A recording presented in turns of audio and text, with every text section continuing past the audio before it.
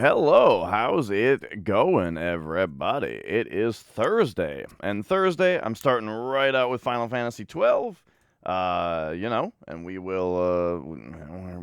I think we're in for a good time with it. Let me start up the PlayStation here.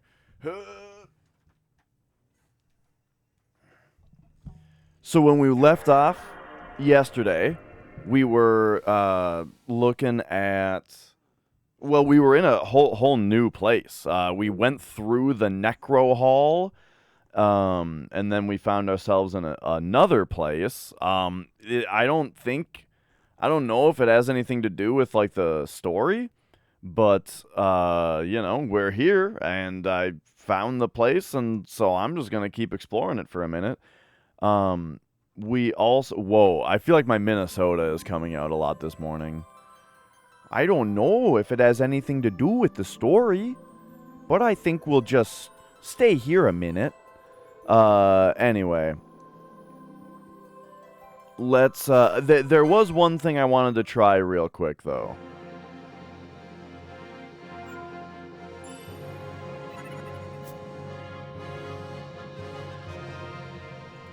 But let's get our dealio set up here.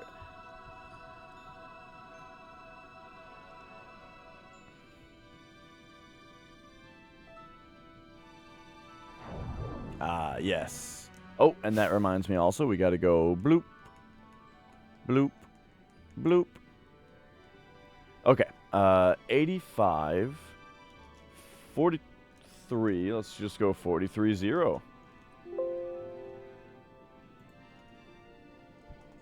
Alright. What up, C? Mark Play Games? I am doing well. Mark with the first. Rick Sim also in with a early subscription. Why, thank you for being subscribed. And, alright. So, one thing I wanted to try real quick is I had an idea for what to do in that for that pilgrim's door. So where the hell even was that?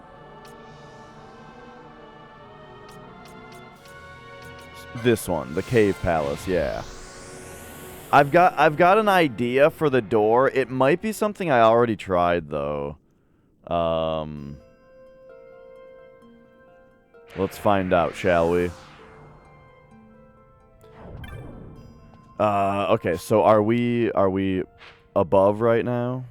Yeah.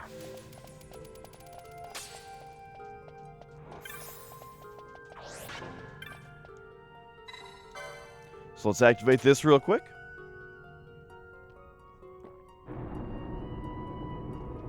So Mark, to give you the history, this Pilgrim's Door puzzle I've been working on for like, I don't know, 2 or 3 hours I think I spent on it one day.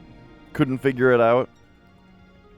I have one idea of what to do here, but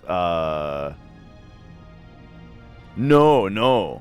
That's what I'm saying. Like now I've got one idea on what to do, but otherwise I'm still just gonna come back later. Like basically, one thing I'm loving about this game is that there's a lot of loose ends, that I haven't tied up yet, because I can't figure things out. But whenever that happens, you can just go somewhere else for a while, and then you come back when you have another idea.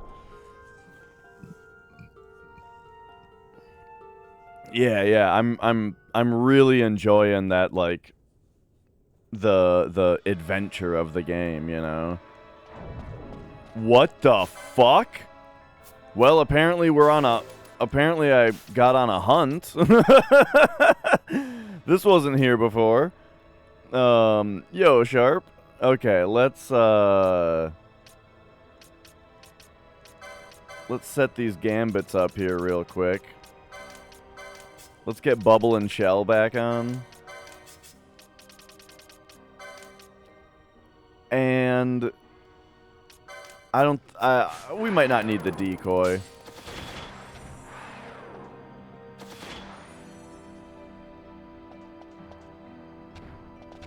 All right, here we go. So, oh, wait, what does he have? Protect Shell Bravery? All right, just throw a Dispel in there at him. Give him a Steal. Vial of Eye Drops, just to make sure. We got the Thief Cuffs on her, right? Yep. All right, well, Balthier is hitting for quad 9s, so so that's good. All right, this guy appears to be what you can. I've never seen stealing 2 things at once before.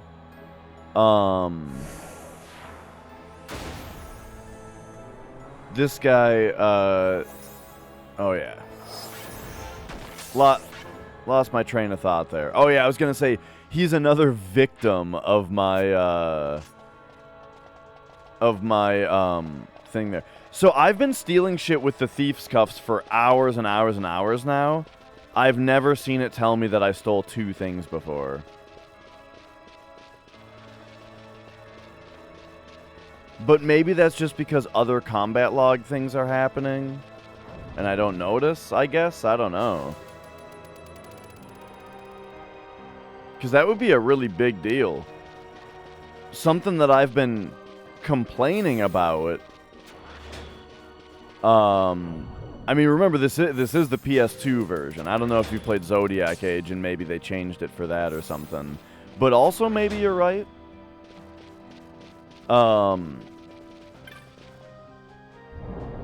But yeah.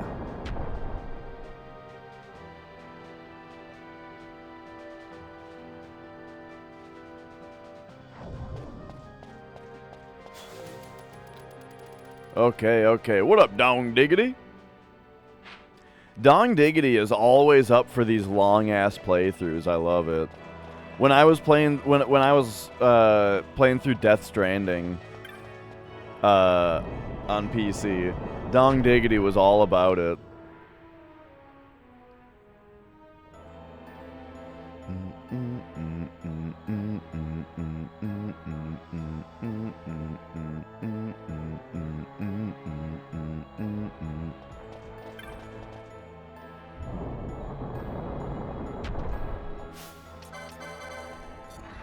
All right.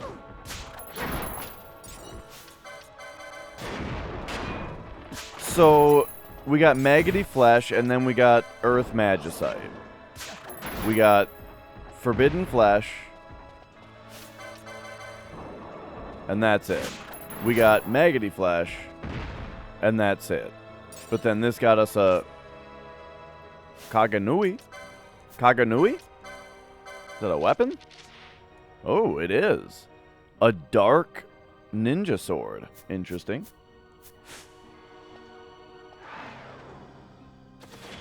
I looked at all of them and I didn't see it.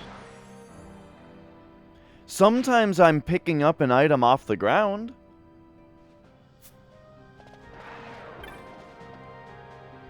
Alright, let's really look into this. Strip of Maggoty Flesh.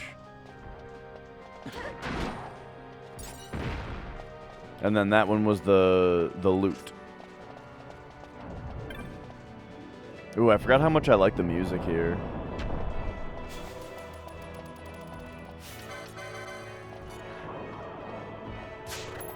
Piece of Ice Magnetite. Oh! I got Ice Magnetite and Forbidden Flesh from that guy. Oh, and that one also. Okay. I had not been noticing that this entire time. That you get double steals. Interesting. I've just been using it because they said that I can get rarer stuff with it. You know? I didn't realize that it also did that. Yeah. I saw. I don't know if you were busy clipping, but I saw it after.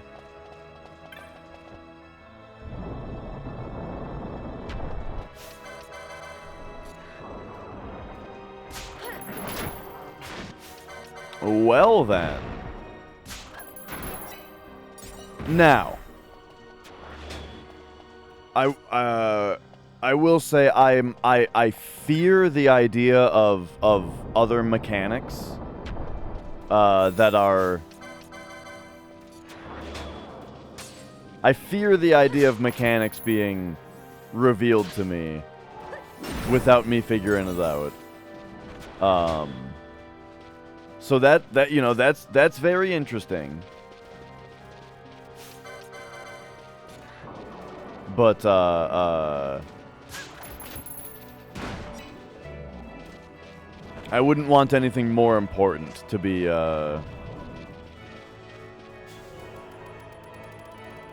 to not have the excitement of figuring it out, you know. Okay. So, speaking of, we're on this puzzle right now. So anybody who knows the solution of the puzzle, not a peep. I've worked for too many hours on this puzzle to have it spoiled. Now we're back. We're several levels higher. So these enemies are a lot easier now.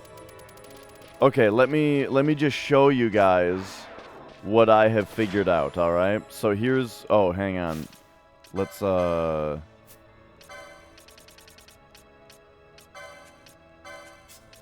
let's cool it on the, shells and bubbles.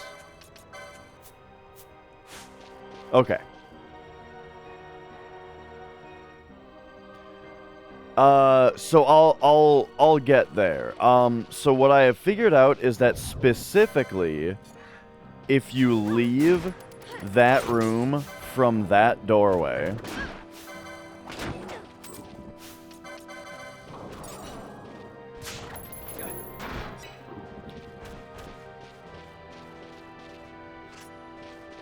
do.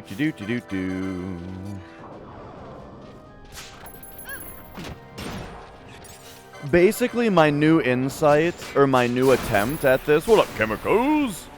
My new attempt is going to revolve around the idea of rethinking what the word walk means on the inscription. But I think I might have already done this.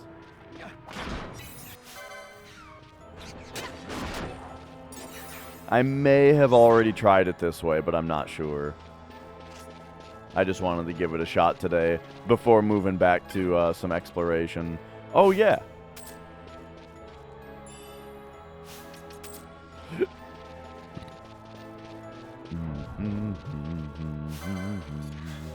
Man, I wish there was a way that I could reasonably test whether we actually have to open the chests with Balthier, or if just having him in the party with the accessory on is good enough.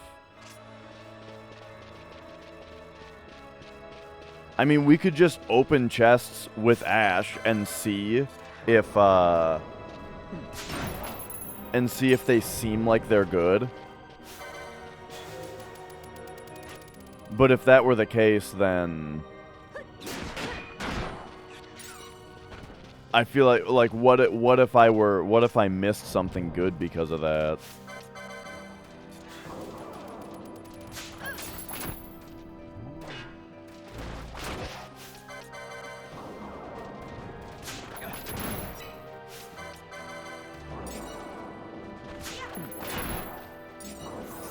But you know what? Alright, here, let's do it. So if I grab this with Ash... Oh my god, this... Knot of Rust, okay. So far, not good. Anyway, alright, so if we run up into this room...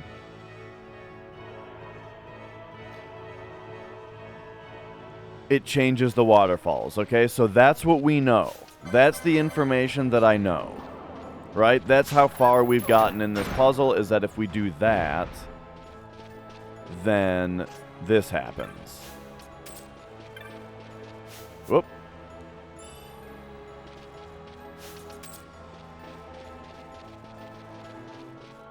And now, the next direction that was on the inscription, right? Like, let's say that this was the look north to heaven, step south to earth, all that kind of stuff. Let's say we did that. The next line on the inscription was, walk in Time's Falls to open the way. Which before I was taking as, like, we literally have to, like, walk like this. But I'm thinking, well, this game has a step counting mechanic. So what if we just expend a lot of steps in this room? You know what I mean? So here we are. The waterfalls have changed.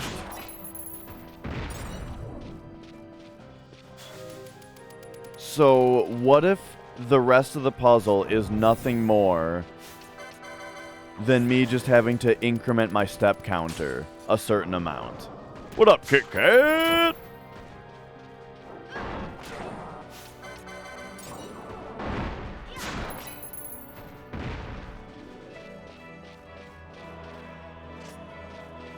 All right, I think we've cleared out the jabronis.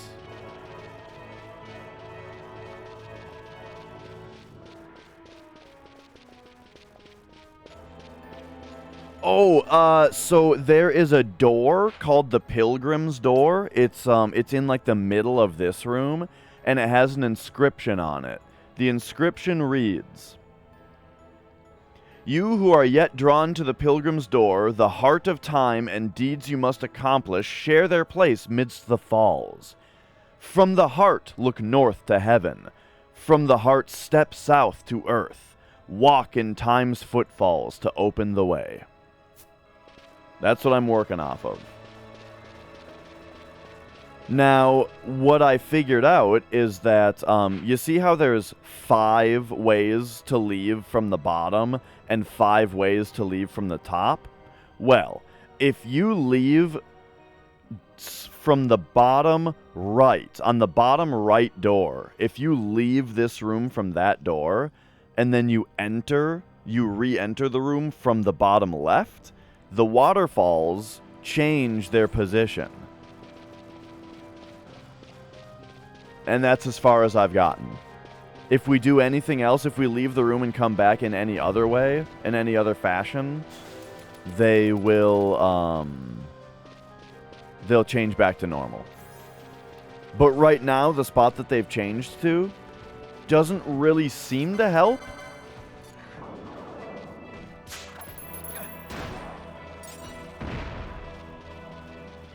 But what I'm thinking right now is that this game has this step counter on it, right? We've taken 500,000 steps in the game so far. And walk in time's footfalls. Well, this place is called the Falls of Time. So I'm thinking, what if we just run back and forth? Hang on. We need to... This is such a low-level area nowadays that I think I need to just turn all that off to stop getting interrupted. But yeah, so I'm just thinking, what if all we have to do is take a walk in here, you know? Increment our step counter a certain amount. Maybe the waterfalls will change again. Now, just thinking in video game terms, though, I'm not sure if the waterfalls will change while I'm in the room, you know? Or if I have to leave and come back. If that, like, reloading of the area is part of the quest, or is part of the function, you know what I mean? I think that's very possible. I think that's most likely. But, you know, I've tried a bunch of other stuff already, so...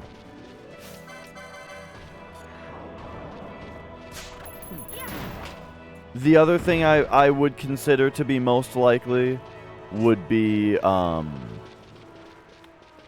having to, you know, since we had to go out of the room south and then back in the room one way, that then the other logical thing to do would be to go back into this room, or to go north into this room and then come back down. But I'm not sure what sequence to do, if that's the case. Now, there's one little bit of a giveaway as to what the sequence would be, which is the fact that there used to be a waterfall right here.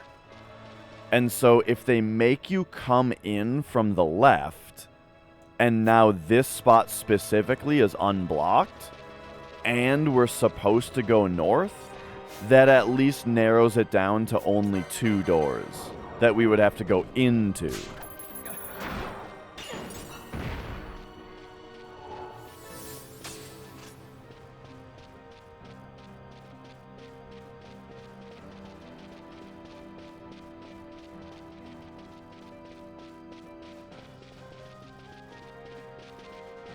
However, you know, I'm very, very unsure about any of it. But yeah, so that's the plan right now. I'm gonna take a few more steps in here.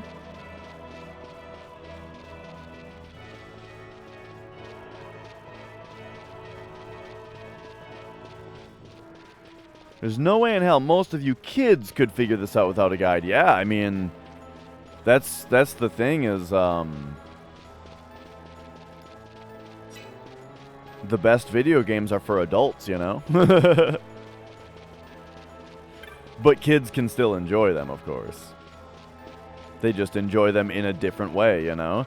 As like I said, like as a kid, I used cheats in games all the time, you know? And you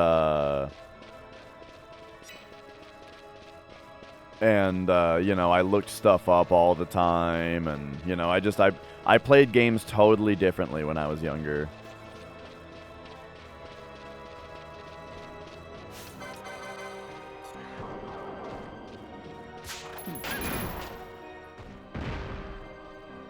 I read a Am I the Asshole Reddit post from a supposed father. You know, I say supposed because you never know what's fake on there. But a supposed father saying that he hates the way that his son plays video games and that his kid only ever wants to play games on easy. And so one day he made his kid play some Spider-Man game on normal mode instead of on easy. And his kid was like, okay, you know. But then, like, later he found out that his kid restarted his game on easy mode again. And he was disappointed and mad about it. And the question was, you know, is he an asshole for this, right? And it's like, well, bro, here's the deal. I understand, like, I understand that difficulty in games makes them a lot more rewarding and fun. And, like, nowadays, I am strictly a don't look things up. It's all about the challenge, right? And all that kind of stuff. Like, that's how I play games. But I'm 30, you know? When I was a kid, I got into games using cheats all the time, right? It's a kid.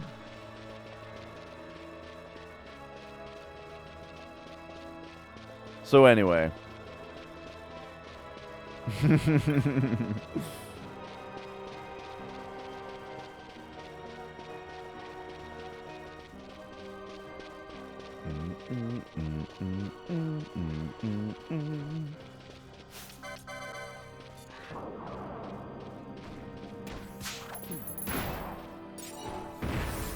Right, he'd probably make fun of his kid for leveling up Dex in Dark Souls also.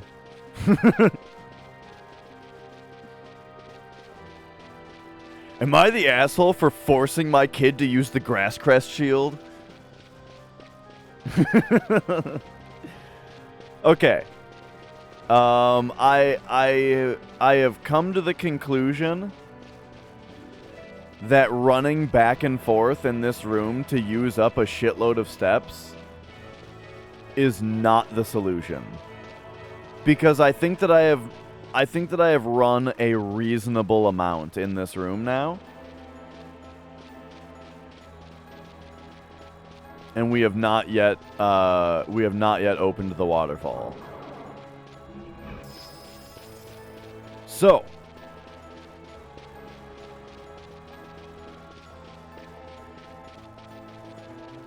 I suppose it is time then to get jiggy with the with some other ideas here. Right. Exactly, Rickson. Like, I encourage, like, I've got a nephew who plays games, right? And I encourage the concepts of, like, challenge and stuff to him. And and how fun it is to overcome something that gave you trouble and all that. Okay, what if now is the look forward and step back part of the puzzle, and we're just supposed to leave and come back in the same spot? Have I already tried this? I feel like I've already tried this.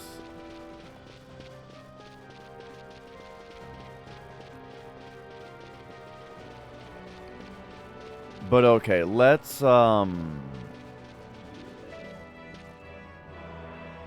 man, the problem with my idea of leaving and coming back in different doors now is that it is a guess and check situation. You know? I don't want to just do a guess and check situation that takes a full minute to choose each one.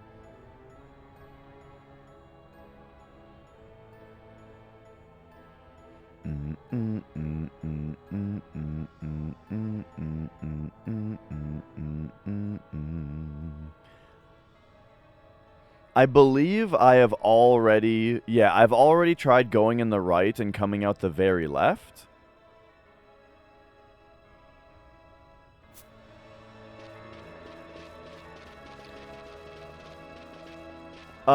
So the important part is, from the heart, look north to heaven. From the heart, step south to earth. Walk in time's footfalls to open the way.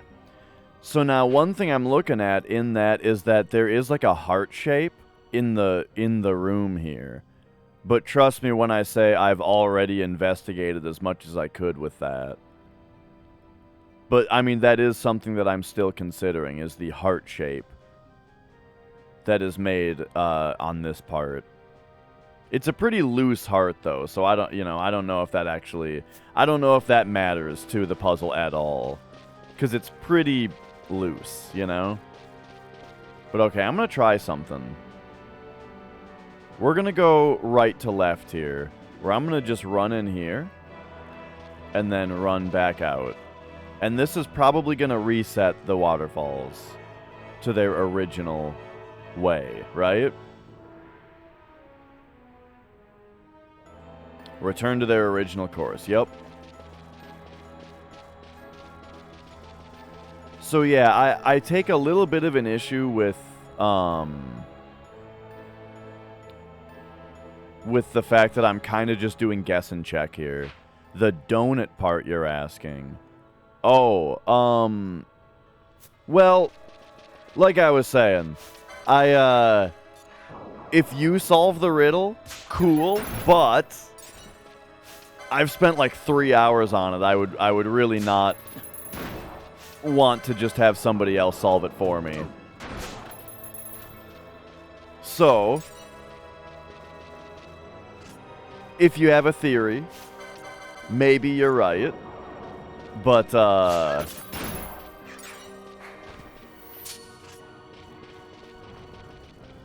we'll see.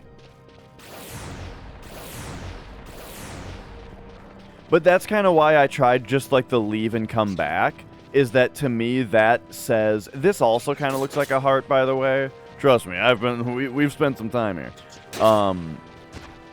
So that kind of makes me think, yo, Scorf.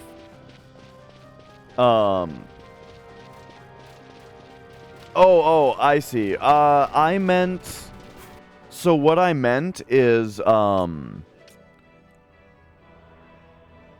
the second and third, like the middle and left middle exits on the bottom of this room make kind of a heart.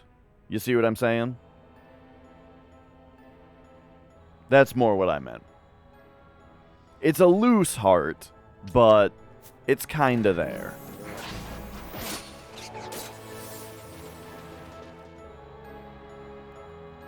Scorify, I pinged what summoned me back here. I just, you know, had a couple ideas on things to try.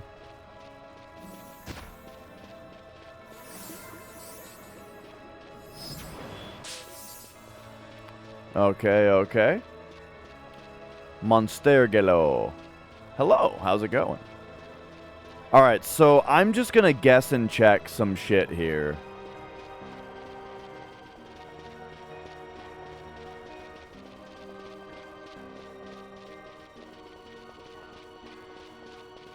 See, there you guys go. That too now. If anybody else solves the puzzle for me, then you're taking money away from me that Scorf would have otherwise given me.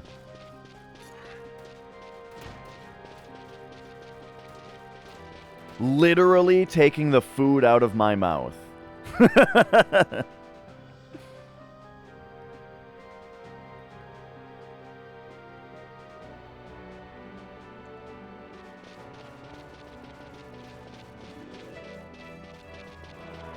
But yeah, we're just doing a little bit of guess and check right now. Backlit Game Boy Advance. Oh, nice. So it's like an original model. It's not an SP, but it's got a backlit screen in it. That's pretty sweet. You know, I actually got an original. So when I got the Game Boy Player, right? When I got the Game Boy Player, I also went out and I found one of those Game Boy Advance to GameCube cables. Or I think my brother got me one for my birthday or something. And then I got an original Game Boy Advance so that when I play Game Boy Advance games on stream, I can be, you know, using the original Game Boy Advance as a controller. Now, I grew up with an SP though, you know. I used an SP when I was younger, and I gotta say the regular Game Boy Advance, I feel like the A and B buttons feel really good, but I do not like that D-pad. The D-pad is so tiny and just a little too squishy to where I just did not like it. And so I ended up digging my SP. I ended up digging my SP out of the bin. I had it in a bin of all my old games, you know? And I like the feeling of that thing way more.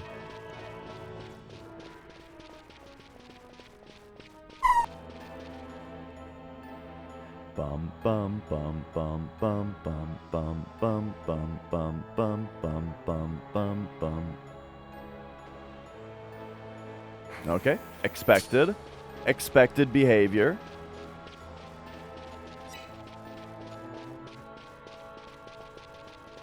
Oh, the issue being that now we have to.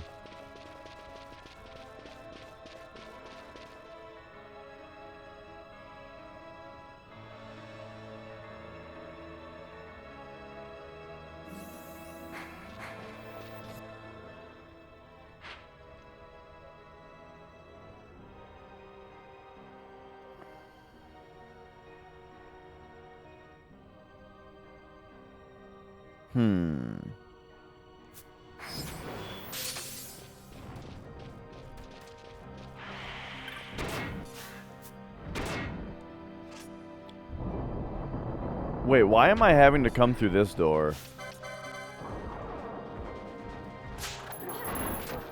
I messed something up in my movement there. Yeah, dude, the SNES D-pad, and they did for the N64. The SNES and the N64 have like the exact same D-pad. But yeah, then it's too bad that they disembiggened it so much for the GameCube and then never well, I mean, the Wii had a nice D-pad, but they didn't, you know, I remember the Wii's D-pad being pretty nice. but I mean, it got so much less use because of the thing. And then the Wii U had a pretty nice D-pad. Yeah, actually, the Wii U had a pretty nice D-pad. Yo, Lou.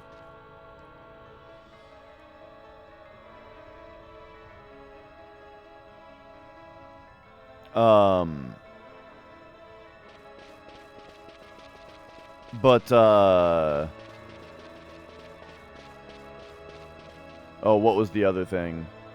Yeah, no run today. I apologize. Like, I honestly apologize for the lack of runs lately. But look, I gotta be healthy, you know? I'm getting better. The hands are feeling better today than yesterday, you know? And yesterday I did a run, so I guess what does that tell you? But anyway, I was gonna say, the Nintendo Switch controller, kind of not a very good D-pad. It's very unfortunate. Score? Gifting a sub to Dong Diggity? Whatever did I do to deserve that?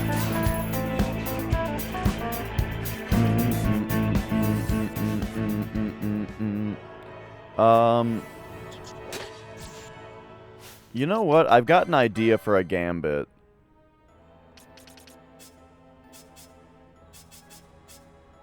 And I think it's gonna be... I think it's gonna be you that does it. Here's the deal. Party leader... The fuck is Arise? Oh, okay. Oh, revive and fully restore the HP. Oh, interesting. There's something that wakes someone up, right? Wait, what? No?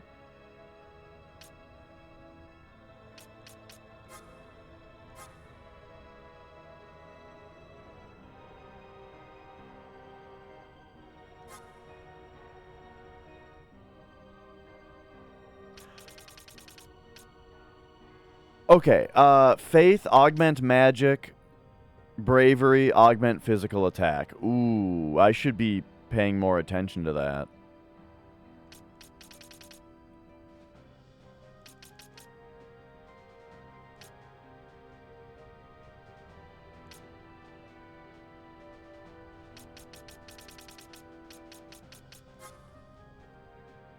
It would seem that there is no spell cure to sleep.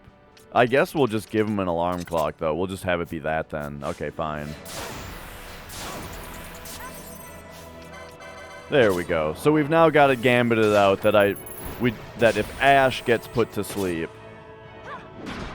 we can just take care of it. Yeah, that's exactly it, Chemicals. The D-pad feels good, but you get all kinds of accidental inputs with it.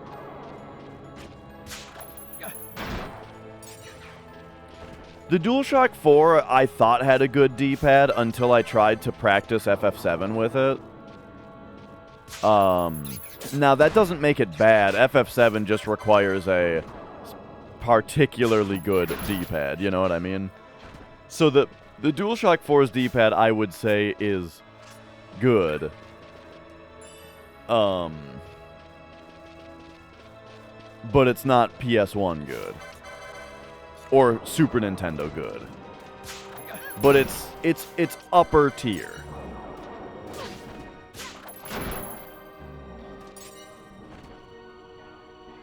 But now, what's this fucking Wii customers out of their digital games? I'm not sure specifically what you're talking about there. Do you just mean that they closed the Wii shop down? Oh, and your shit isn't bound to an account, and so you don't get to carry it over to another console. Well, I'm curious. Look, I love Nintendo, but that doesn't mean they're not without, you know, their flaws. If your Wii breaks and you can't get a new one, you can't re-download games. Okay. Right. Yeah, that sucks. Now, consider this, though. Consider this, Rixim. What if your Wii never breaks? If it was bound to an account like what all the other companies do, then whenever the online service goes down or your CMOS battery dies, you know, in the case of some companies, then you can't play your games even if your console doesn't die. But those Wii's, they will always play those games. So it's kind of good in that sense. The store is down now anyway, but there you go. If you had games downloaded, they will always work on that Wii. You know? So at least there's that to it. But ultimately, really, yeah, I mean, the thing is, though, I think that the hardware is easier to repair than the company's servers. You know what I mean?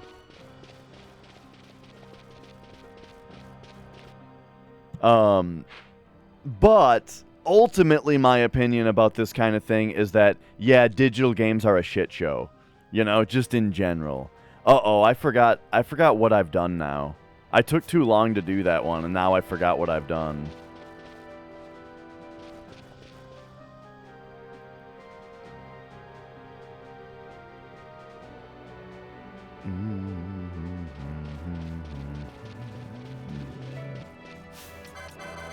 Right. But so if they had made a system where you could log in with your account to re-download your games,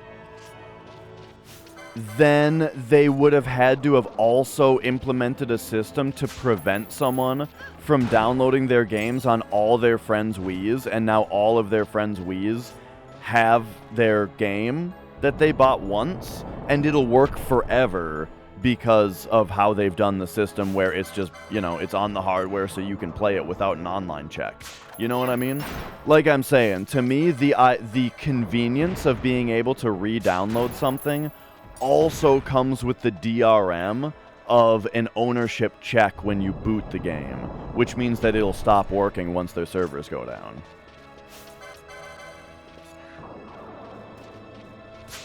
If the system dies, you have a chance to repair it.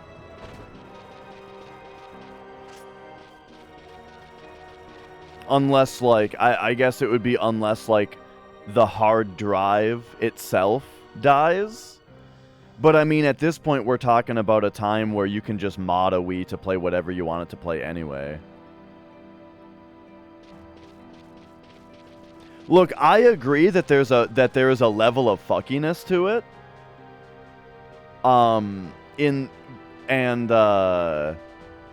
You know, I agree that there's a level of fuckiness to it. And sort of the answer is, in my opinion, digital games are just a shit show.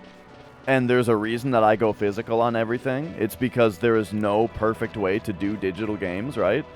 It's just a shit show. But I think that the way that Nintendo did it is, in my opinion, for the reasons I've stated, is kind of the best way. For the Wii specifically, when we're talking about little $5 ROMs, you know? Just $5 NES ROMs, right? That, yeah, you buy it once, it's bound to the system. That system can always play it, regardless of whether they have servers up, you know? If we're talking $70 PS5 games, then, you know, maybe that's a little different. Oh, right, Rick Sim. Yeah, I mean, there's a reason I'm a retro gamer.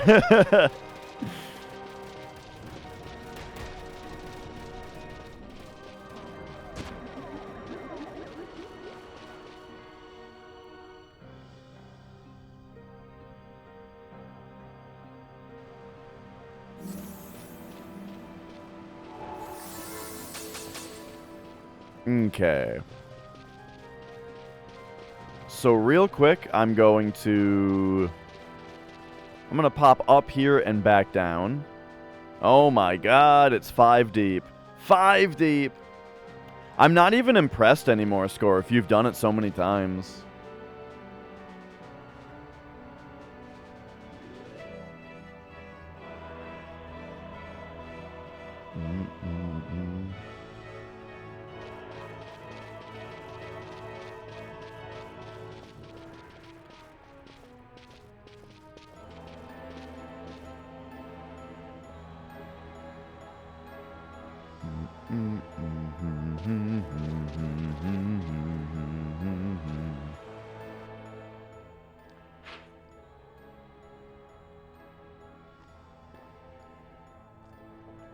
Are you talking about the fact that I got the waterfalls to change once? Yeah, I figured that out a long time ago. And it has not helped me. Like, I figured out what step 1 is. But it really only further confused me as to what step 2 could be.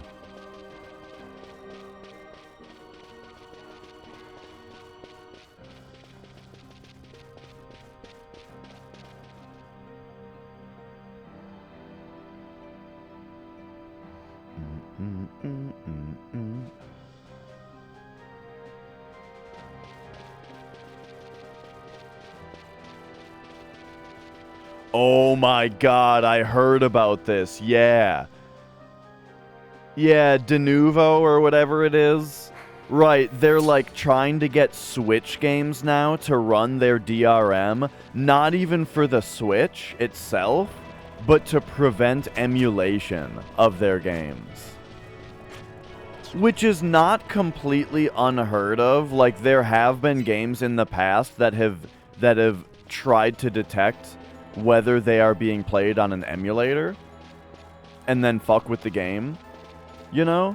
But I don't think that's ever been a third-party thing. That's always been like a developer thing, right? Third-party, yeah, having it be third-party, I mean, here's the deal. The Switch is already a system that requires the developer to have a good amount of, like, what's the word? Like, consideration for the power of the hardware when they're making a game, right? You gotta consider the power of the hardware. And DRM like that has historically just made games run worse, you know? And so now we're talking about putting it on the Switch?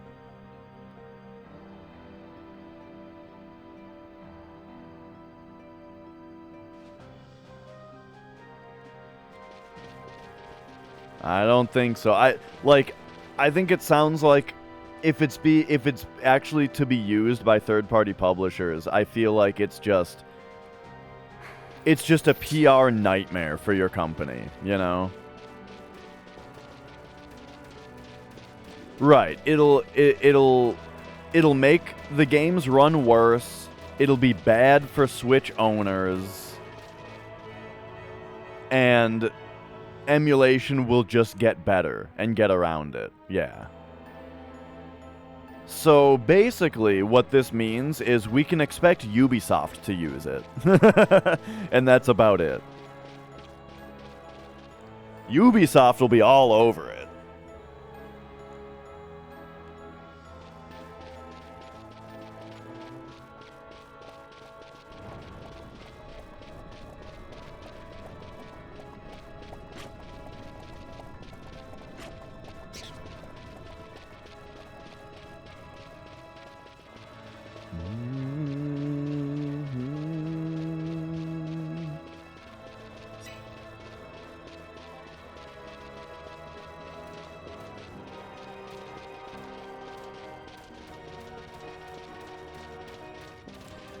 Yeah, the last Switch game I played was that new Kirby game, which I liked. I didn't finish it because hand stuff started to happen, but I was enjoying it.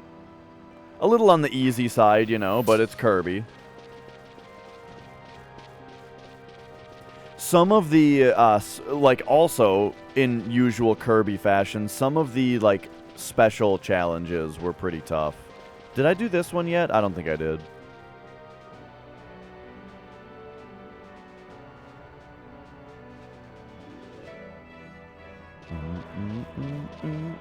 Whoop. Oh.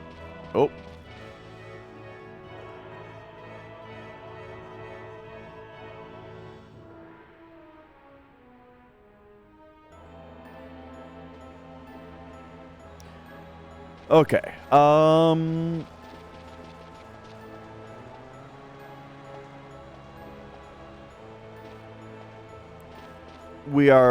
I'm definitely failing to understand, or failing to get this puzzle again. Because I'm just doing guess and check bullshit right now. What if we're supposed to go... What if the exit east, enter west is only a thing here,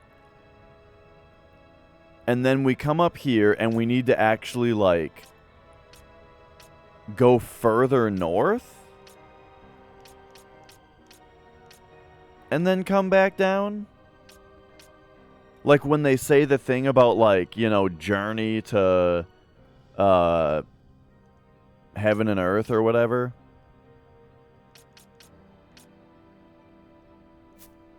Like, perhaps that means that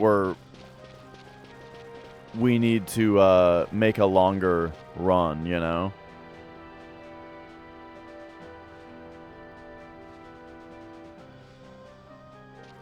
Yeah, I haven't used...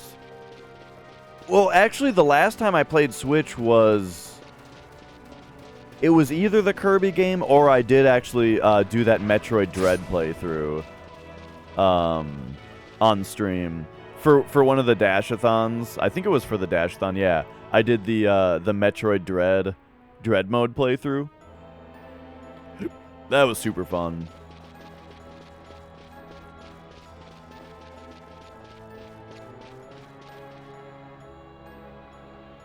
Before they came out with Dread mode, I was considering doing either a normal or a hard mode permadeath run of the game.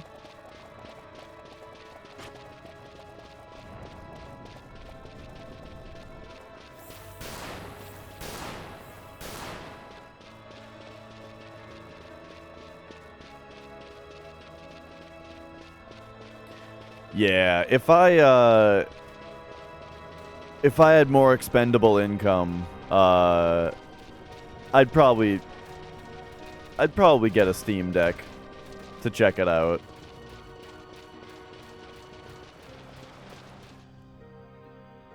Okay, so the course of the waterfalls changed. Again, like everything I'm thinking about this puzzle has to do with the fact that now that the waterfalls have changed, like, either that means that we have to do something in this room now with the changed waterfalls, or that means that or that just means that the game is telling us that we did step one, you know? And now we need to do something else to get the waterfalls to change again, you know? I'm not sure which one the game is trying to tell me here. But let's just go out the middle side. You know, because the heart could mean this heart shape. It could mean, you know, it could mean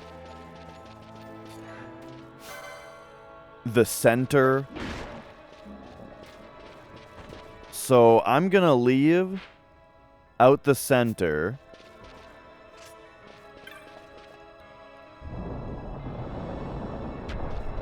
And we're gonna make a pilgrimage, if you will, north and south.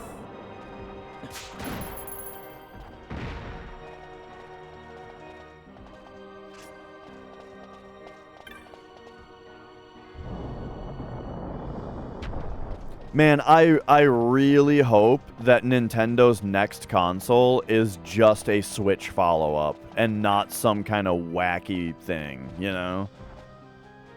Because I feel like the Switch is Nintendo's best console in generations, and just the whole portable docked hybrid thing is super genius. And the Switch is great, you know?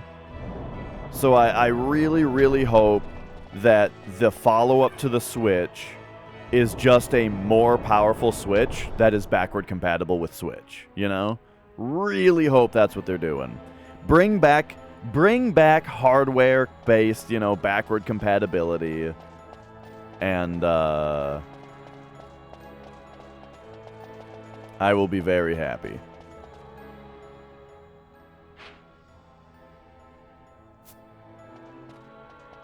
You doubt it? I think that if they make just a more powerful Switch, I think they'd make it backward compatible. You know, like I'm thinking like a 3DS, new 3DS kind of situation, but a little bit more dramatic than that, you know?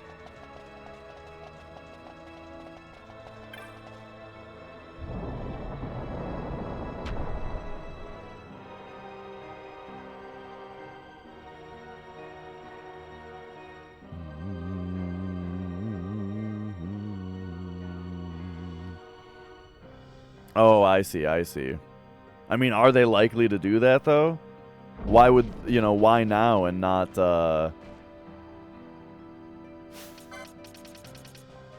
and not earlier?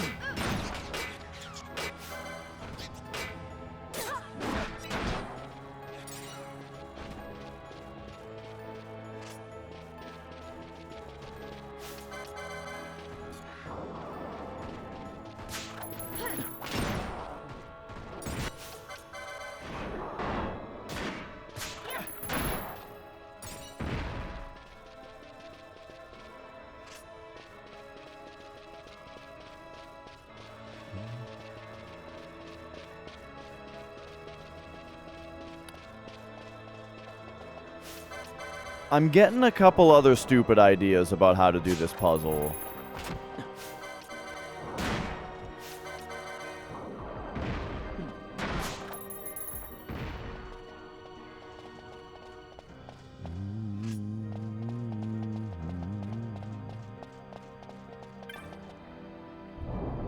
Okie doke. But hey, yeah, I mean, I'm just saying, that's what I'm hoping for, right?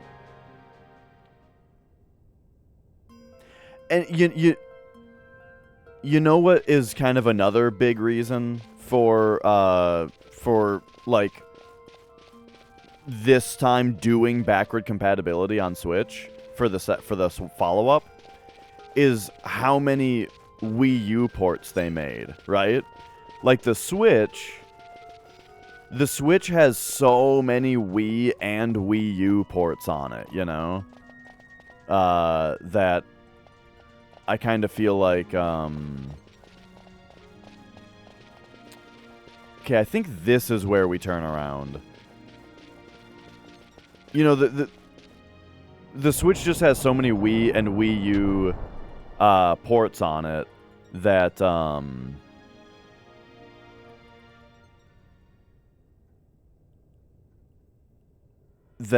man, I'm having a lot of trouble finishing this sentence. That is just all the more reason to have backward compatibility between the Switch's follow-up and the Switch, because then the Switch's follow-up has all those Wii U games on it again, you know? It essentially represents its library, the Switch's library, and then the best of Wii U also, you know, like all... I just think it's the perfect time to do it.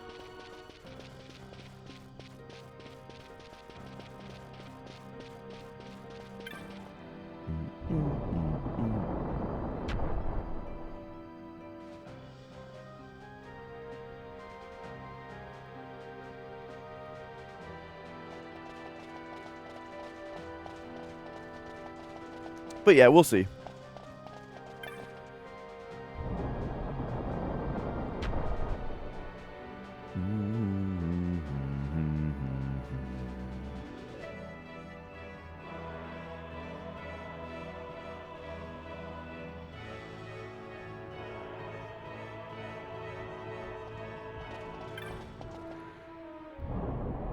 But about what Chemicals is saying, though, I mean, you were saying that the Steam Deck, an issue you have with it is the battery. And so, if they started pulling,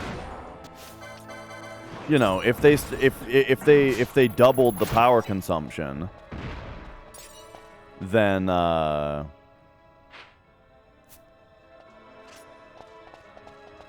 might not be good. But I mean, batteries will get better before then, probably. Or well, not even that necessarily. Just, I wonder what these are. I still don't know what these are.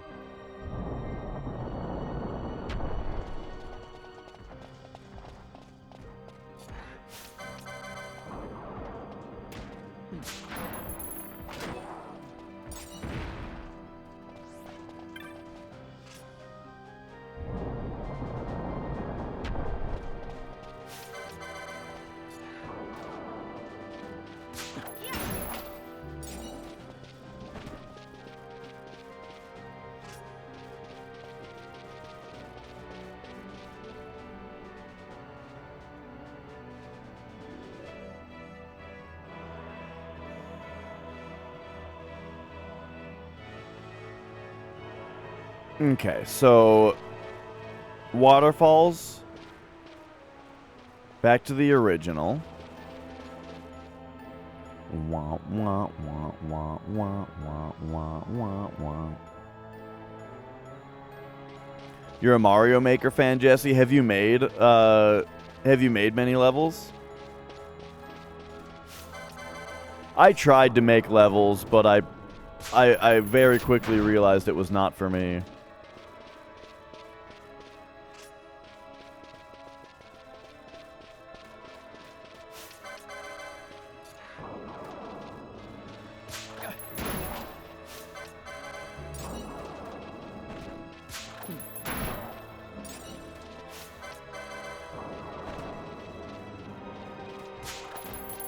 Oh, you play your kids' levels. See, that sounds fun.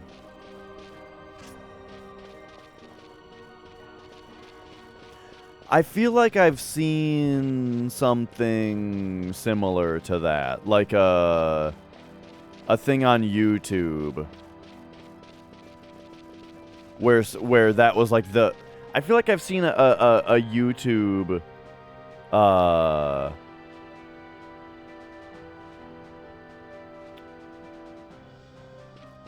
series that was like a father playing their kids' game, or their kids' Mario Maker levels.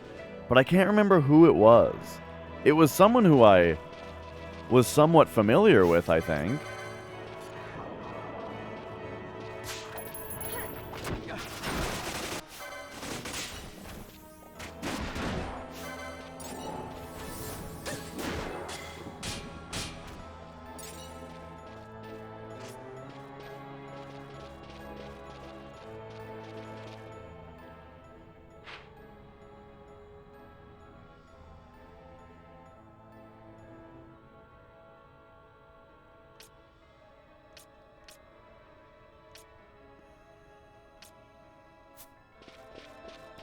Okay.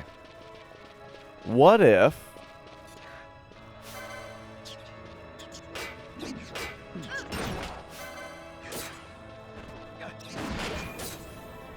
Oh no. We should perhaps be, we should perhaps be, fleeing. Just for time purposes.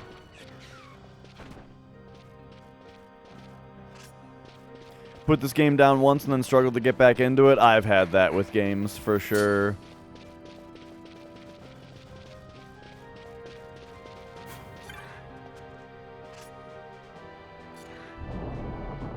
Okay.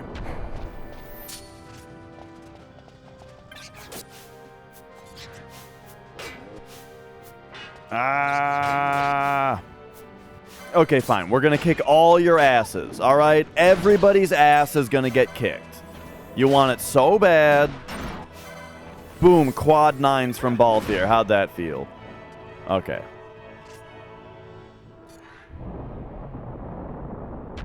No, here's my idea this time.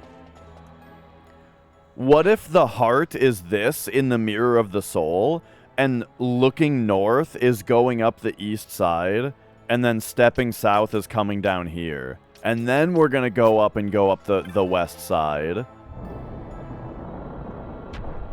You know?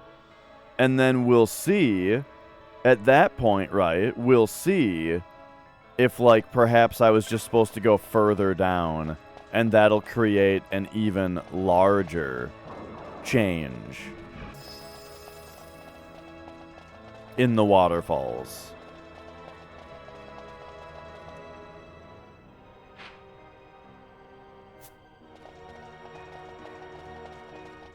Yeah, I've heard that there's some kind of job system on Zodiac Age. I've been saying that I'll give it a shot.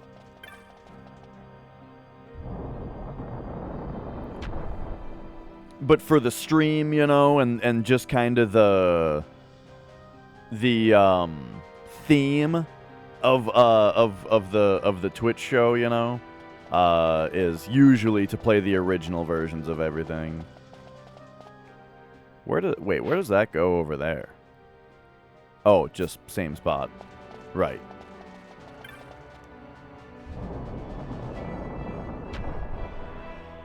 Okay. So how about this?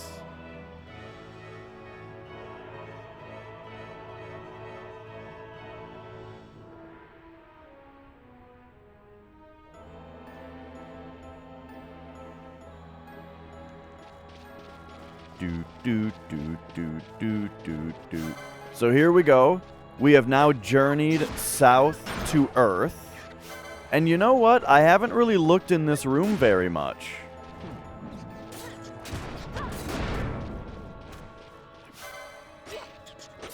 Like I've scarcely come back here, so I think maybe this room is up for a bit of a more thorough examination.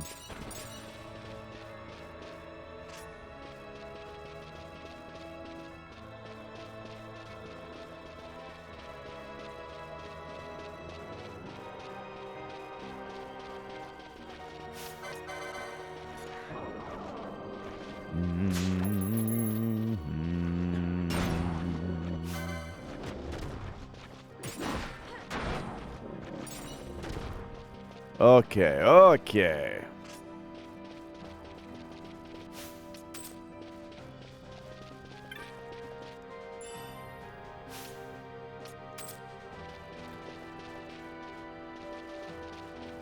Maybe you don't have to be Balthier, and this place's chests just suck in general.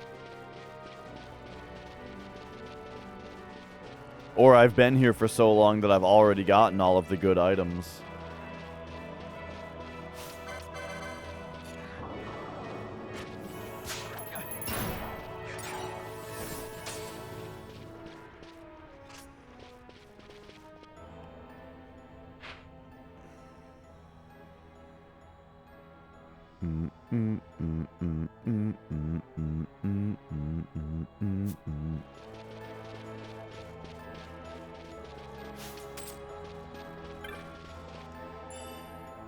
Knot of Rust, awesome.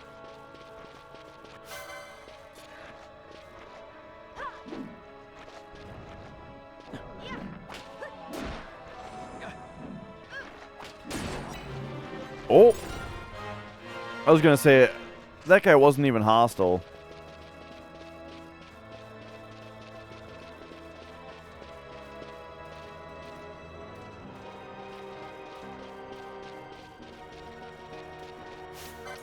Man, this room's kind of interesting. I've only been in here once. You know, I ran through and then that was it.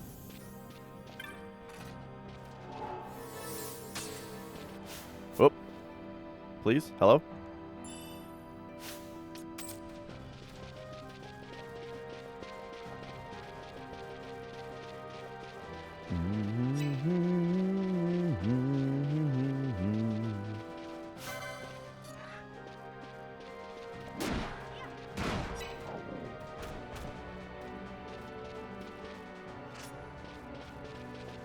Yeah. You know, it's just like Pokemon, right? Why level up all of your why stress out over leveling up all your Pokemon when you can just use your starter through the whole game? It's not really true. You can't use just one.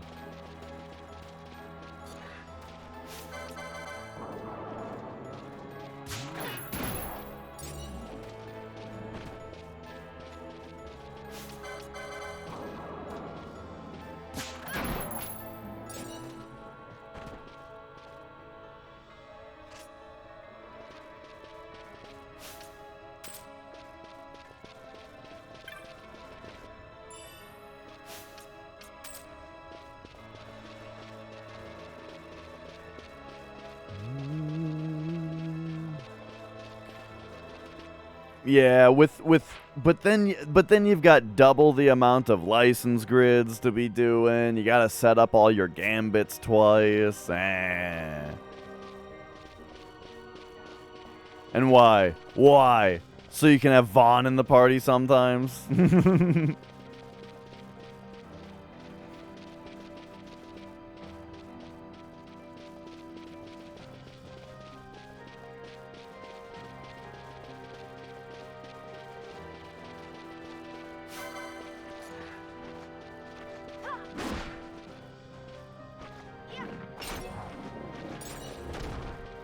But yeah, in like Final Fantasy X, I think I generally just went kind of natural.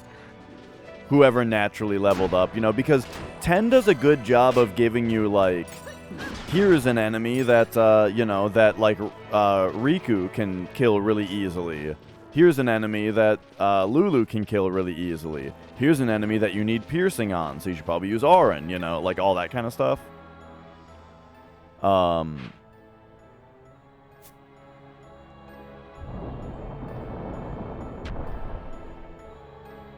Being that that's the gate of the Soul Ward and not just an ancient door, kind of makes me wonder if that area down there wasn't part of the puzzle. Oh, well, it's called an ancient door from this side. Alright, so now we're going to go up the west side.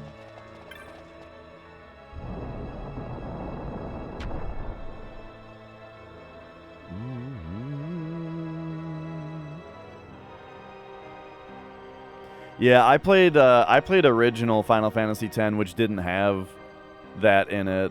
I recently heard people talking about Dark Aeons in Final Fantasy X, and I was like, I don't even know what you're talking about.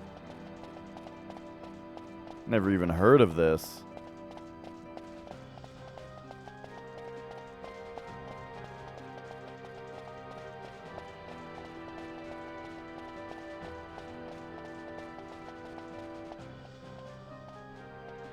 I'm still waiting for a Zelda second quest door you can walk through, or wall you can walk through. Yeah, I think I will.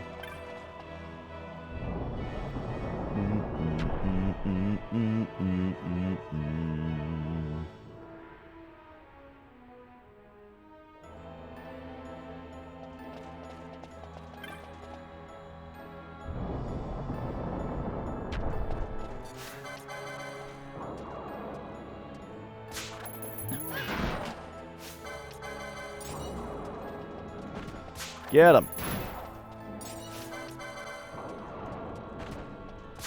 Get him. Get him!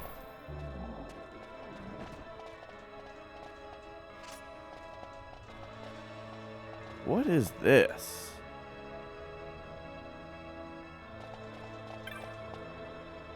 There are many mysteries in this place.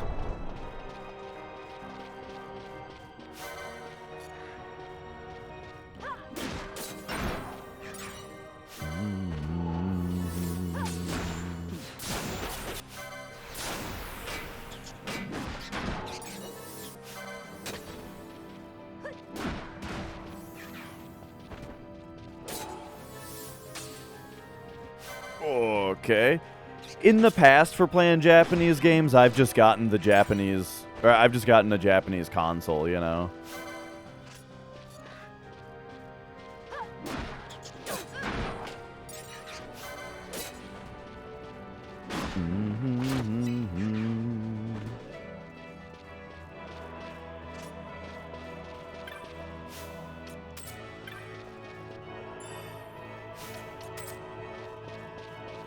Oh, wait.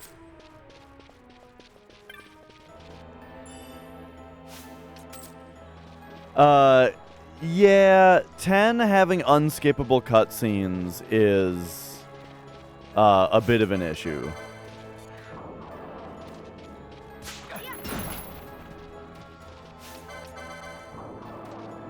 But yeah, I don't do emulation unless it's absolutely necessary. I mean, if I want to play Final Fantasy X again and I want to play the version that has more content, at this point I will just play the remaster, you know? If I really wanted to stick with PS2 and you have to get the Japanese version, then I'd probably find myself a Japanese console. Because I imagine it would be very cheap.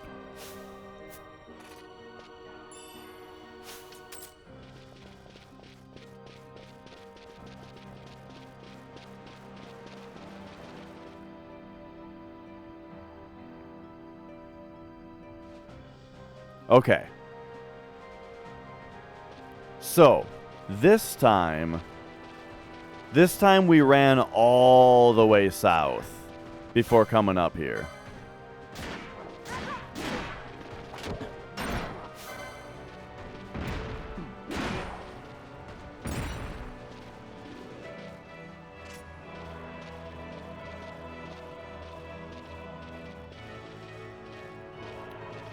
I do not see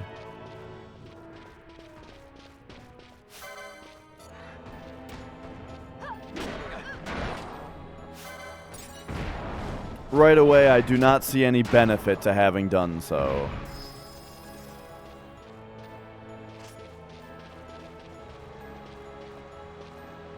Because what I only imagine is that there are two things I'm imagining will happen. Either this waterfall opens up, or the Pilgrim's Door unlocks when we go into the lower part. I don't know, man.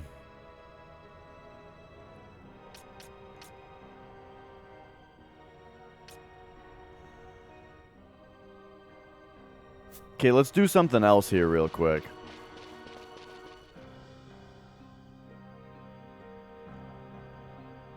I've got another idea. I don't think I have to do the special thing to unlock this door again, do I? Because we already unlocked it.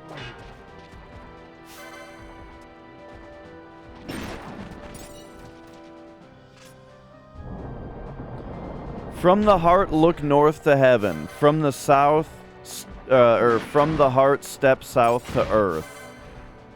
Walk in time's footfalls to open the way.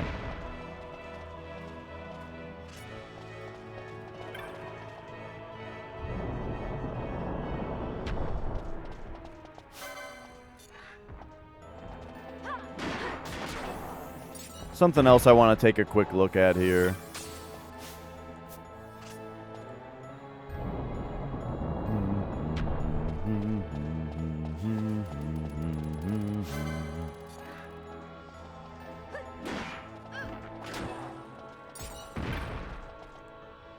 But yeah, the whole thing about like what is the heart, I think that's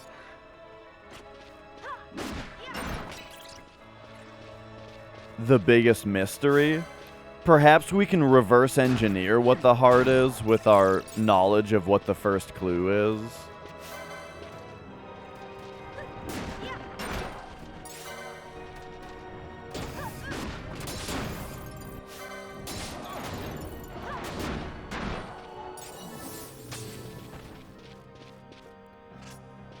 So this door we just need a key for, is what it said, right? So Hall of the Ascetic, securely locked. With the proper key, it might be possible to open it. And it doesn't even tell you what the key is. It just says with the proper key. And so I can only imagine that that's what leads us up to the Hall of the Wrath God.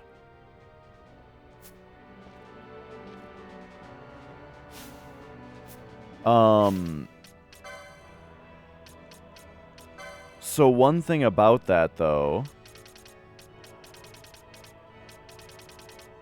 where's our boy?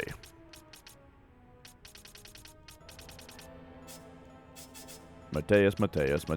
Not Mateus. You, Shemhazai. Weren't you something about Wrath?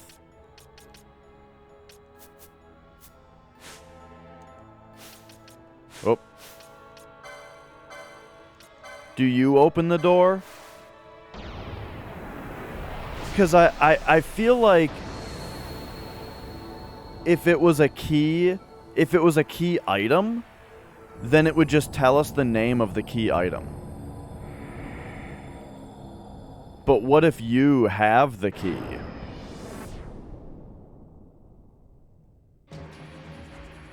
Hello, Wrath God. Do you have the key?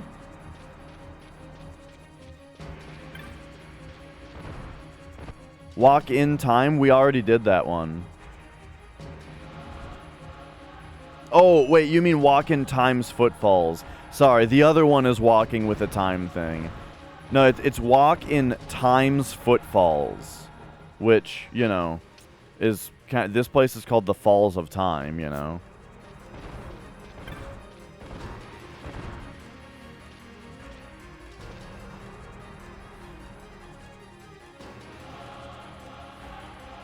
It would seem that this is not the solution. This thing is way weirder looking than I remember.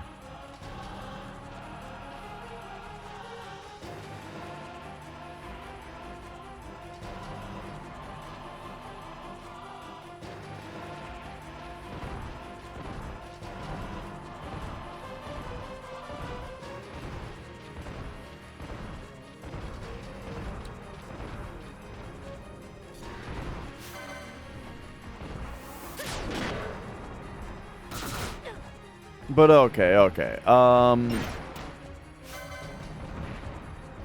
I guess I've got, like...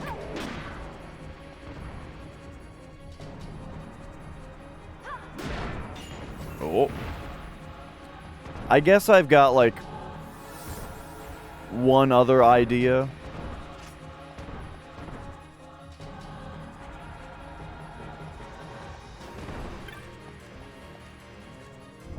Hang on, let's see their, Oh, no, they're just leaving. Oh, dang. I wanted to see their final attack, perhaps. Wait a second. I just realized something.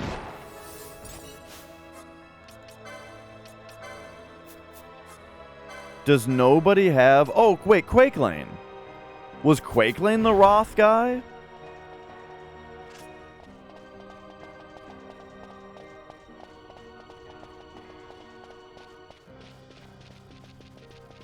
Maybe that thing stuck in his head is the key.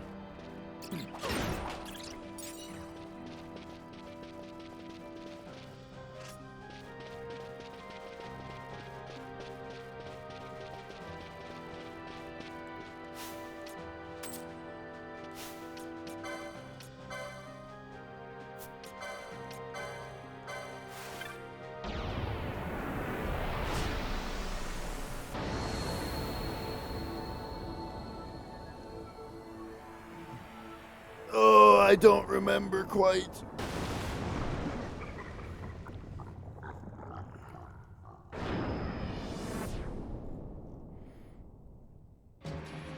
All right, Quake Lane. Open it up, baby. Eh? Eh? You can't be party leader even? Dang. He looks pretty cool, though. I like him. All right, come with me then.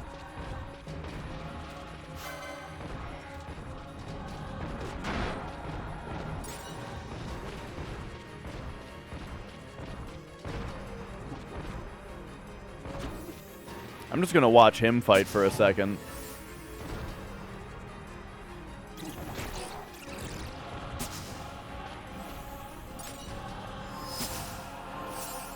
Oh, he has Kiraja.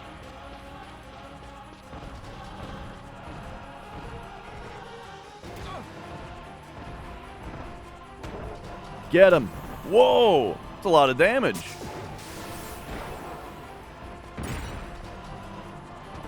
I like this guy.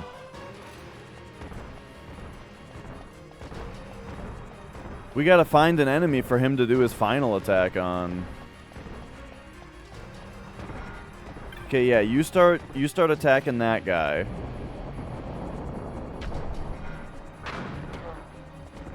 I'll come aggro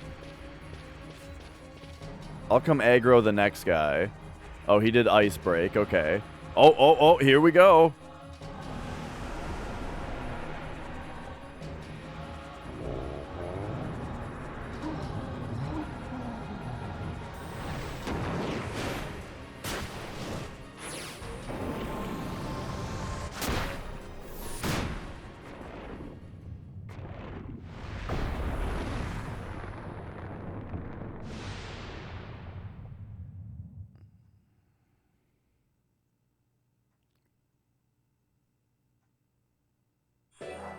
Whoa, he kind of reminds me of Bone Mass in Valheim.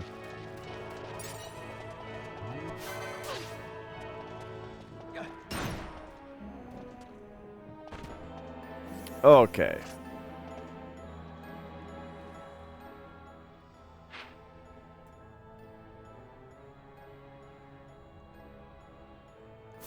So,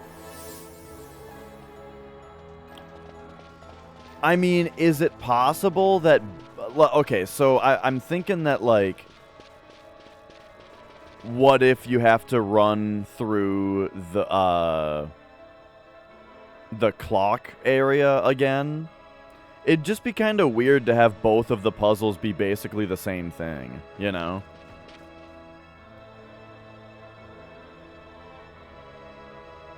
But this one would be from the south, right? It would be from the heart instead of, from the land of sun's birth or whatever.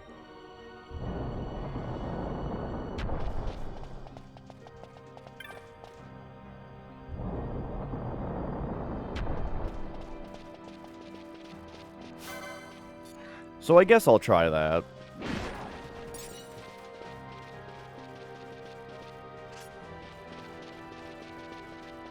And that will also, that'll also involve doing this other thing. If this doesn't work, though, I think I'm, once again, probably just getting out of here and going back to some general exploration.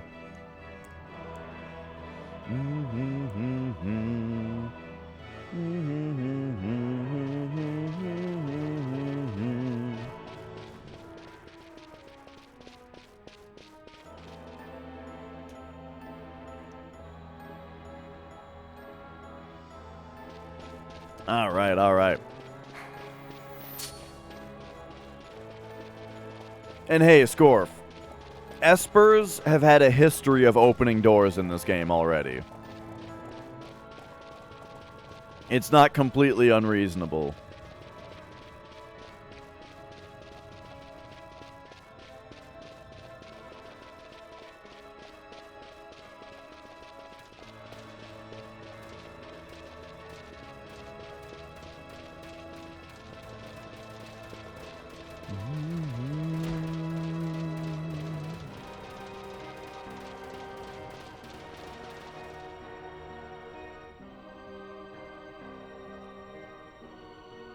Okay, so this changes the waterfalls.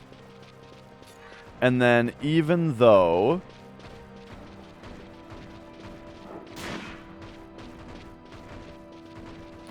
this doesn't really have anything to do with the waterfalls that already changed, I'm going to go in this one.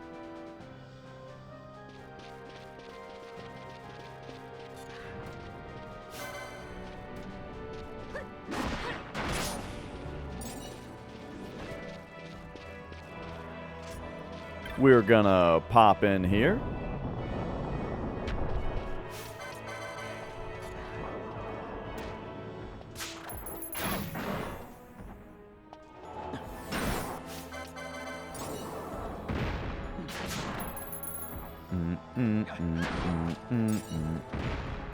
All right. We're going to go around clockwise. Do, do, do, do, do, do, do, do.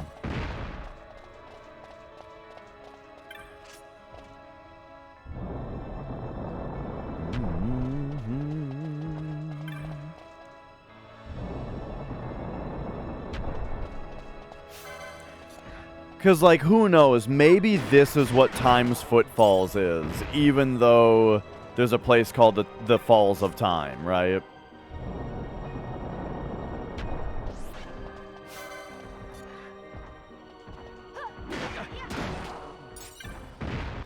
Because basically my idea is that changing the waterfalls once must have been the effect of,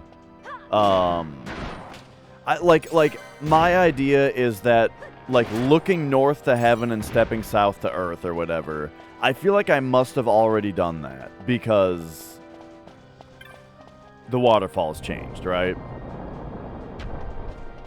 And then we're all about walking in Time's Footfalls or whatever, which maybe that's this, going around clockwise.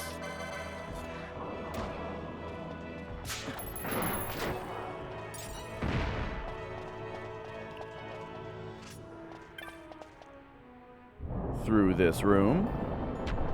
Just like that.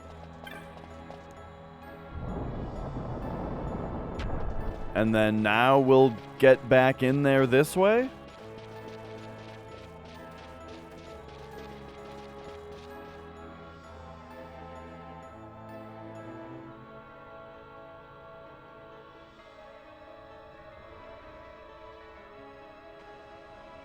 No. Okay. Okay.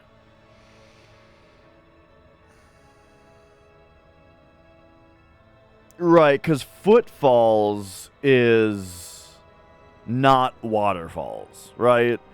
But it could just be fancy wording because it's like falls of time, times footfalls, whatever. It's like sort of a pun, right?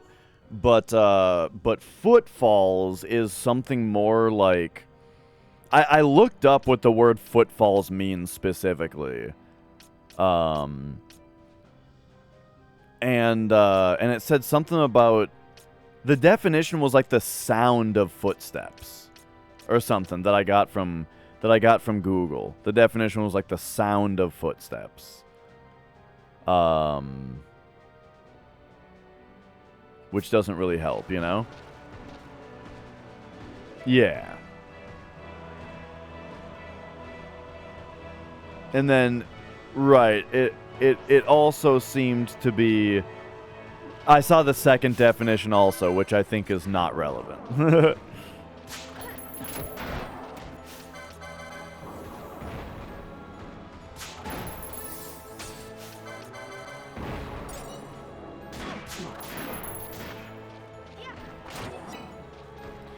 So, right, a big part of the puzzle is just like...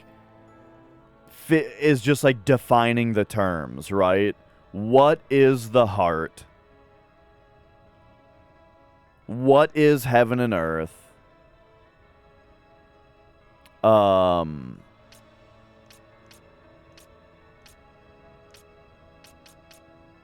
You know.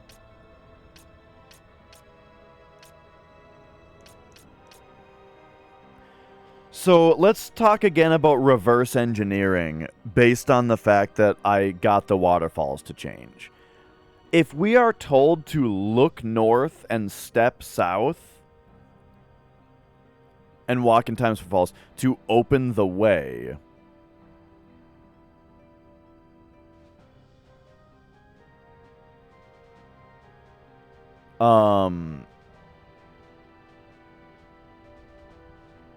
that's...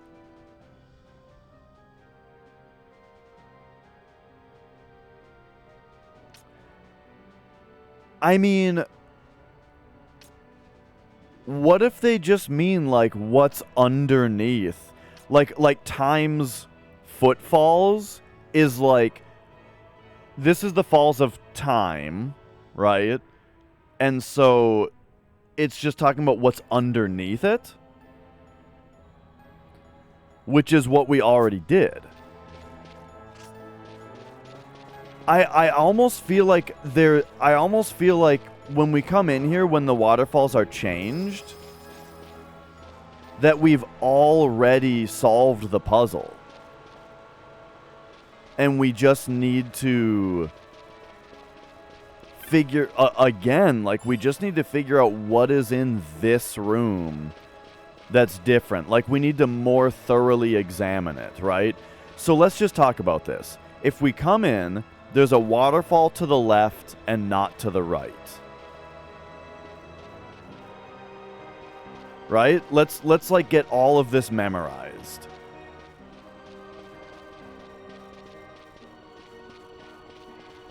There's no waterfall here. But there is one here.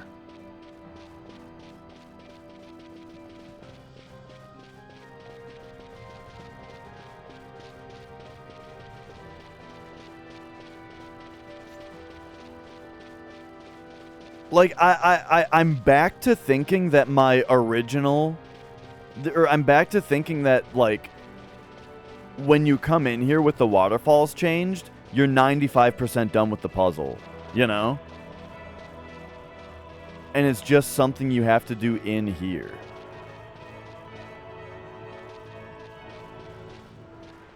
So I'm just really memorizing the pattern here, right? There is a waterfall here.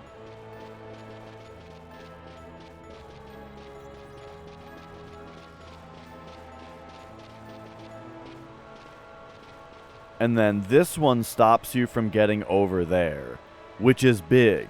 Like, that's a thing that I keep talking about, is that they actually, when the waterfalls change, it allows you to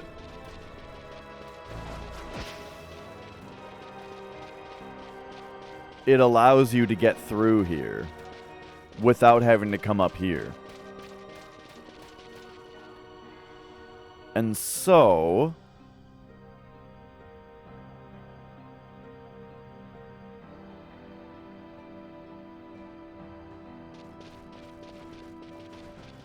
I see that Derek posted a message that starts with "I mean," so I'm purposefully giving it a second for Scorp to vet for spoilers before I actually look over and read it.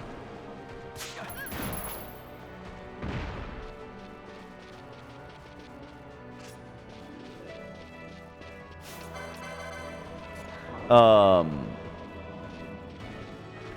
I you know, I was just making sure.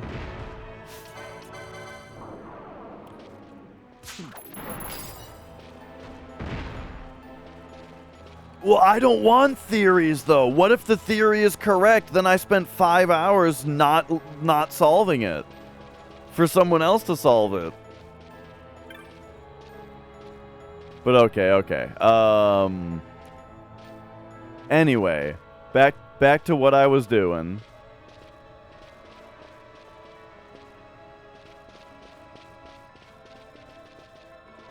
We've got a waterfall here. And then there's not one here. So that, you know.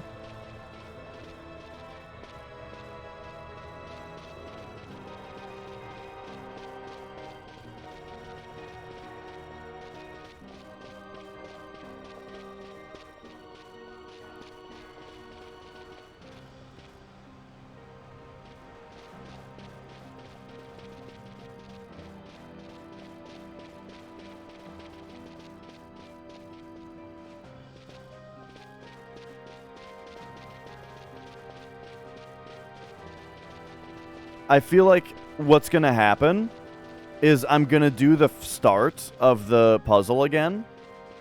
I'm going to get back into this room.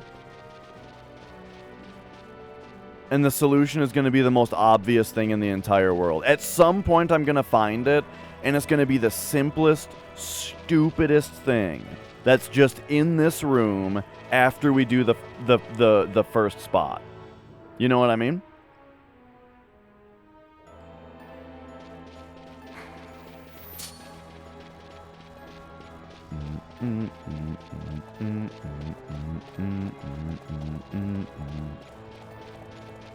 Okay. So my idea is that this right here is Time's Footfalls. This is what the game, this is what the riddle is referring to as Time's Footfalls, is this spot below the waterfall screen. We're doing it. We are walking in Time's Footfalls right now.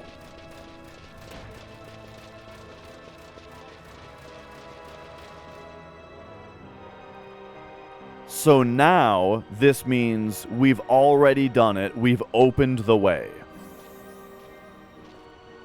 This is the same, though. Look at this. Waterfall on the left, not on the right.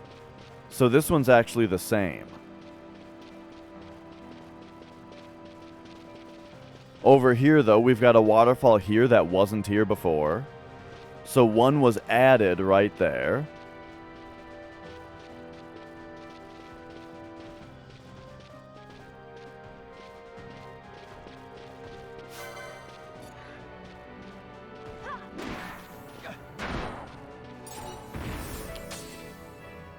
This was always here. It was not taken away.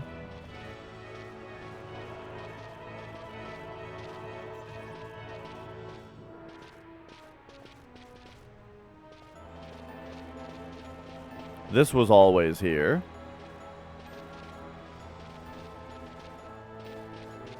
This was taken away. So this is the only waterfall I can tell that's been removed. All the other waterfalls were added, you know?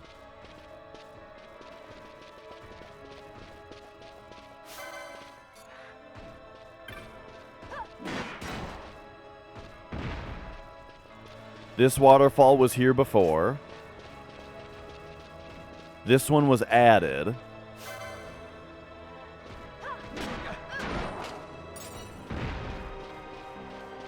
This one was here before.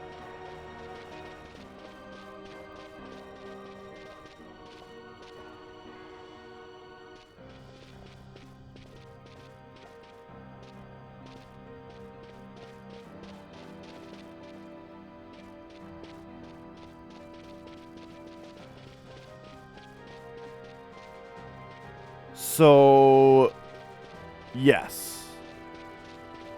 So what's interesting about the, you know, about the actual change that happens is the only changes that happens is the waterfalls that get you to the middle spots are block you off. You know, 2 waterfalls are added to block you off from there.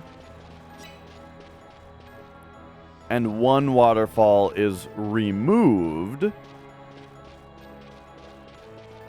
to let you through right here.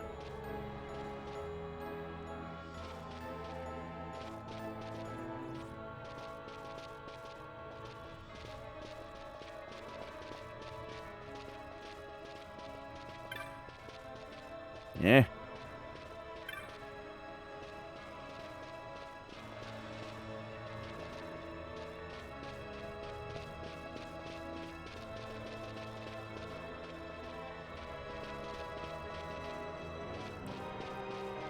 Like, what I'm kind of thinking is that it's possible that there's like an off-map spot that's open now, you know? Like, what if one of these walls or something like there was a waterfall in front of that's open now? That goes off the map?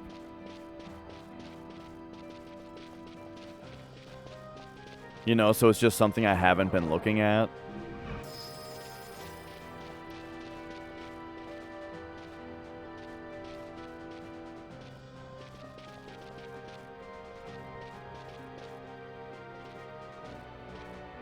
Okay.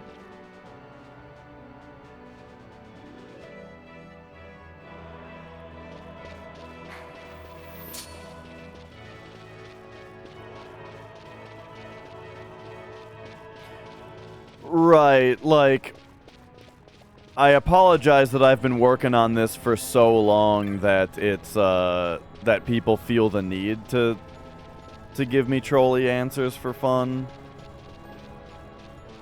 But yeah, it's one of those things where it's like when people give a fake spoiler and then put a kappa after it and they think that it's okay because they put a kappa on it.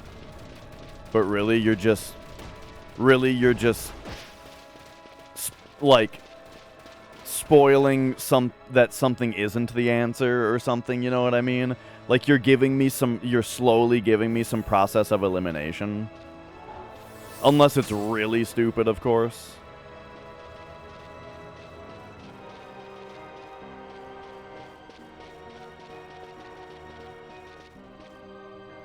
But yeah, you know, one thing about this channel, I've told you guys, or something that I've probably mentioned before, long ago, back when I like first started streaming, I just banned the kappa emote from chat. Because people only ever used it to be a dick, you know?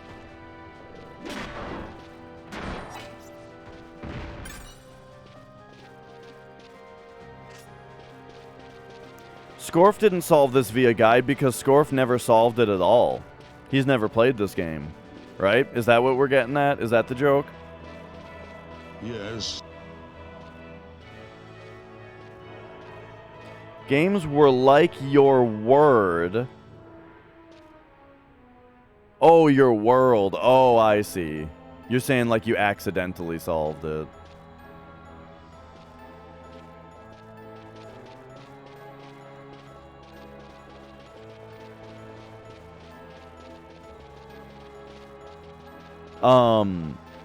But anyway, you know, there's like this whole issue, right, that I've always had where, or that I see on Twitch, right, where it's like people think that they can break rules or just be super annoying, right? As long as you put a kappa at the end of it, then it's like it was just a joke. But I've always just found that to be shitty and annoying behavior.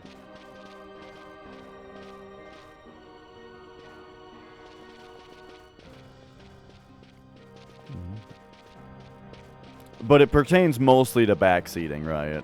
Whenever people don't want backseating, they just get, you know, then they just get backseated for fake.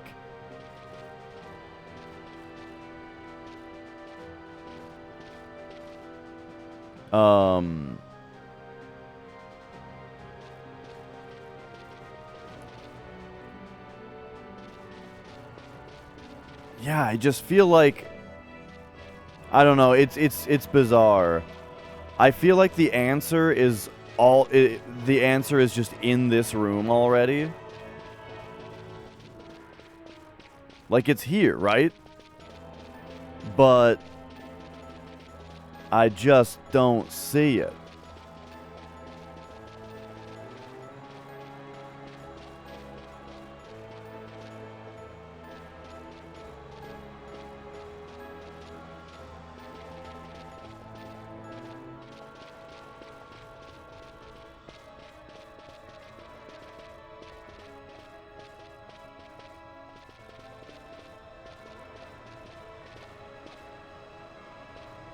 I don't know if there's something visual I'm supposed to be finding at this point. Maybe I'm too caught up in this one being gone.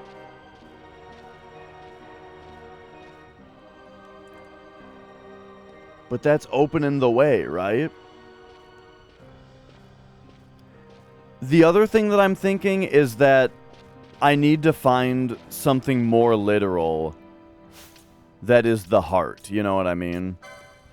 Like, we need to more for sure figure out what the heart is. But I don't fucking know. Because, look, there's this other thing that I keep running past that has the other half of the clue on it.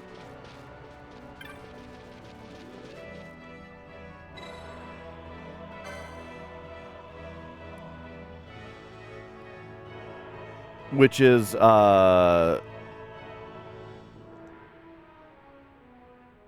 journey heaven and earth in search of the heart, and you will surely reach it. So, like, what the fuck are you talking about, you know? Reach it.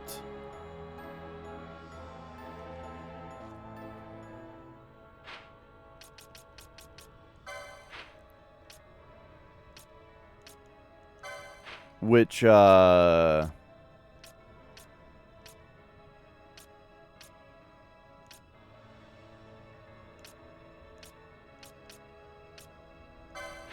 to what that means, I got no clue.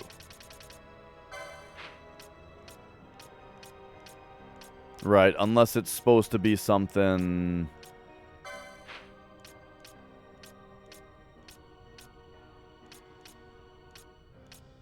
Like, but now we're talking about a puzzle where we have to do something somewhere way different. I mean, like, I already left this place thinking that we would find the ascetic key or something. But I sort of feel like that's...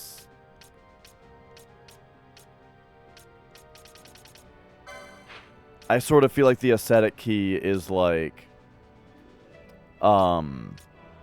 perhaps what we get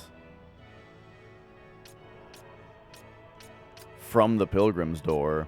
Like, the like, one door is, yeah, I haven't been everywhere in the world.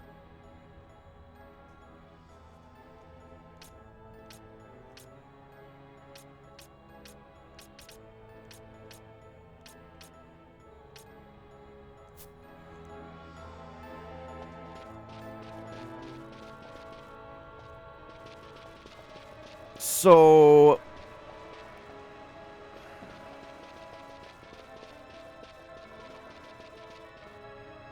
yeah. You know? Well, hey, we're coming back for a minute, but you know what? I think I'm once again stumped by this puzzle. How many hours was that?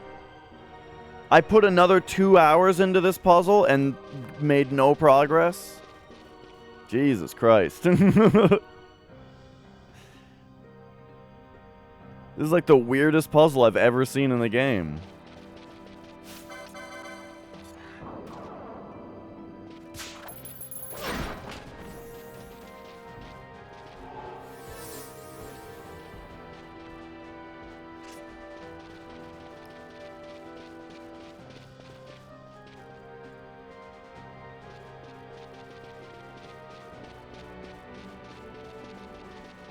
I mean... it's also possible I just need to pay more attention to the environment.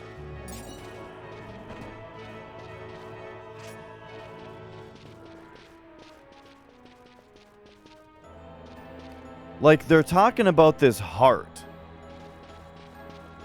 I wonder if it's not necessarily something that's like... I was thinking, like, on the map there's a heart. But what if it's something I can, like, visually see? Right?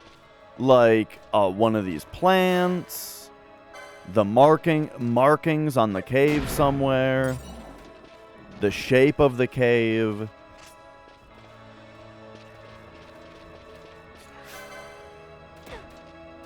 Because the clue to say journey heaven and earth in search of the heart and you'll surely reach it sort of says to me that, like, we're supposed to run around looking for it, you know?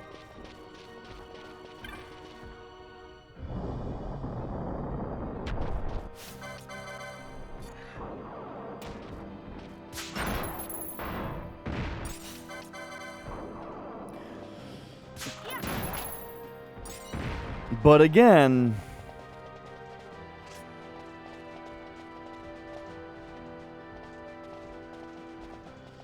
well, yeah, I don't know.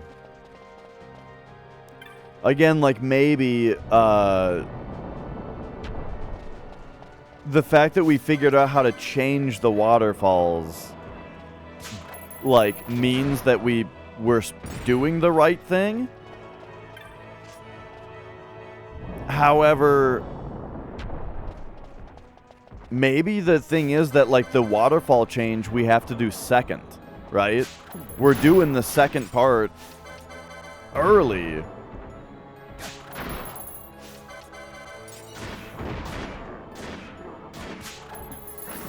First, we gotta find the heart. Do the other thing.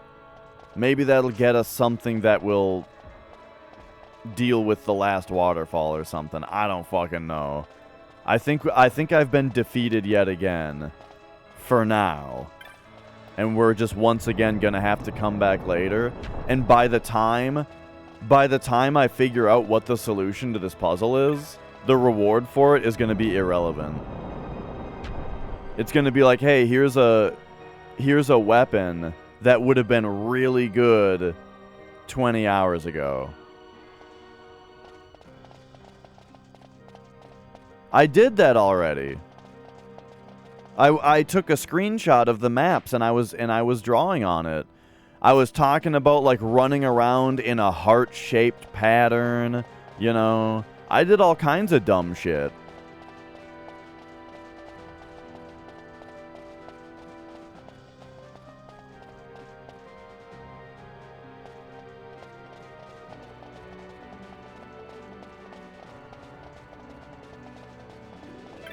But okay. Perhaps we'll be back.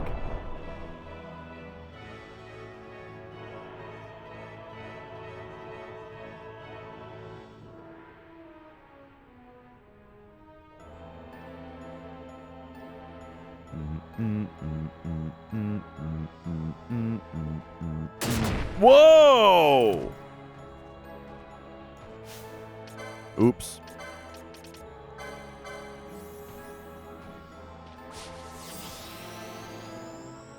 Funny how the traps around here are still pretty powerful.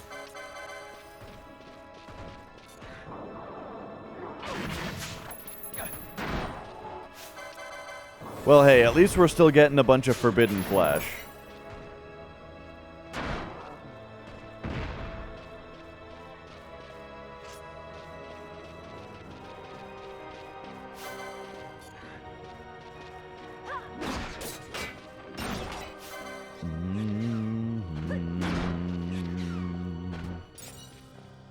Okay.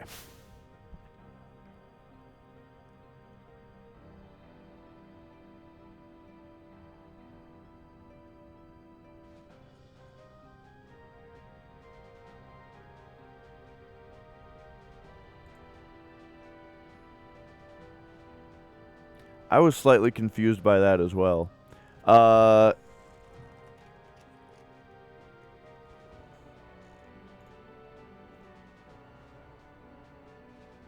All right, since Scorf demands it, let's talk about this once again.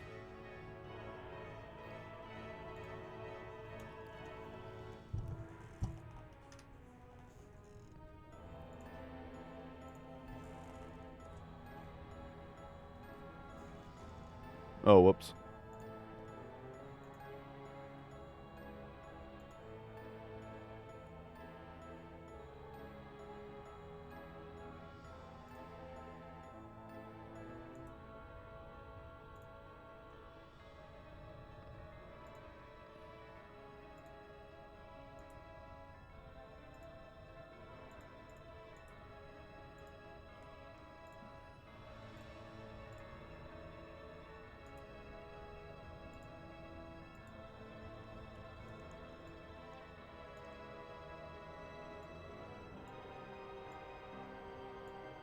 All right, so here we have it. So I did already try saying something like, oh, well, if this is the start, then maybe we just have to draw a heart or something, you know? I already tried that. And then we've already said, okay, so there's like a waterfall kind of here, normally. There's a waterfall here, normally.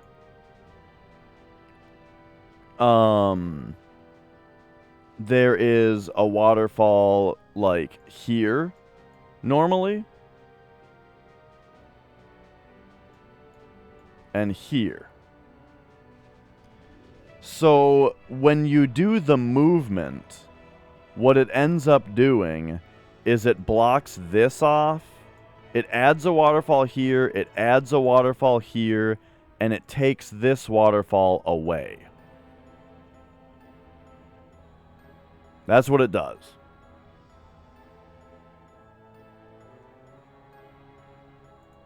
And in order to get there, you have to come in from here. After leaving from here.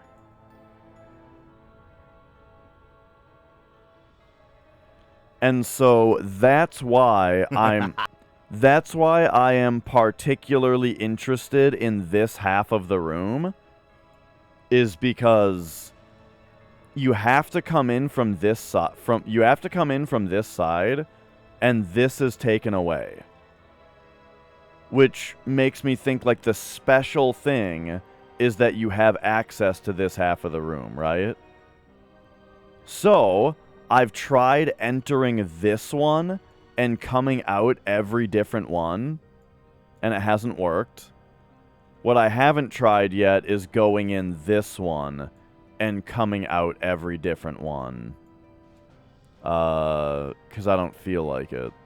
And that would be just guess and check work, which is kind of boring. I mean, I believe I have done this already.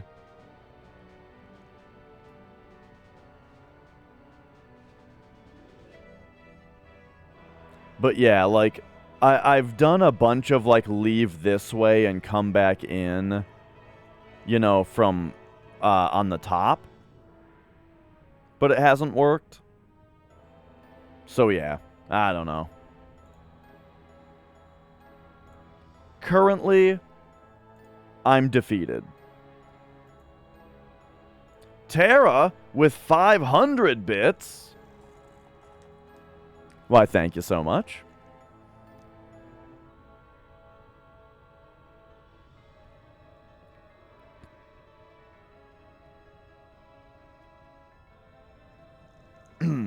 But yeah, dude, this game is fantastic.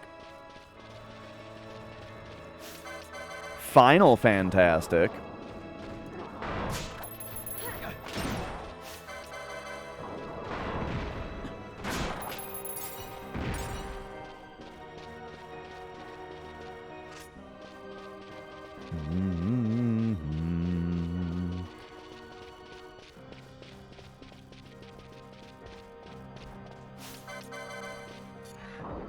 I'll let you know. But yeah, so for now, I am fleeing this area once again.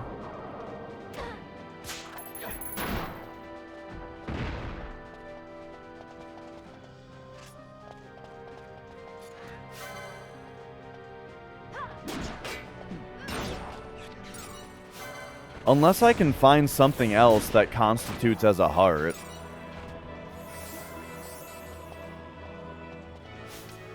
You know, that would be interesting.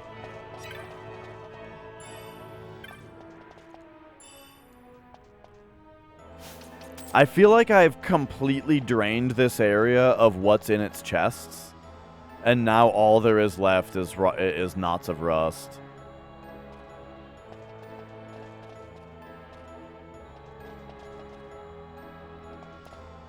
Where the hell is this? Oh, okay.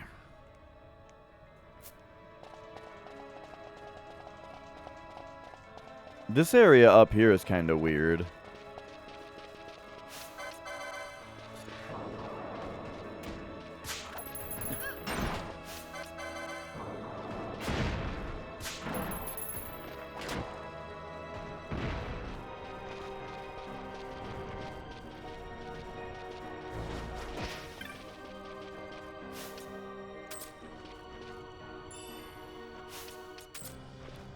Like, take a look at this.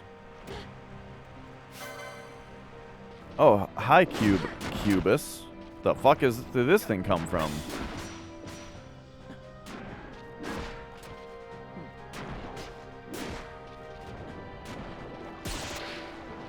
Uh-oh.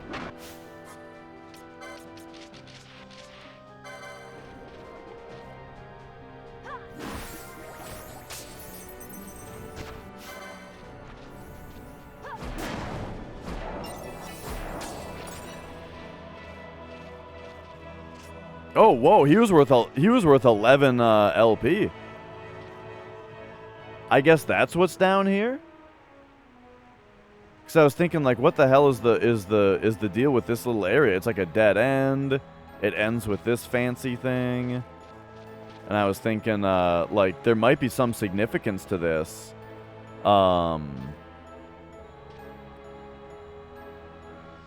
Stat grinding?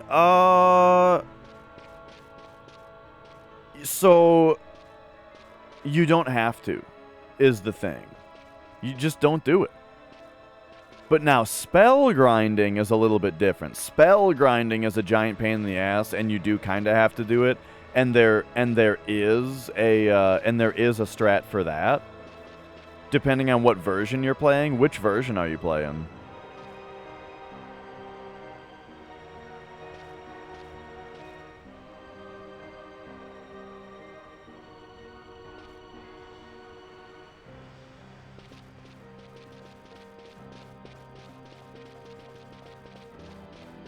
PSP. I'm not sure if this bug still exists, but in the NES version at least, like the Famicom version, and I think this works on one of the other versions. It might be PSP. If you select a spell for a character to use, right, you confirm it, and then like it brings you up to the next character. The spell that you just picked, they already got the experience for it. So then you can just back out to that character and pick the spell again, and then back out of the next character, back to that one, and pick the spell again, and you can just keep doing that. So when you have a fourth party member, for your 3 main party members, you can just pick the 3 things that you want them to level up, and then back out, and then pick the 3 things, and then back out, and then pick the 3 things, and just do that a bunch, and that levels up your skills and spells much faster. It's like a little bug that's in the game, you know. But as far as stats go, you just don't have to grind those. They'll level up plenty naturally. Is there any reason that you would call this a heart? That you would look north and then step south from?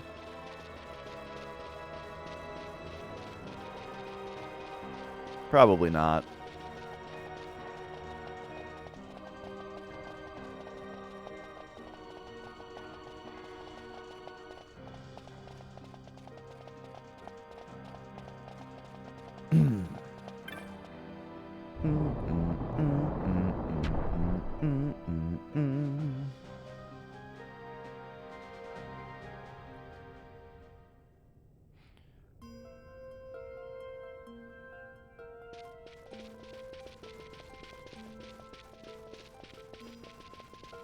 Well, I hope you have a all-right work day.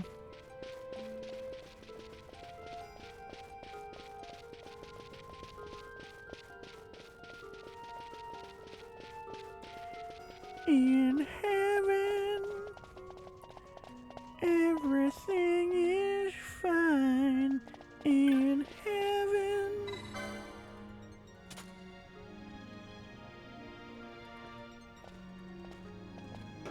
Alright, so I think we're just gonna go back to exploring that other place.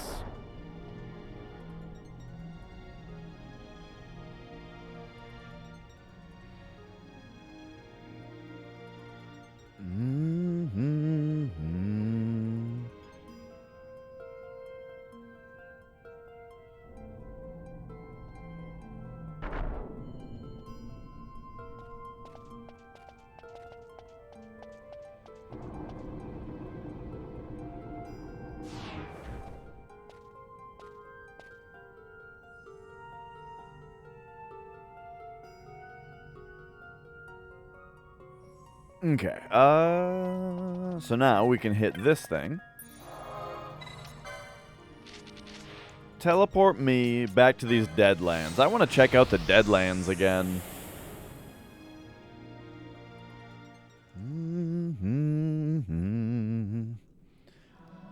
So we got through that other place without figuring out those doors either. There's 3 doors in the last place that we were in.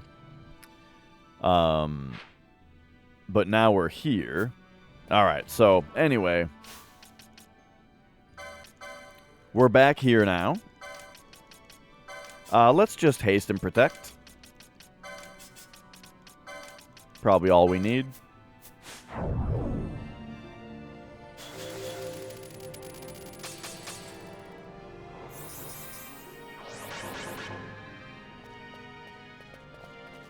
Alrighty.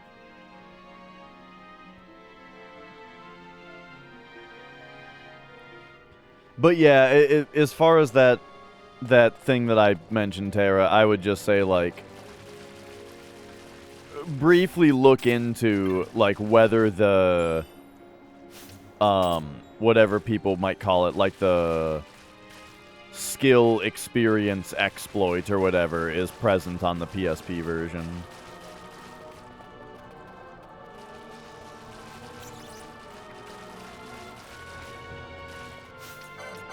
What the hell are you?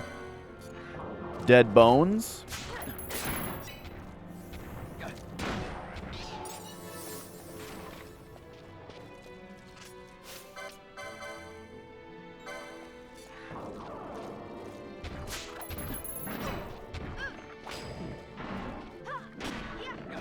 I like these turtles that have like the big heads on the shells.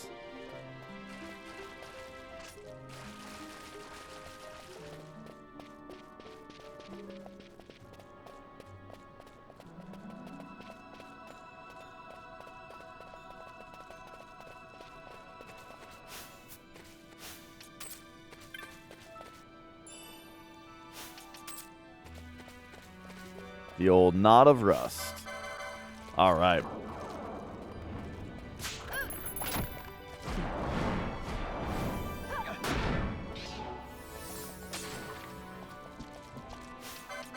I'm kind of actually just like distracted from, like, right now I'm not even doing a hunt because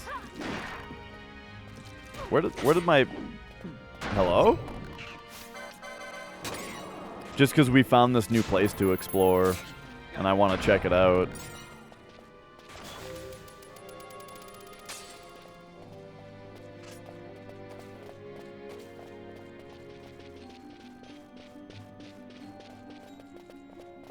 It looks pretty great. I wonder if we should... No. Let's see what's over here.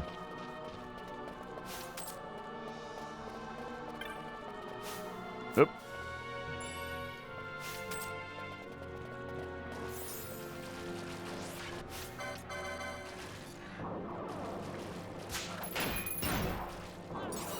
NES and PS1 only. Oh, okay. Oh, hey, it's one of these guys. A foobar.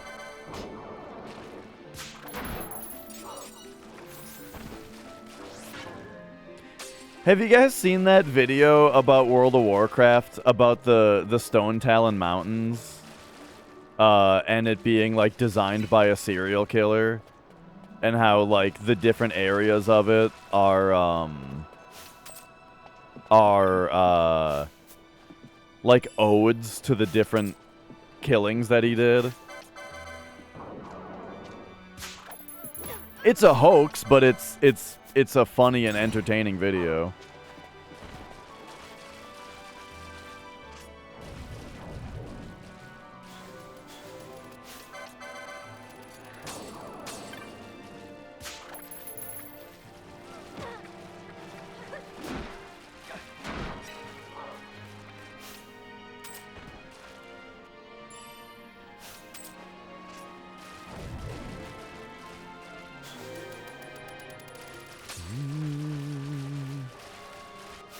Oh. Oh, look at this. Little off-the-map area. Oh, see, this is what I'm talking about. Oh, an off-the-map zone? Oh, see, this is what I'm talking about with that other puzzle.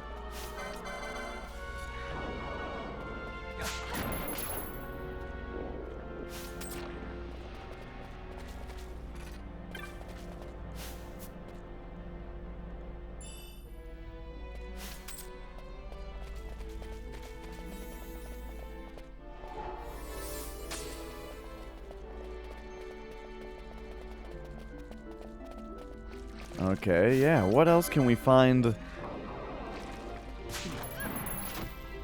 in this little spot? This is exciting.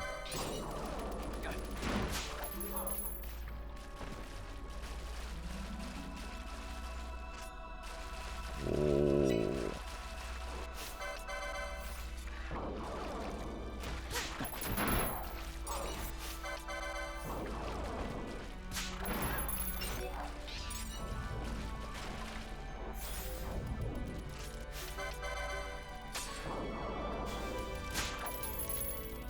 Golden skull cap.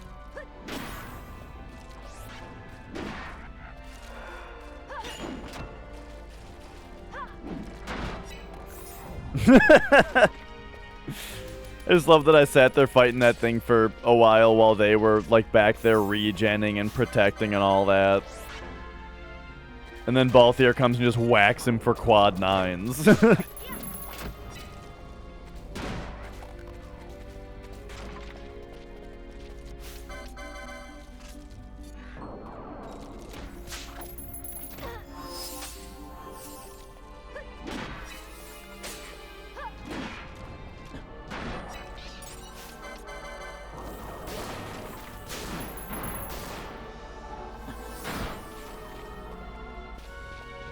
But alright. Man, this is a... Oh, there's another way to... Or another zone here. Yeah. The Fog Mutters.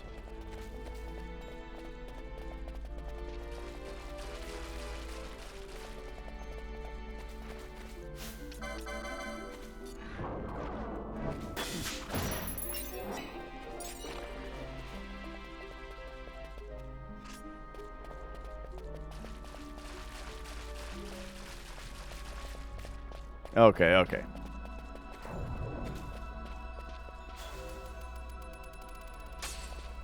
Take me up here. What will we find?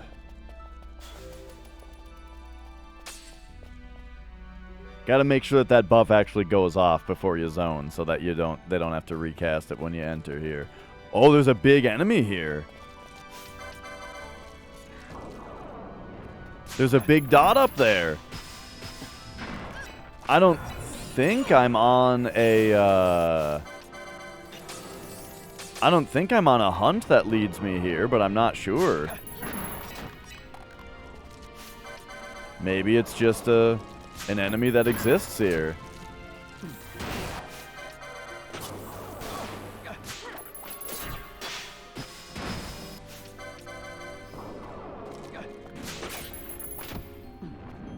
Oh, shoot.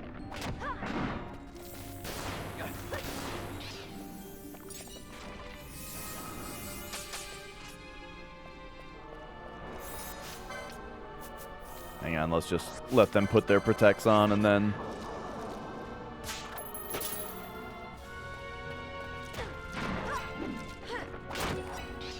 Okay, so we've got a big enemy waiting for us up here.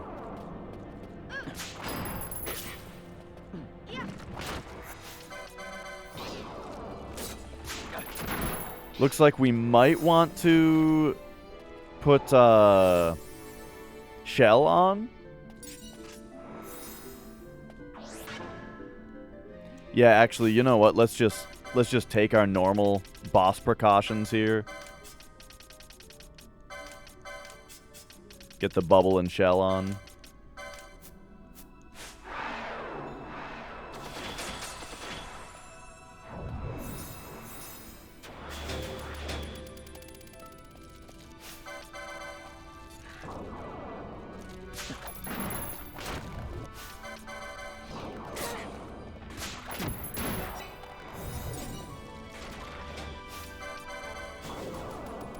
Oh, there it is. Look at this thing.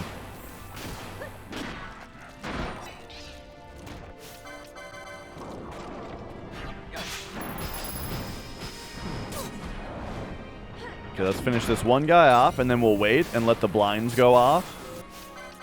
All right, there we go. Next guy.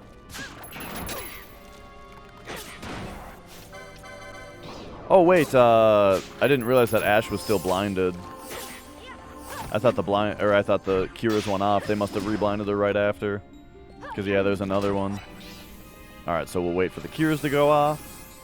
There they are. Alright. We've got another... Oh, Roblon! Wait, we did get this hunt from a guy. I remember Roblon. Isn't this a higher... or this might be a... Let's just see what rank this is before we engage. Let's see. Is this it? Roblon? Yeah, definitely. This is rank 6. Alright, let's see what a rank 6 one is like. Probably still...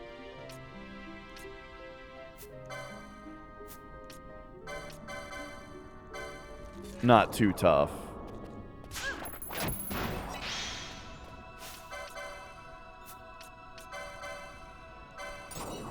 Hang on, though. We really got to take care of all these dead bones as early as possible. Can't have them messing with us. Okay, there we go. So they're all dead. What if we run over here, though? Okay, there's 3 more. So get them. Oh, my.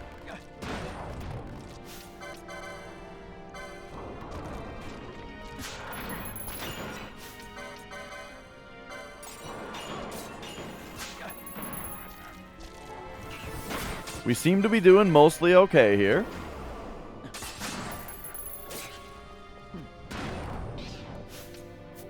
Now we'll let Balthier and Fran rehaste themselves.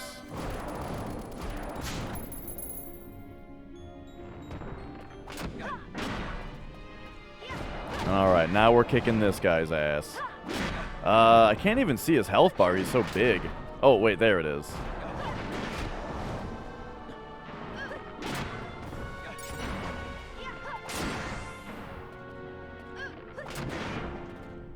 Oh, okay, he's doing MP damage to us. Actually, real quick, let's get our shells back up.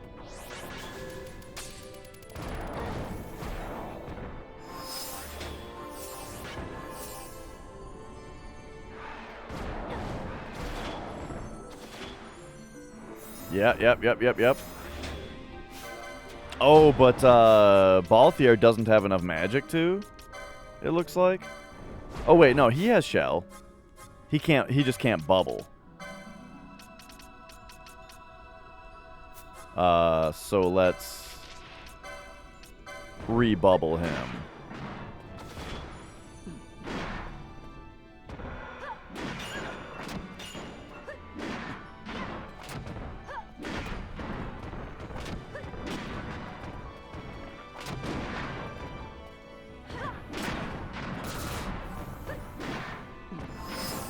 Alright, nice. You know, this is why it would probably be wisest. It would honestly be wise to go seek out all of the different hunt petitioners that I've accepted and just get the monsters to spawn, you know, so that when I'm doing all this dumb exploration, you know, I might stumble upon them like this. Because otherwise I would have come up here and, you know, would have just had to come back here later.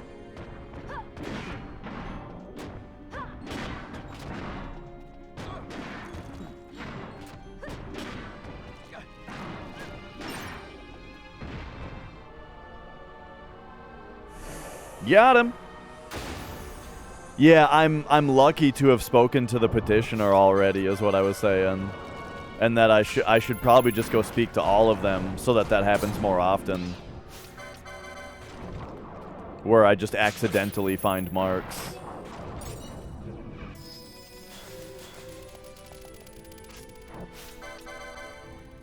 So many skeletons.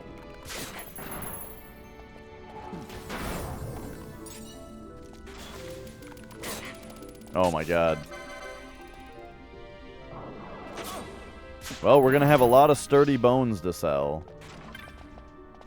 Now, what the hell is this? The tabernacle of the shrine is held fast.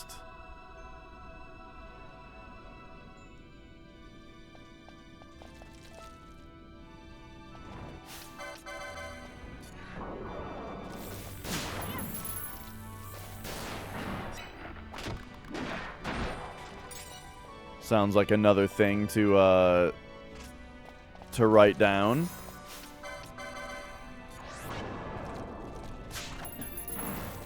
Hey, don't be giving me hints here.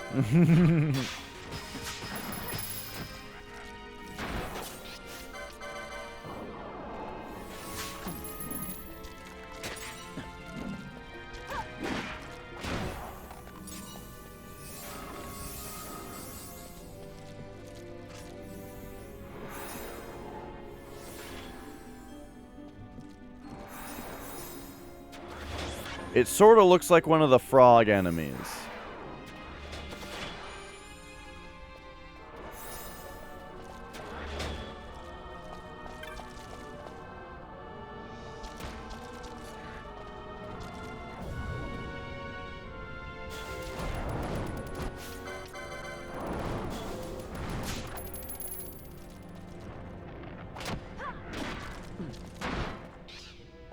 All right.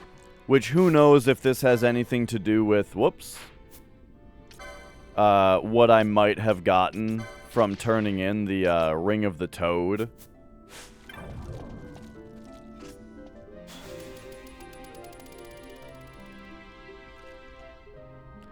But alright, so Rana Gulet.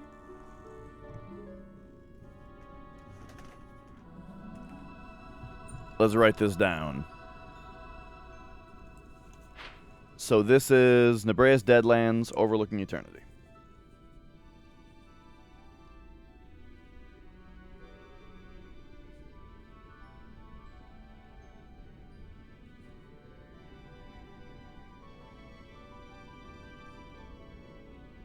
Overlooking eternity.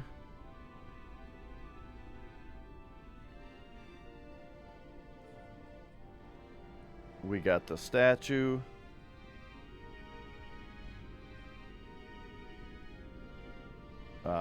Something about the tabernacle.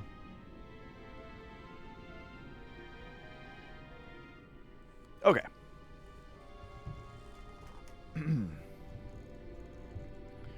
Nice.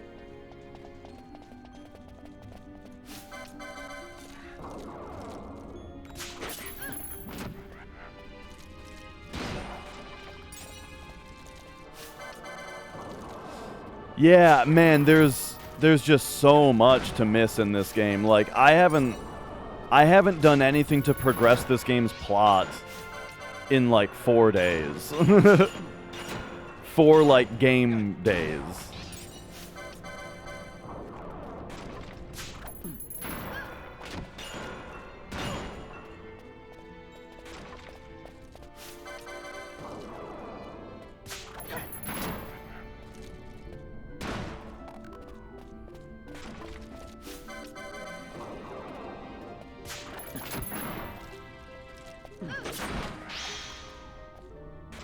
Whew. Right, yeah. Like, we'd be fine without it, but it's definitely going faster. A lot of the guys out here, too, like the foobar jellies that pop up and stuff, are weak to it.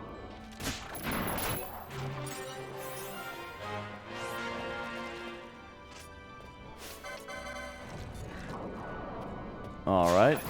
Yeah!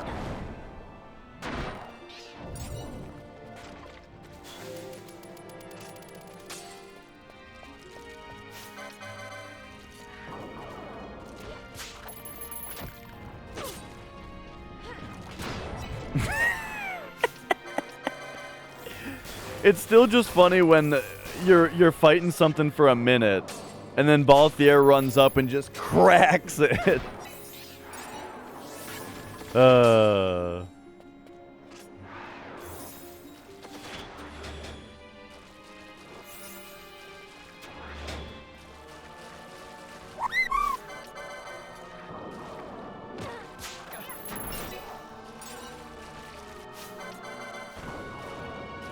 right, all right. So off we go then.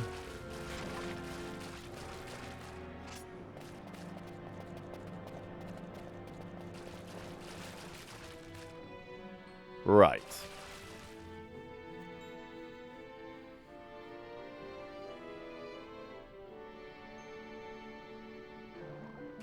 And so, considering this area... Oh, yeah, so... Alright, so we've got 2 ways to go out here.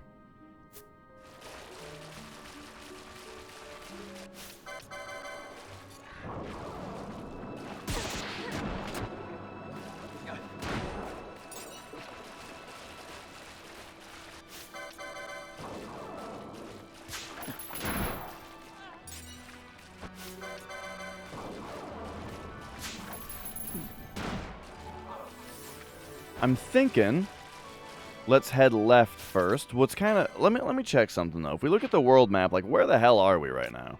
So we got Nabudis. We've got the Deadlands. The Deadlands connect to Salika Wood, though?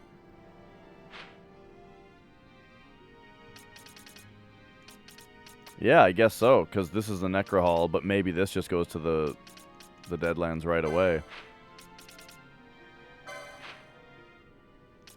Maybe?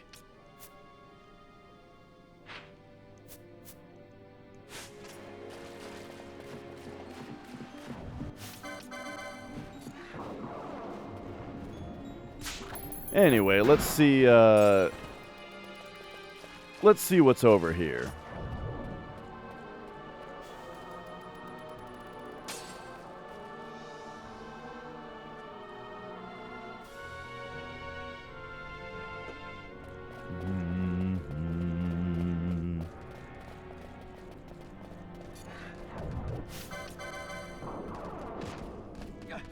Oh, hey, it's these guys.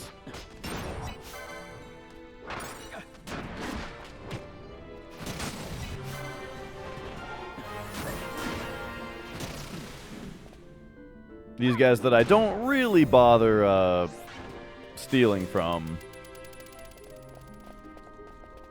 Yes. Since we just get, like, consumable items from them.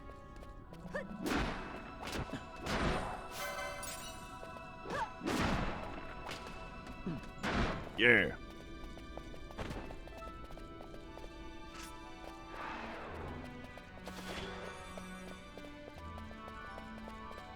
Man, this fog looks really good.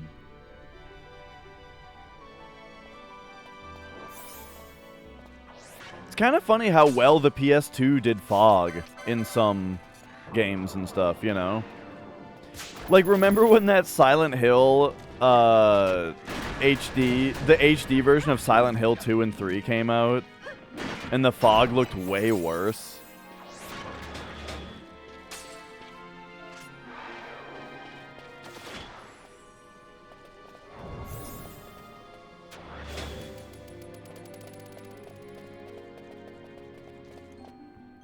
Oh, does this look like it's gonna...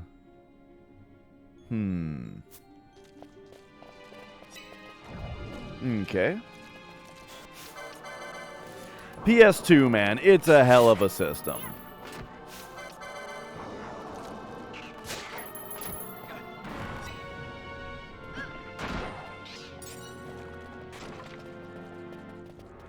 Ah, okay, so we've got another way to go down here.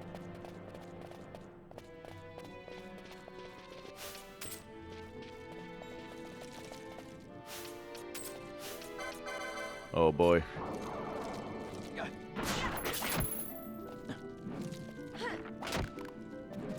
Get him!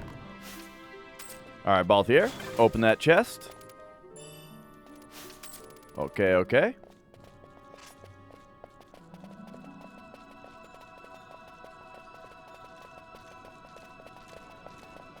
And then is this where we came from over here?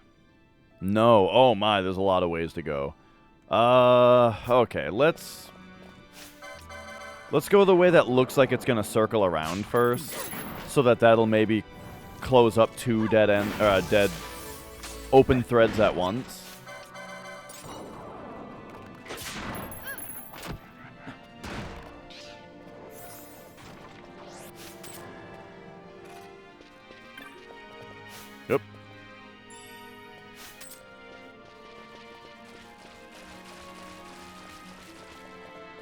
Alright, so here we go.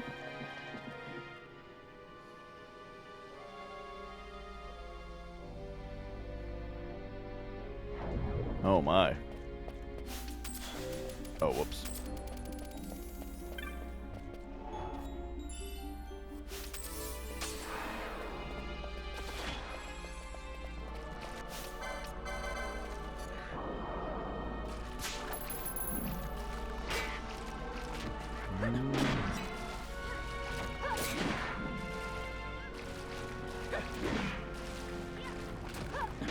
But yeah, so far, I would kind of say that I'm finding the general exploration and adventure of this game to be more interesting and a lot more fun than, like, the story has been, right? I don't know how much I really care about this game's plot.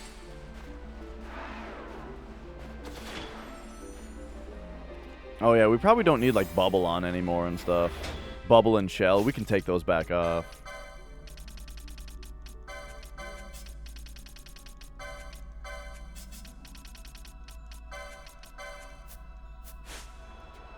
Alright, so, indeed, get two birds stoned at once.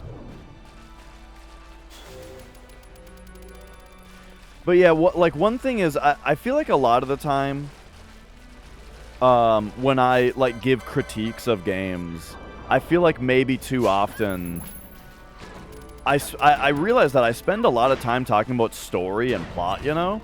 If you've seen any of my, like, YouTube game reviews or anything, where like I really feel like it's always, I always spend a lot of time talking about the story and why, like, oh, the story is so bad that it makes the game bad and, like, that kind of thing, you know? But I think here is, like, a good example of a game where, like, the gameplay and the sense of adventure and everything is so good that that I wouldn't mind, you know, if I didn't care too much about the story. The story's fine, right? Like, it's interesting when plot is happening. But for this one, it's definitely not, like, the thing that's kept me going for 80 hours, you know? Okay, so that actually got 3 birds stoned at once.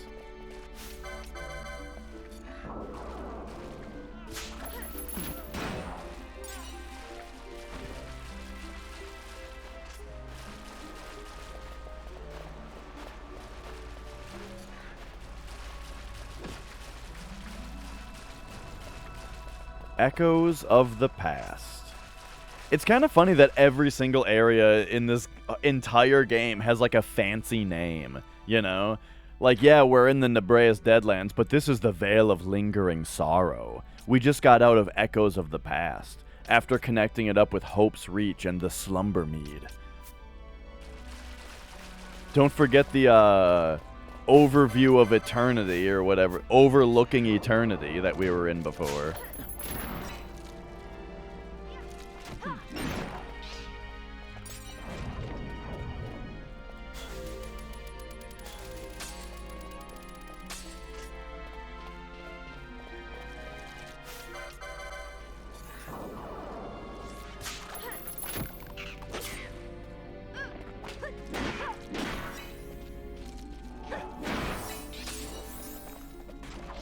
Okay. No chest back here, huh?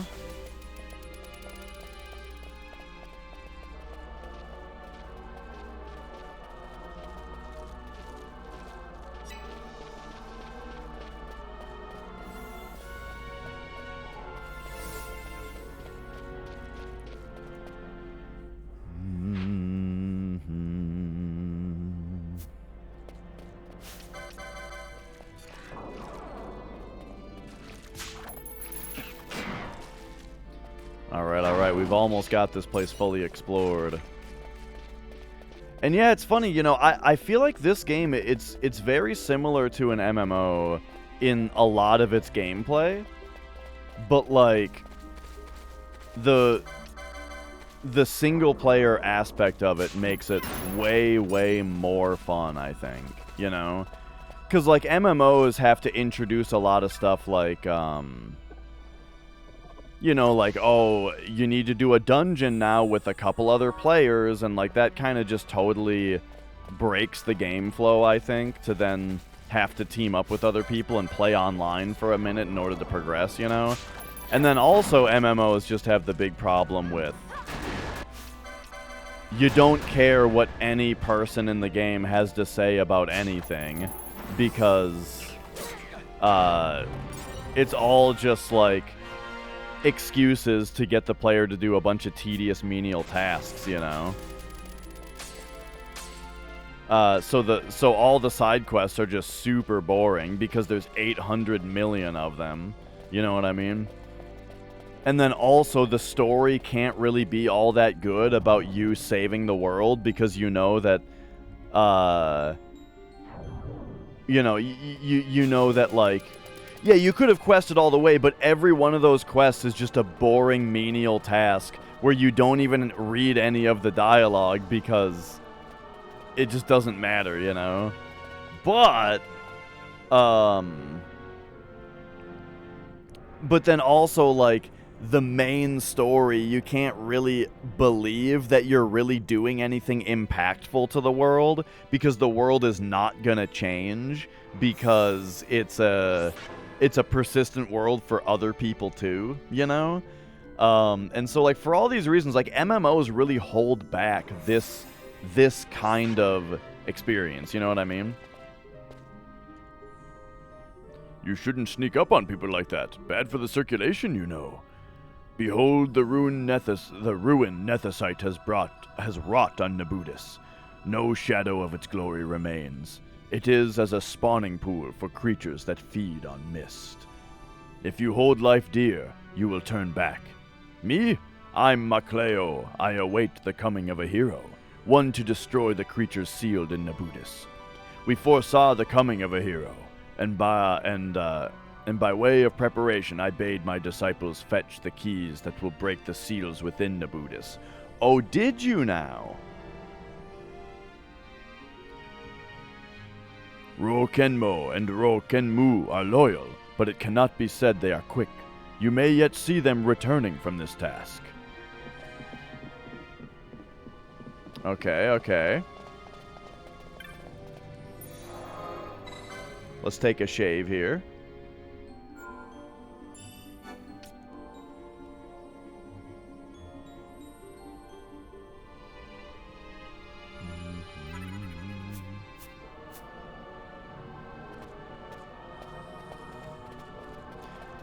And yeah, well, we'll see.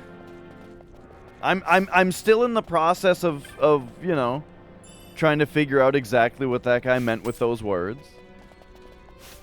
But we've got another place to look at here first. We're still exploring the rest of this place. But yeah, but that's what I'm saying, Blink, is that, like, all of the things that MMOs do that are good are in this game without any of the, like, things that MMOs do that are boring. You know what I mean?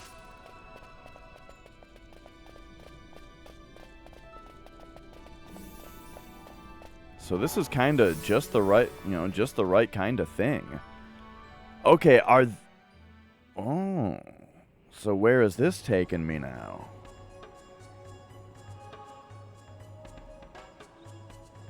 Oh, is this just more Silica wood?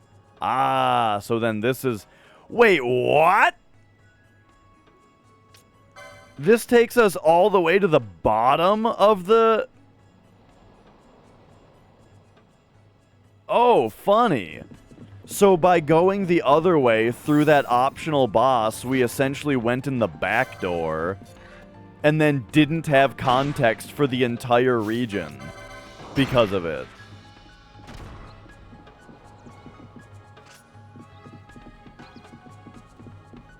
That's funny. Hang on, I want to take a quick stroll through this little area.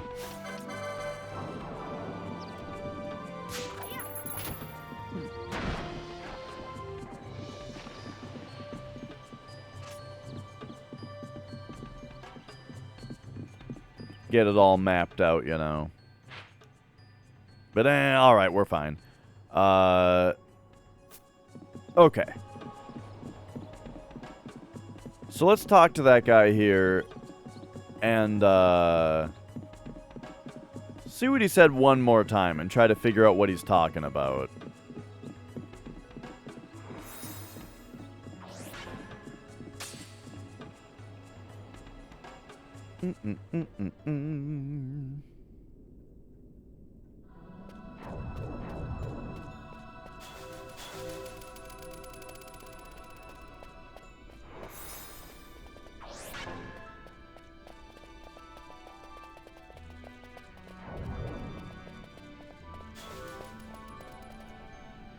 Okay, okay.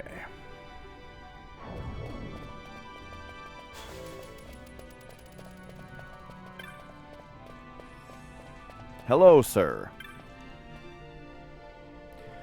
Behold... Yes, yes. If there was something you would ask me. Yeah, who are you? I wait here for my 2 disciples to return. Okay. They bring me keys of great importance.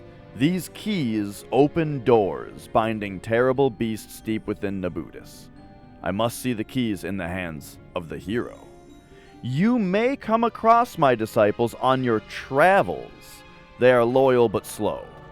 Hey, the vagueness in this game. On my travels? Does that mean that they're in this area, or could they be fucking anywhere? Ay. Cause like, it's like, okay, so I'm really interested in these keys and seeing what the beasts are in the area, you know? But like, he's so fucking vague about where they are, like everything is in this game, that like, I don't know if this is a quest that I can just participate in right now. Or if it's just like, I don't know, come find me later after you know. I'm going to look for him. I feel like I would have already found him, though, you know? I feel like we just went through this area quite thoroughly on the way in here. And so I probably would have, especially if there's 2 of them, I probably would have found one of them if they're in here.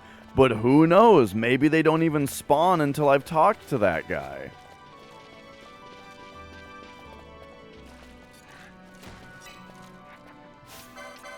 I also don't know if they're, like, are they going to show up as a green dot on the map?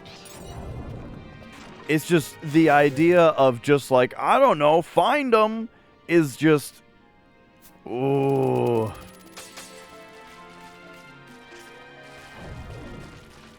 It's not...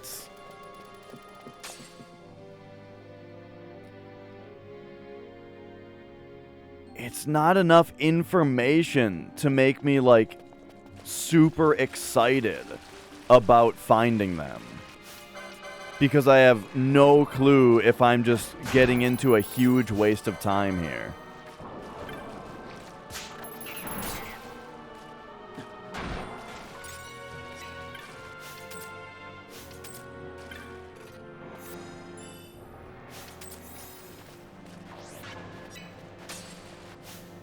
Oh, hello.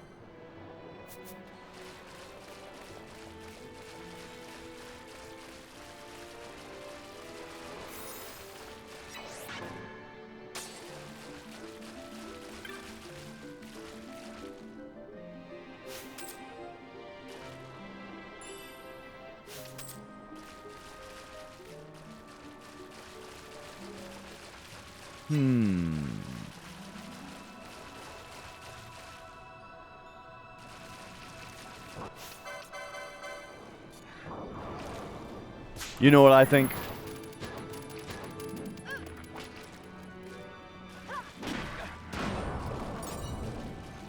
I think this area is cool, and I'm glad we came through here and got it explored and figured out what the deal is. But I sort of feel like I should focus on hunts for a minute and see if maybe I accidentally come across that guy's disciples elsewhere in the world and not just in the Deadlands. But I'll run through, you know. We'll make our way back to the orange crystal over here.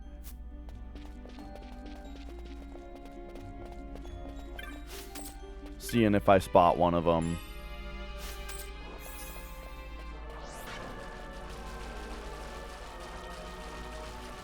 Oh, hello.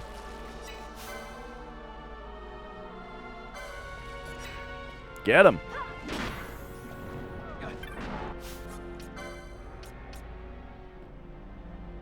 The hell was I doing? Dispel, right? Oh no, for some reason I thought he had like a bravery thing. Okay. How about Shelga? Shelga. Fran, why don't you come a little closer? Or like I'll stand right here. And then you Shelga Ash? There we go.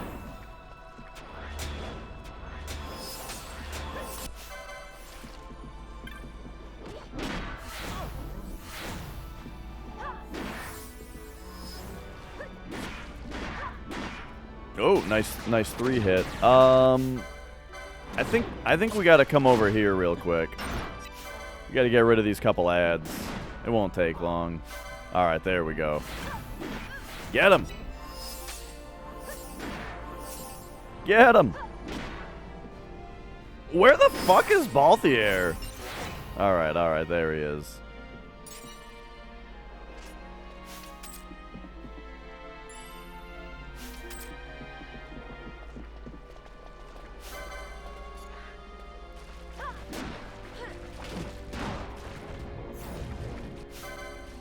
Okay, real quick, we just gotta see if we can...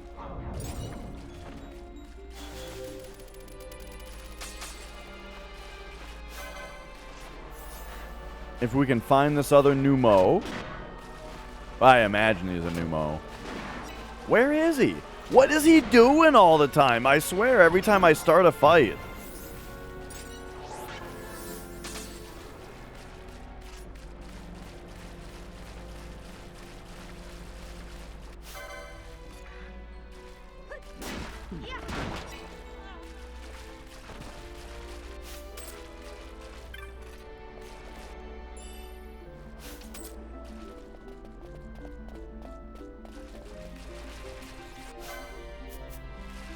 Okay. I think the orange crystal was over here.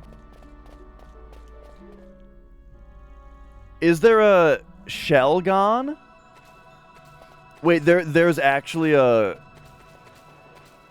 Pokemon named Shelgon? I know that there was Shelder, right? There's Shelder, and which evolves into Cloyster, right?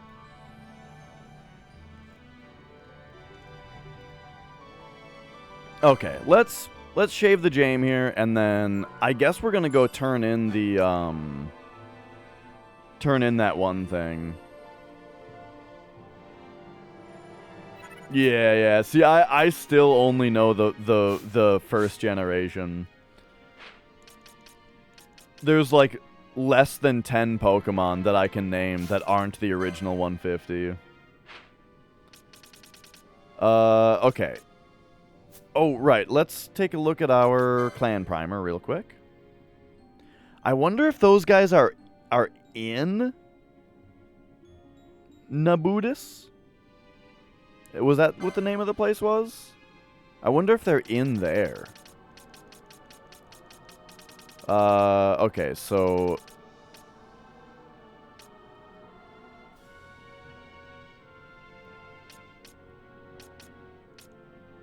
Here's this one.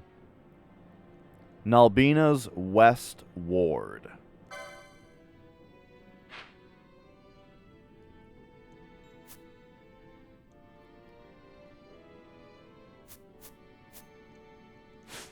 Okay. One thing that I think is kind of happening is that, like, I need to do more hunts, because the hunts open up side quests a lot of the time, like unmarked side quests, and I need to, like, do those.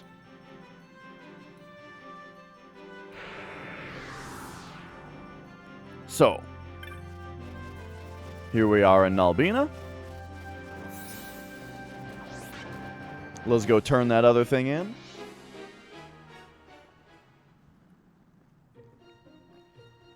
Ba ba ba ba ba ba ba ba.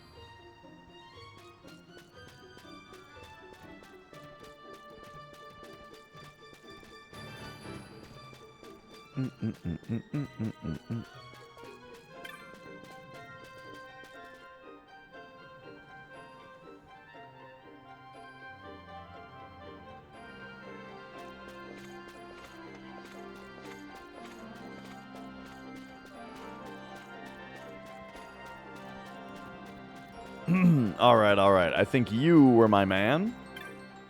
Morgan, let's go. You've done it. You stopped the Roblon. I was afraid to tell before, but the Roblon, well, it was made by my son. When I heard its description, I knew it could be no other. My son died 2 years ago in the war. Without its master, the Roblon must have begun its rampage in the ruins of Nabudis. Hey there, Jovi. Morgan, what is it? You make any progress on that golem of yours? An astute guess. Much more than progress. The hunt is finished, thanks to this boy. You're still young yourself, Jovi. Isn't it high time you, wouldn't even let me finish my sentence. Good of him to take an interest in the troubles of an old man, but he can be an odd one, that Jovi. But it's to you I owe my thanks. And a bounty, I believe. Here you go, boy, thank you. All right. Mithril, you say?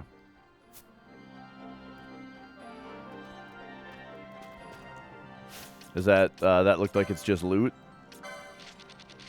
Yes. Is this Jovi? Oh, I'm a new recruit here, so I gotta work hard or else they won't feed me.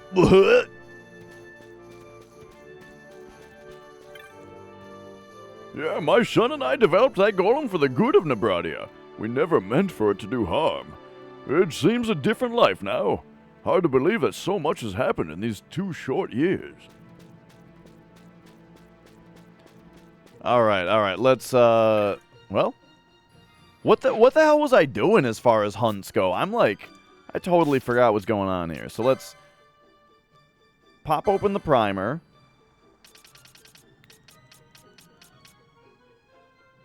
What was this one?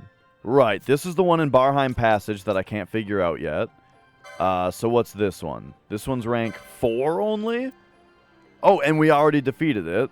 We got to go to Babbling Vale in the High Waste. Oh, okay. All right, yeah, let's go.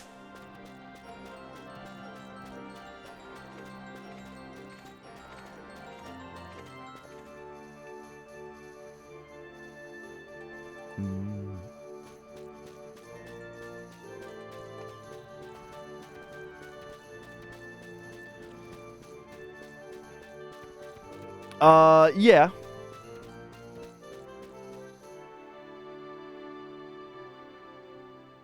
I'll have to, I mean, I have a lot of quests right now. Sounds good, salary man.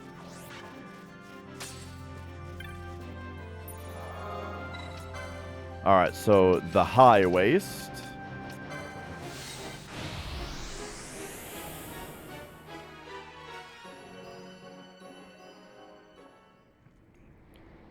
Bum bum bum ba da dum.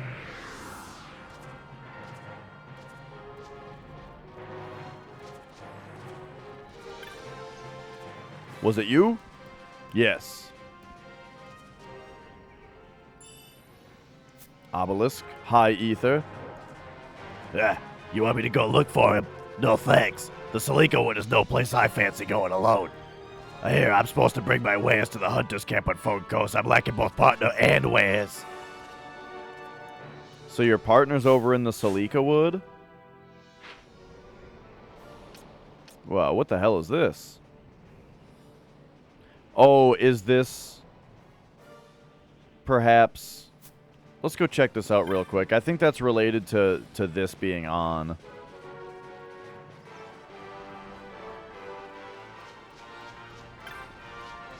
I mean, do all of these turn on?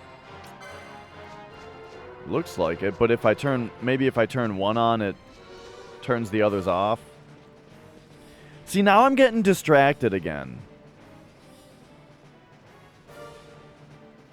I finished a couple of hunts. I turned them in. But now here we are in another place that's got this mechanic that I need to check out.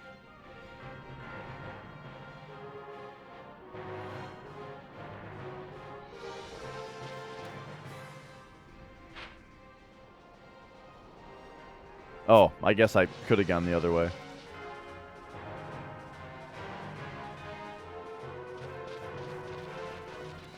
So yeah, this right here is connected because of the shrine, I think. Is that the deal?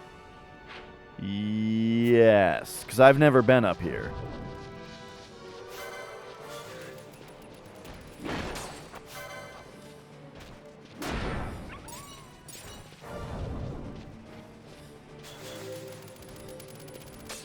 Hello, fellas.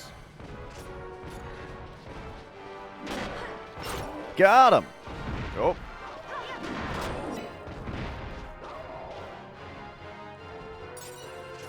Just a moment here. What's all this then?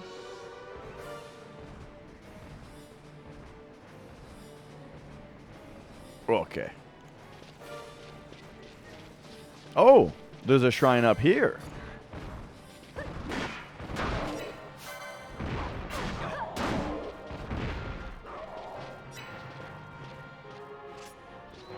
But it would appear this one cannot be interacted with. Alright, off then.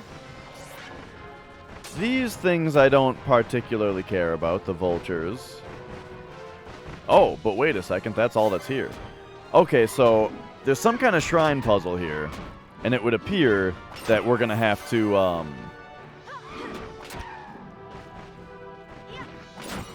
probably get it so that we can interact with this one while we're up here. I'll be right back, though. I gotta run to the restroom. Hey.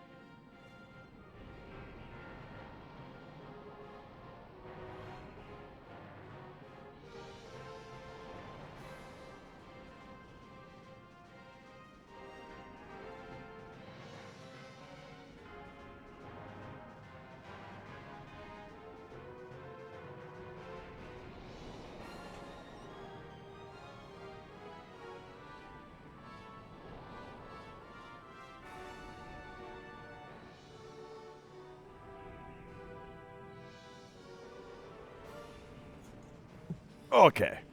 I gotta check something real quick. I just realized there's something that I can just do myself right now to find out. If somebody is reversed, right? Boom, she's reversed. If you reverse a character that's reversed, does it set them back to normal?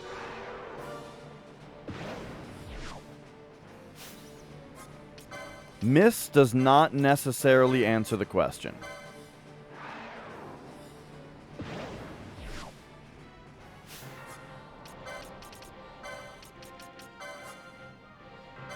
One more.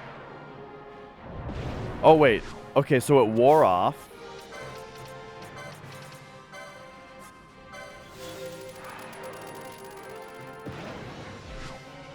Okay, it would appear that you cannot. Does Isuna fix it? That's the other question. It looked like it did, but it may have also just worn off.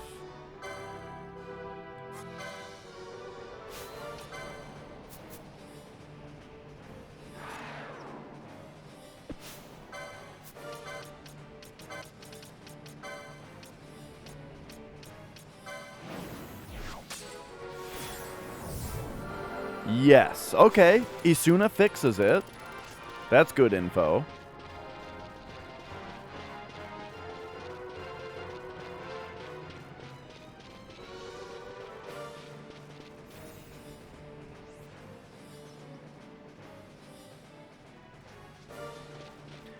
I kind of want to try to go fight Ultima again.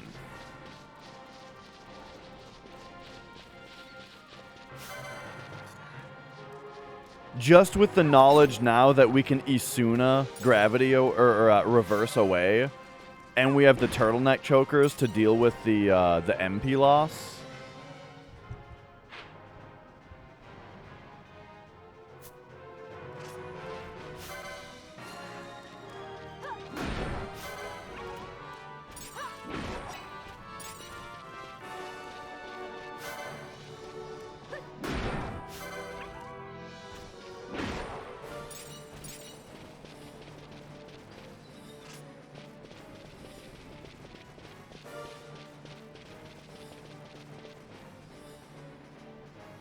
I don't have to dispel all my buffs.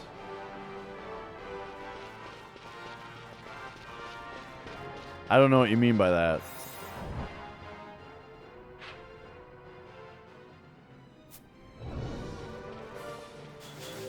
Oh.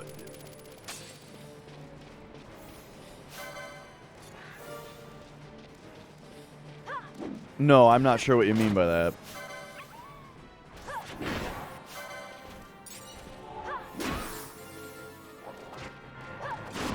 Look at this guy.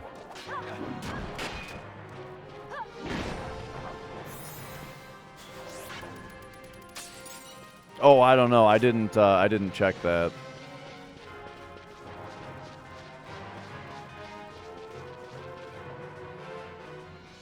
So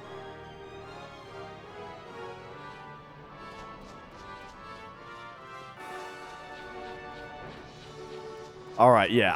I'm going to try this boss again. So let's pop over here. Teleport. I guess it would be...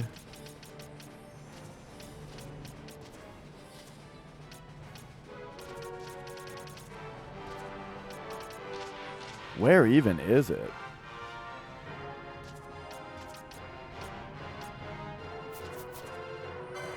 Giruvegan? Oh, whoops.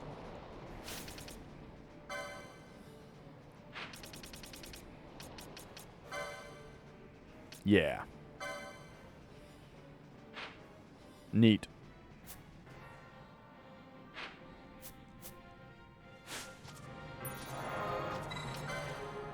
I think I think this is worth another shot. Because I want to do it while it's still difficult.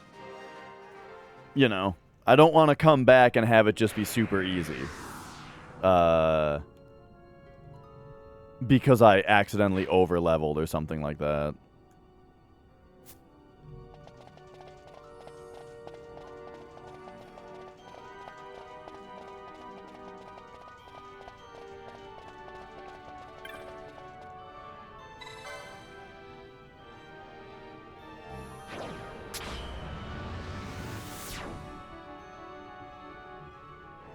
Alright, so I suppose I'm gonna need, to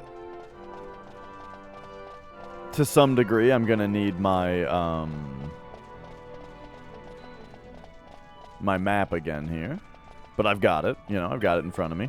It's kind of weird that there's this guy on one side, and then nothing on this side. I'm gonna try Rixim, yeah.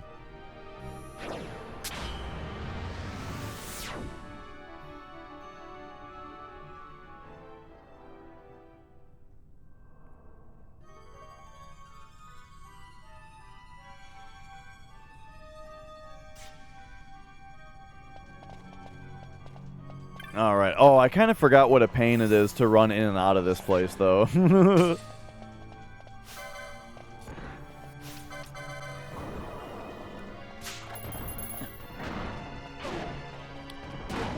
But you know what? I suppose if I'm worried about that, then let's just go into fleeing and go. Let's look at the map though real quick. So we're gonna go boom, boom. Yeah. So it's around and then diagonal in.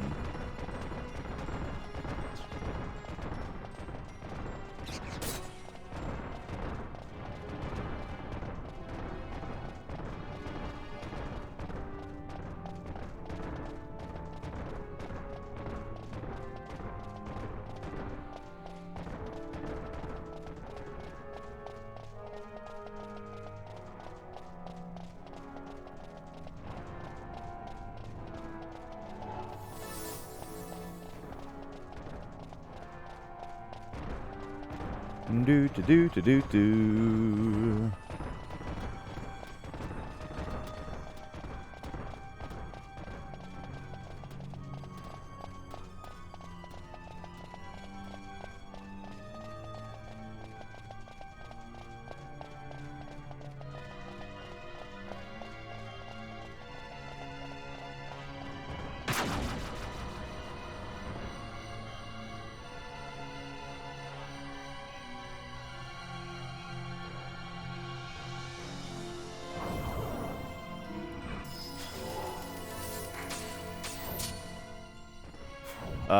Okay, what's the way here? Oh boy. Well, just zigzag down.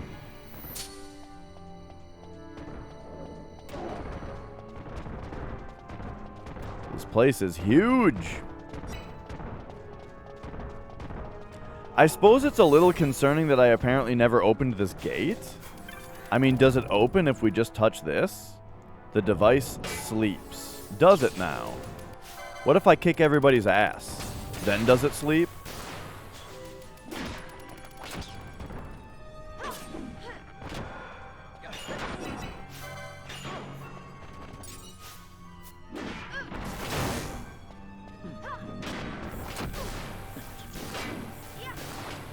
Let's see.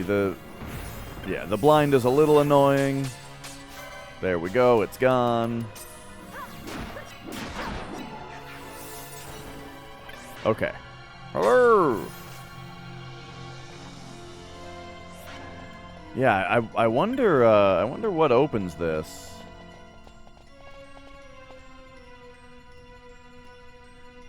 And gets you down there.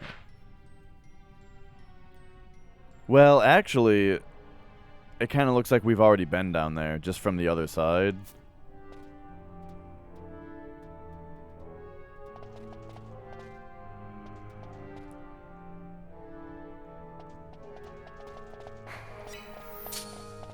So I guess never mind, but maybe there's something good over there.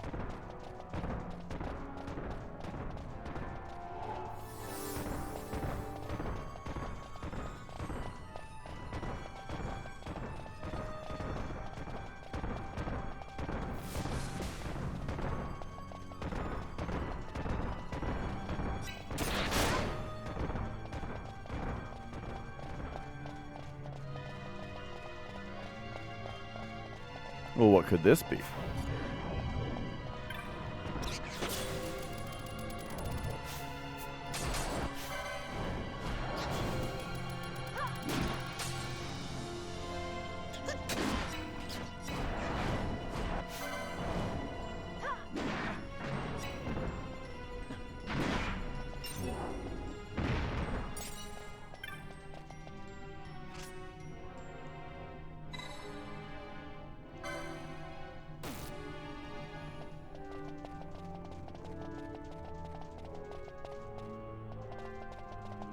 Yeah. I'm not sure what that one did.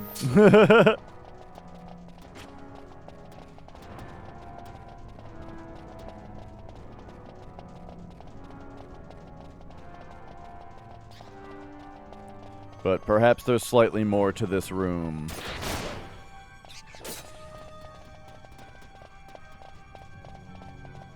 Yo, Tim.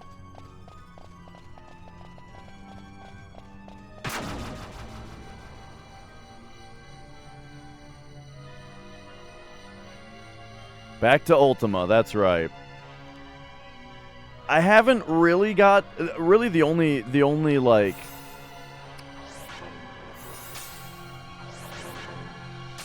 So, like, what we've got is Protect Ga, Shell Ga, and then we got those accessories that let us cast spells using MP, or using Jill instead of MP. I'm not sure what the conversion is, though. So it might, like, take all my money to use. Yeah, I did it by accident the first time, Rixim. I don't know how I got him to appear. Or like, it just appeared, and I didn't really know why. It appeared, like, while I was fighting those statues that are standing right next to it, you know?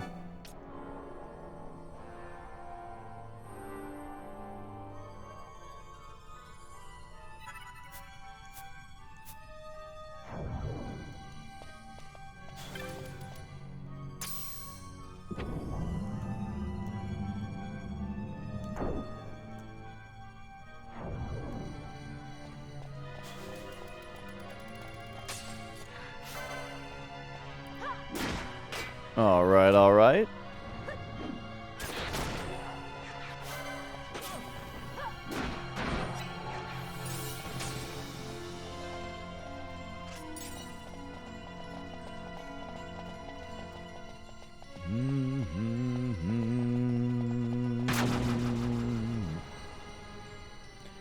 Here we go.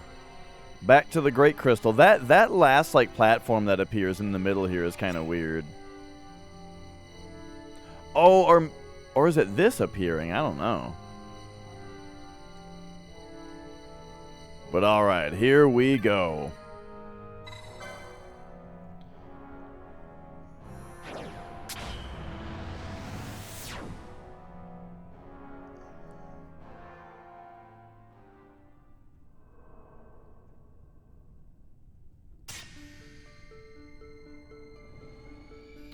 So, this is Waystone 8. We gotta go through the gate, right?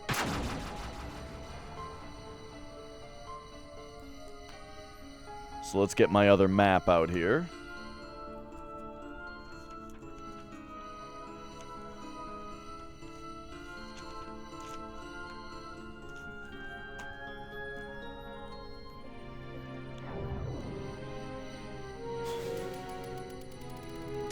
Okay, is this Waystone 10? Or 9?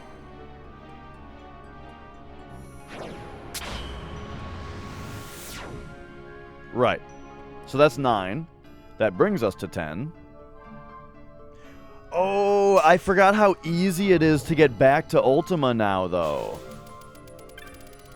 Right. We unlocked, like, the ultimate shortcut. No pun intended.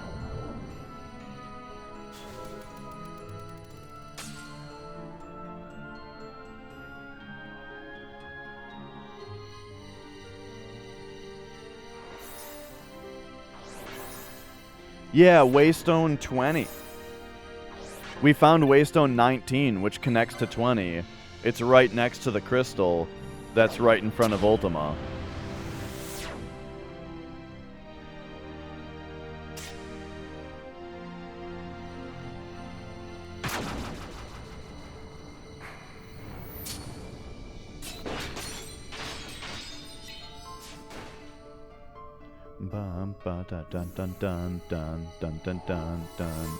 Dun. Alright, here we go. Okay, so it is now time to rekajigger our party to get ready for this boss. First thing we're going to do is get rid of Excalibur. And I think you can probably just have this will be good. And then we're going to... Let's go,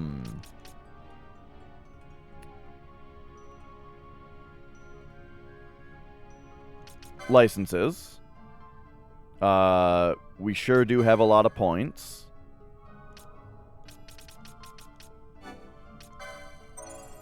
Balthier, why don't you just finish out the, Yo, Big Knockus, you can just finish out all the magic. Alright, there we go. Now maybe you can start learning all the techniques for some reason. You know, don't need them, but whatever.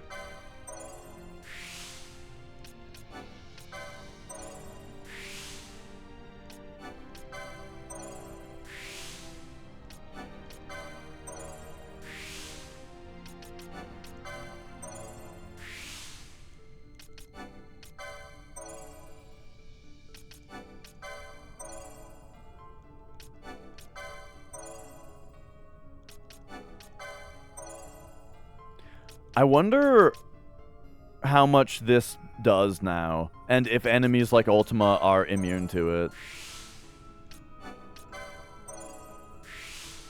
The Traveler technique.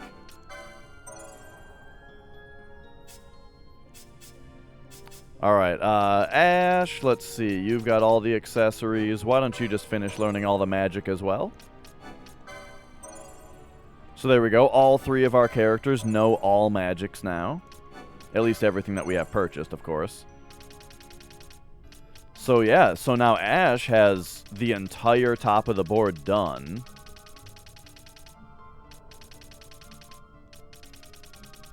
So I suppose it's time to just start filling this shit out.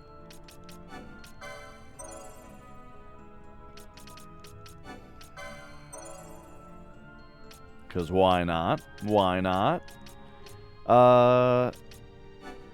You know, I'll learn this with her, you know, just in case we find that thing somewhere.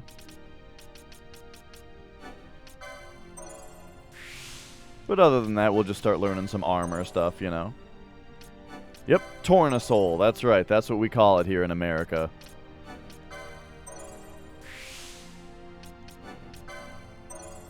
If you can't handle the freedom...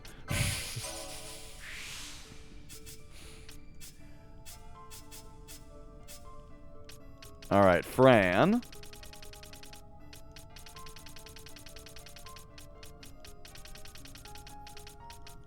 I guess Fran might as well get learned on her techniques as well here.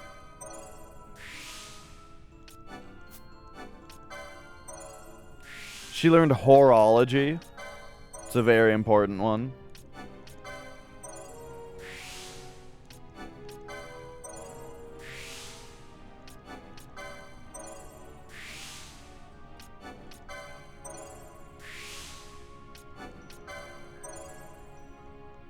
Yep.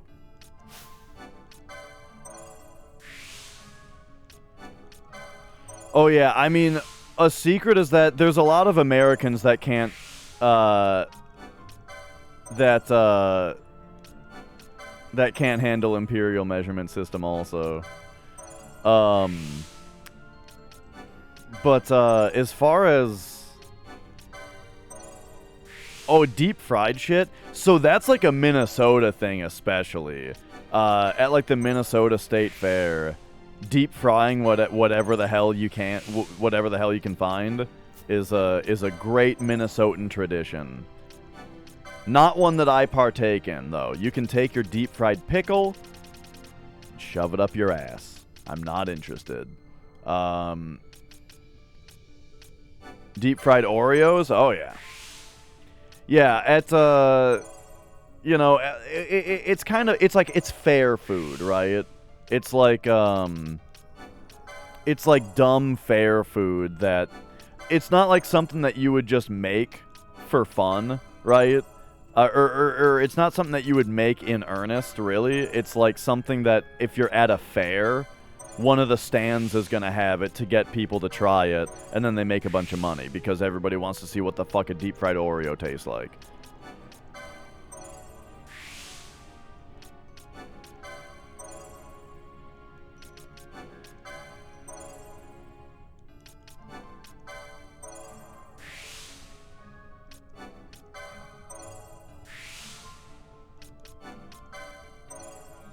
All right, we probably don't need to have every character know the Genji armor and all that kind of stuff, but, you know, look, we've got license points to spend. We're going to spend it.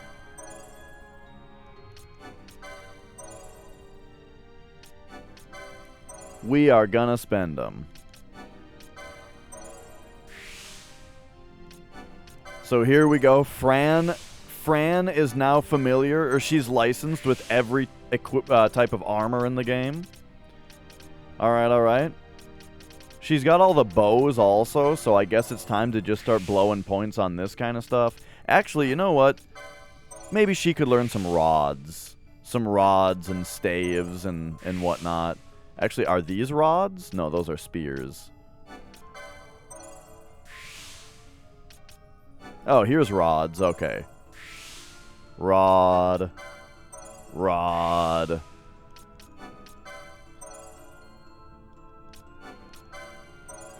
I haven't gotten into katanas yet because I was thinking that Balthier would be a cool katana wielder, but now he's got the Excalibur instead.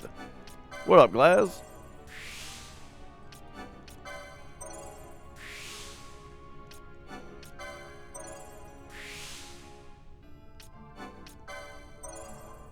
But there we go. She is now prepared for the Staff of the Magi. And hey, Balthier is prepared to wield the Masamune, if we find that. It's super easy on Game Boy Advance. I'm not particularly surprised to hear that.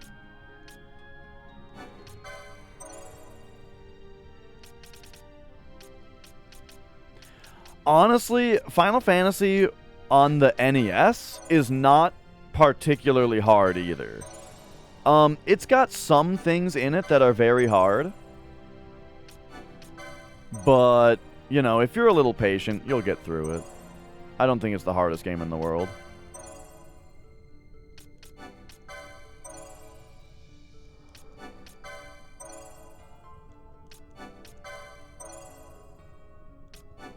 Three was very hard, yeah. I would say 3 is the hardest one. I would agree.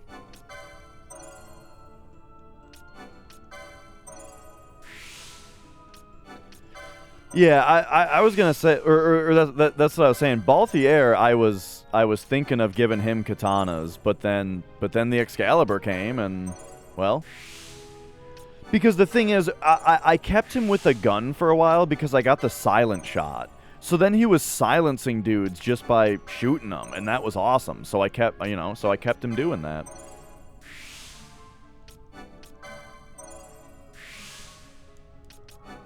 But now he has Excalibur.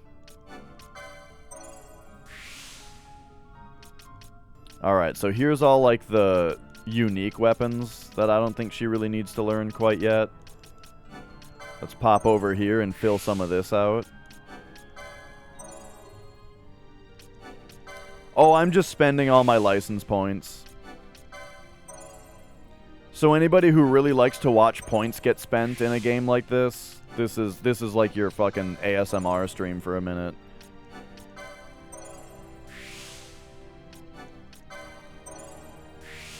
Alright. But there we go. Oh man, look at Fran's fucking license grid right now. Whew! Alright. So now what we're going to do is... Okay, so you've got that equipped now. You've got that. You have all of this. Okay, that's all fine. Alright, time to put on... We're going to try this. Tortoiseshell chokers on everybody. Not sure how much it's going to cost. Or if that's even going to be how it is at the start. Like... Okay, so we have Tortoiseshell Choker on. Is it gonna opt to use that? Oh, and it tells you the prices. Yeah, okay, hang on a second. So we actually don't want to put those on until we have to. So I think you just stick with this for now. I don't even know what she had. Oh yeah, she had the gold thing on.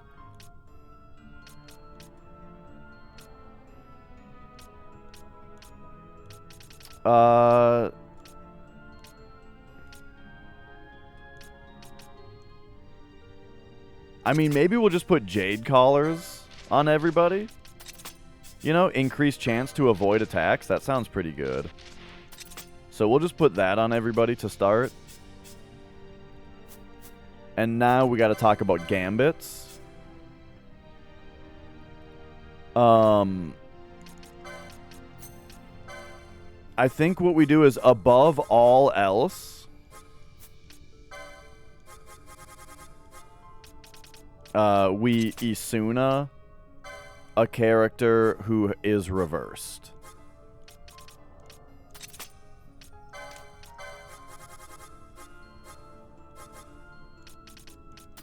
Perhaps.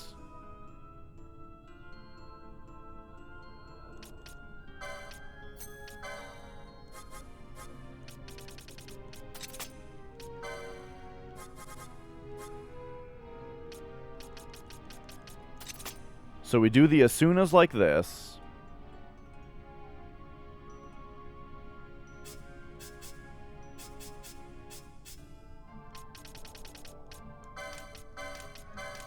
I'm going to do the decoy. Whoops.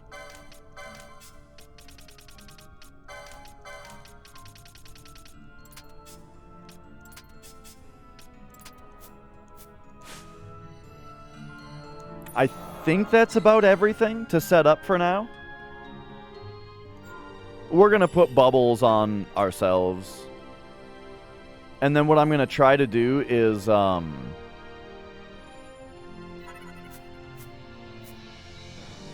one thing I was thinking of doing is prioritizing rebuffing over...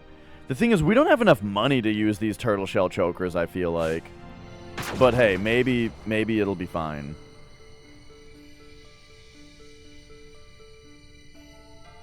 Oh, I meant to,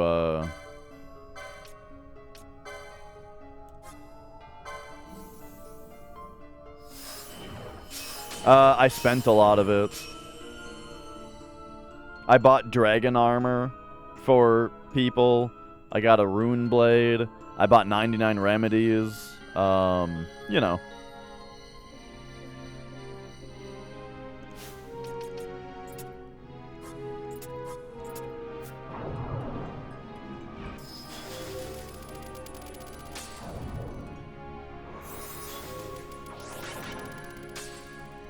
Oh yeah, I don't need Libra also was something that was figured out.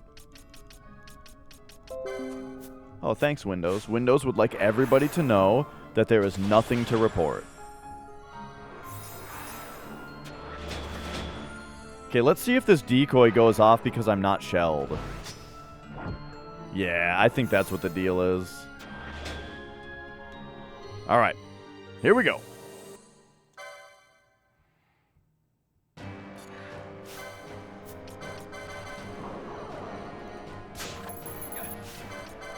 Couldn't steal. Oh, right. Remember when I wanted to turn regen off on everybody also? So that we wouldn't be regened when we get reversed?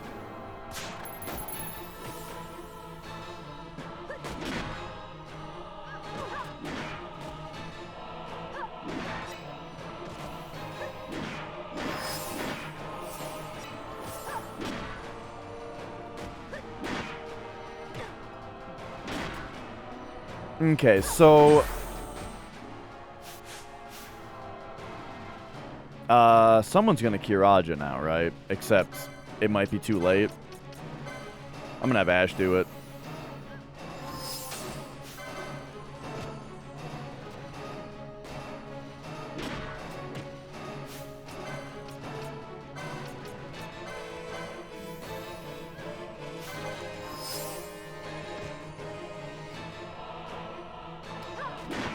I feel like I'm taking more damage from this thing than I expected.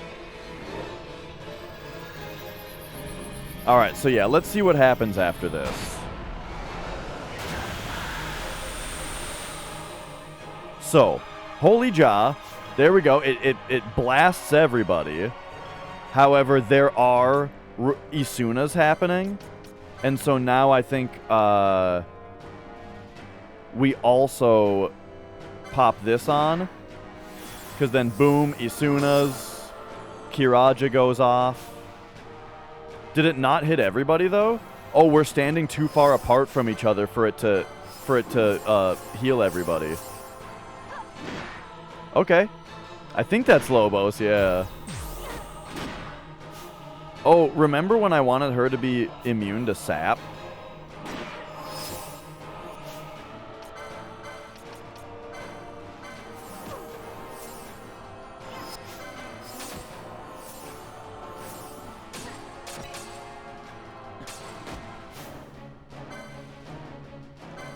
Okay, so now is when the MP drain is happening. Oh my god, I forgot to dispel the boss. Oh, that's so stupid.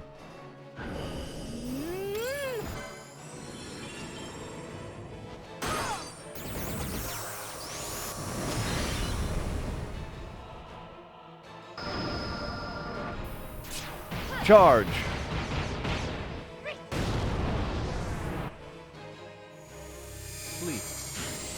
Charge.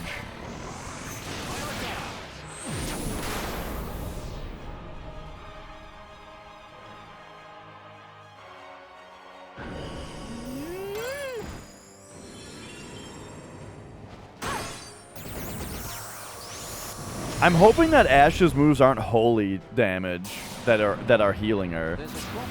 Do everything.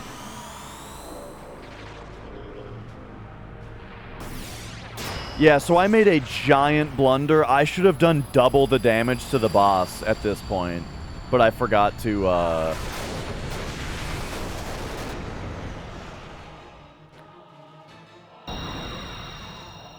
It ends now. I forgot to dispel her.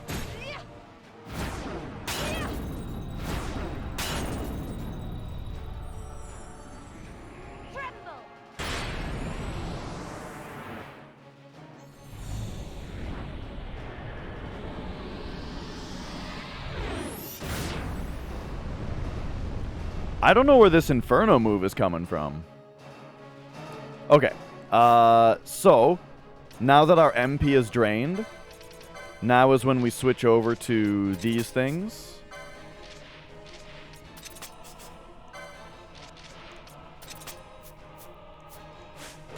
Okay. And Fran, you gotta dispel the boss. And I'm an idiot for not doing that earlier.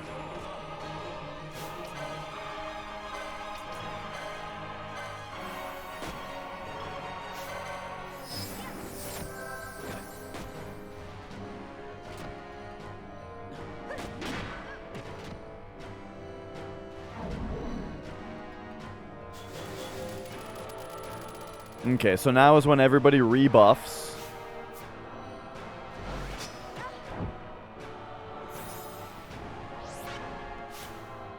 Let's see. So she's protecting. Okay, so Fran is protecting.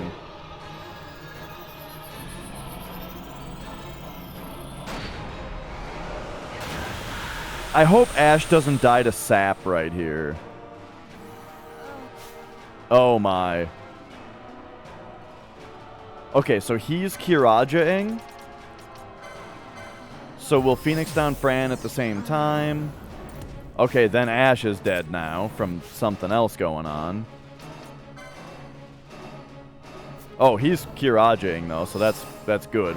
We want that.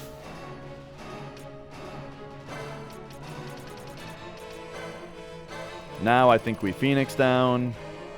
Come on. Okay, ready?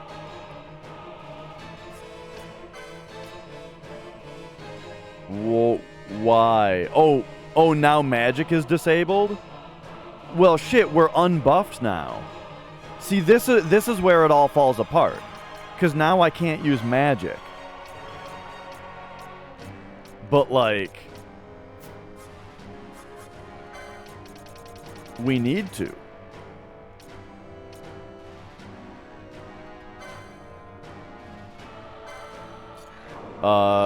You know?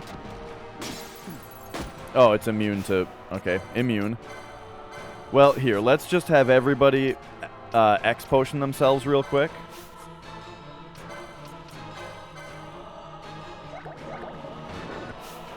Well, we kind of, I guess we wait this out a little bit. And then also, actually, I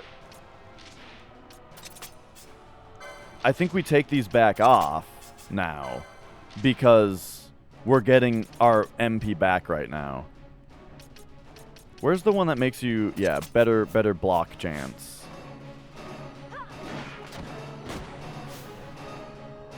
Okay, yeah. Okay, great. Fuck. Like, that redemption move does so much damage and we can't buff. The boss is half dead though.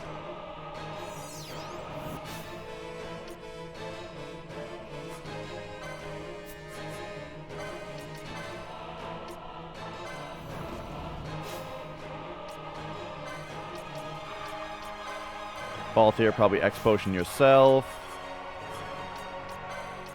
Ash, X potion Fran. Okay, we can use magic again. So, here's the deal. Here's what happens. Protect Ga. Shell Ga. Protect Ga. Shell Ga.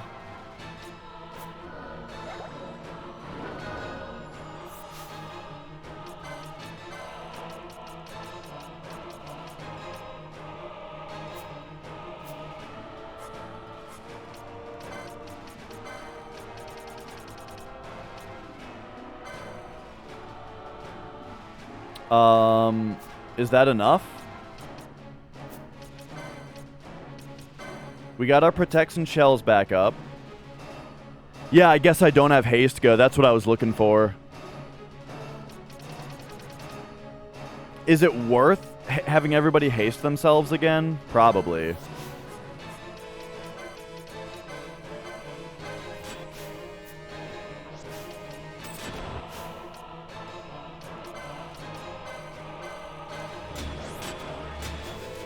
Okay, there we go.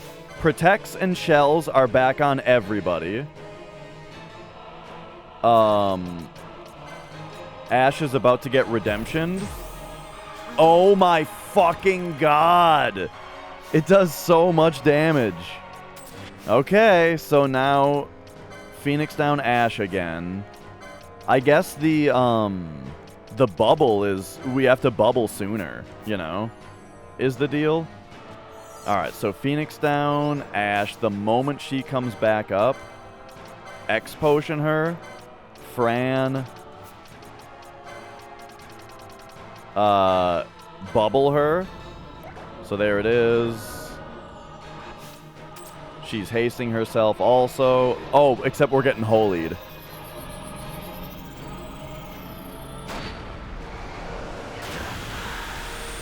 So she's dead again. I think I just fucked this up halfway through, and we have to try this again. So what aren't we allowed to do right now? Techniques?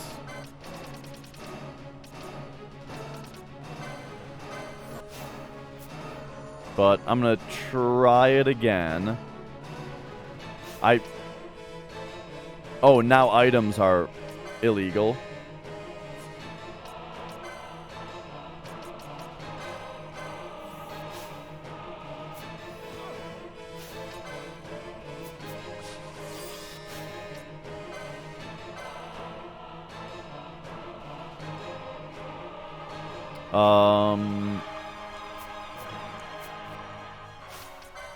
I guess we're at the point now where Fran needs this. Yeah. For Kiraja. At the same time, Balthier. Bubble her. So Kiraja. Bubble.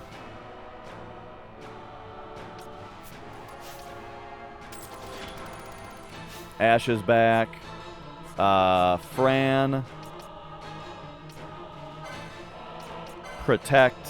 Ash, Balthier, Shell, Ash.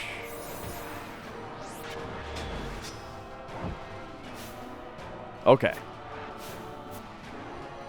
Now we'll let those two kind of figure their shit out. Alright. We're finally attacking the boss again. And right now, items are what are illegal.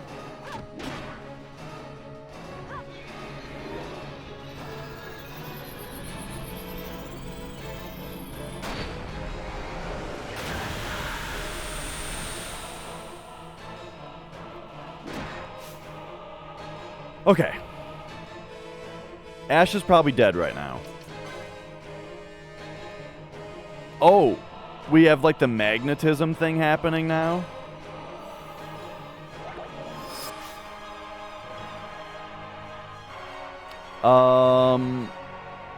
What does that mean really? This magnetism modifier. Don't tell me. I'm just saying I never quite figured it out. I mean, I just took off all my metallic gear when this happened and called that good. But I don't know if that's like actually what you do.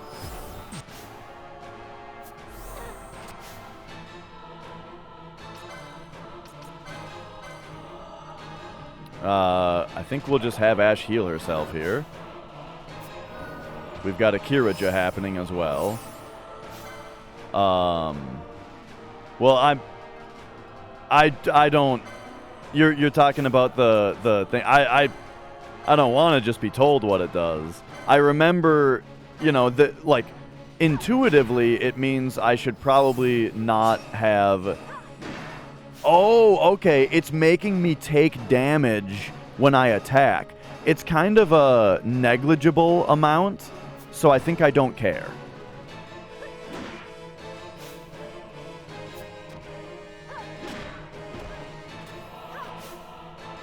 Okay, Kirija's happening.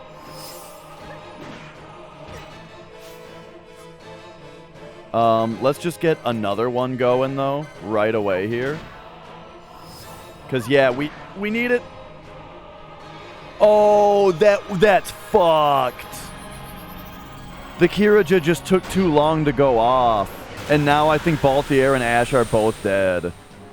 Just because that took so long. Yeah, are you kidding me?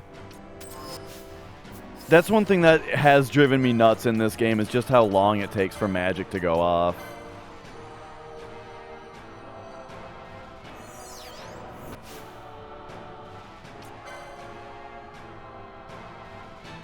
Alright, so now I think I need Ash, actually, to just start doing a Kirija to us two, while we also Phoenix down Balthier. Please go off. There we go. Now Balthier.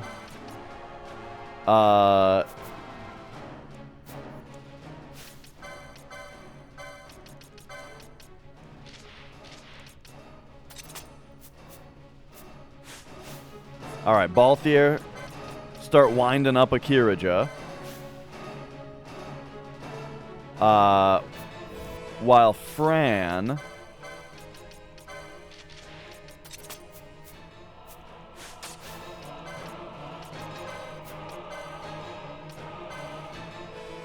puts out Protectga.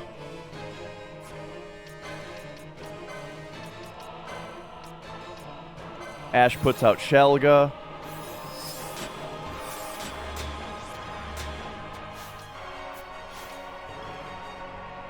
Okay. So now everybody is shelled and protected and cured.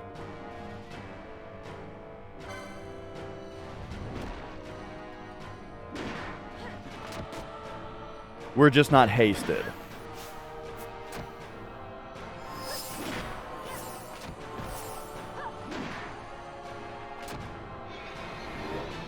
Yikes, here comes this again.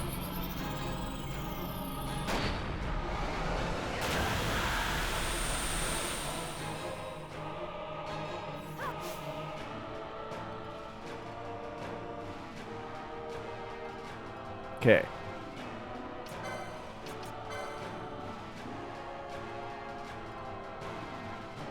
Ash is dead. Yep.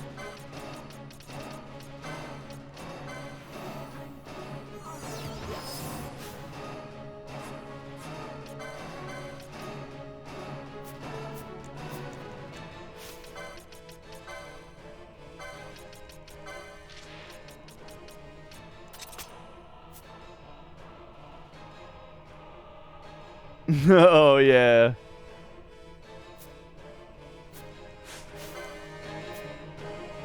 I mean, I'm not the biggest fan of ATB as a system. But I mean, with ATB weight, it's at least okay. Okay.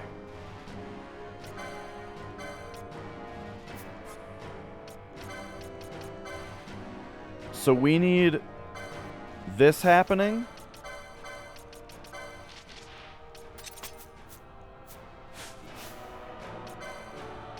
We need...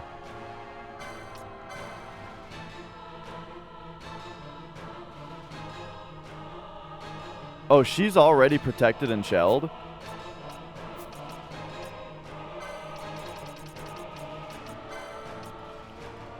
We need this happening.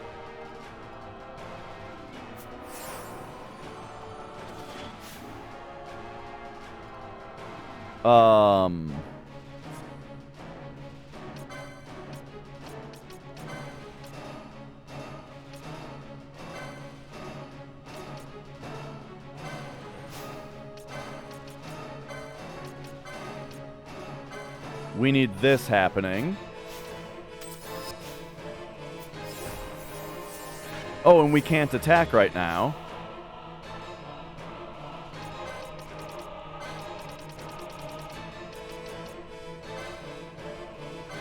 Does this do anything? Or is she immune to this? I can only imagine she was immune to that.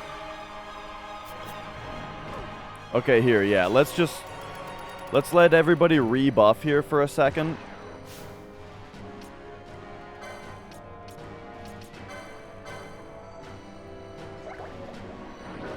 While we can't attack. Why don't you cast Darkga? And we'll see how much it does.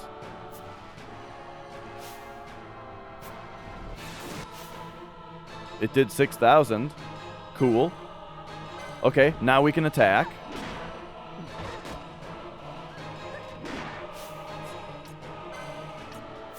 Let's get... We gotta keep up on the healing here. Okay, very nicely timed X potion there.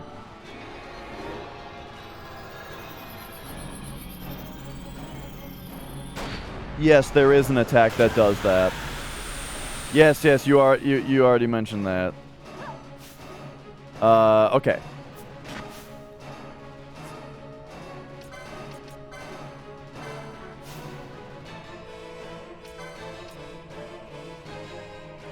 Oh.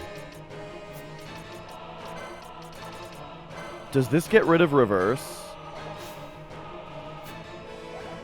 So there we go. Boom. Come on with this remedy. Remedy. Oh my god, what is happening? Oh, we're getting holied again is what's happening? She's just holying again immediately?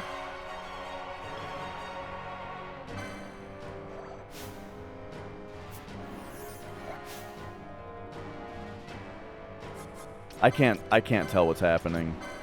If we're getting holied again. Because it says she's readying it, but that might be left over still. Hang on, X potions.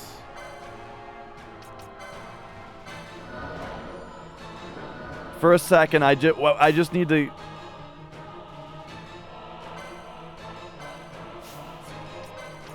I just need to become sane again here for a second. X potion. Okay, so what's happening? Alright, we got...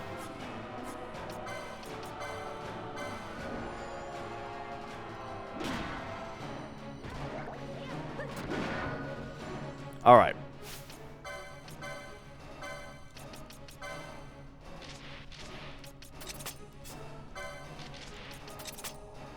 Let's put these back on. Because we can use attacks right now. But we better just get curing in case there's going to be another holy coming in. Does the boss? I think the boss is buffed again, actually. Oh no? Why are we doing so little damage? Okay, here's holy again.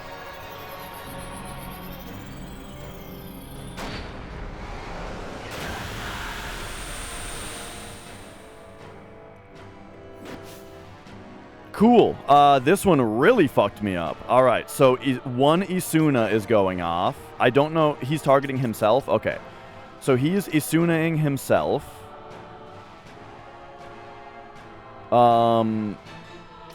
Ash better just Phoenix down Fran. Oh, wait. He's coming at her.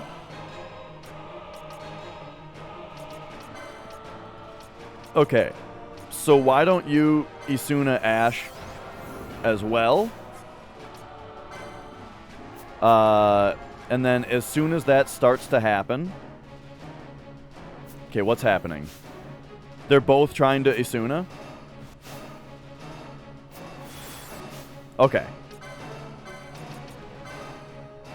Kiraja. Protectga.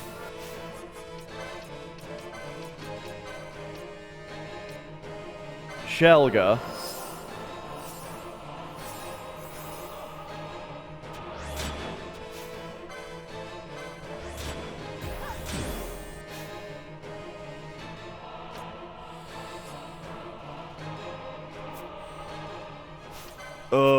Ash might die here. After I did all that, Ash might die.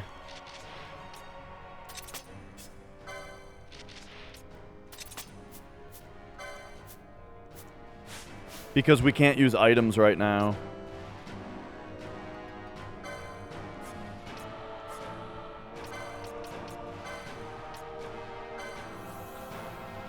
Come on. Oh, all right, let's go. Why are we doing so little damage, though? Like, it's crazy how little damage we've started to do. The boss doesn't appear to be...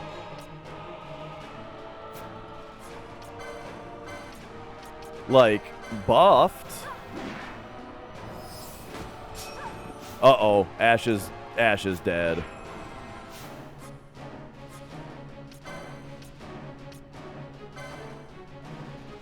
Yeah, and if I queue up this cure, it's just gonna kill somebody.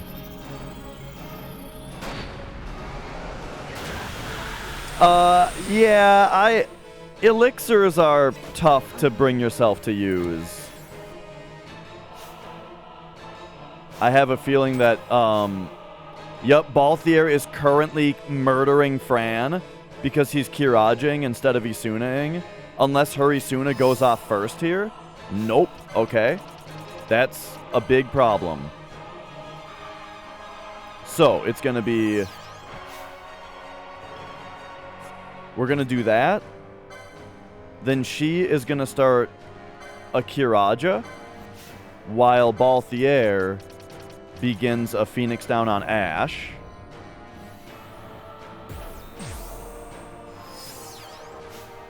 Okay.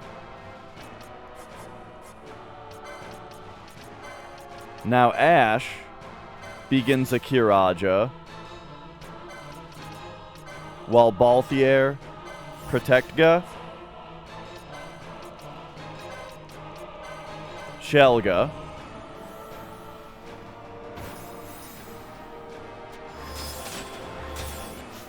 alright.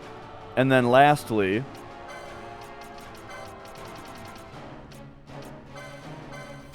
bubble yourself.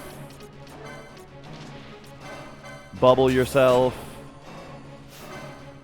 Meanwhile, you can actually just attack.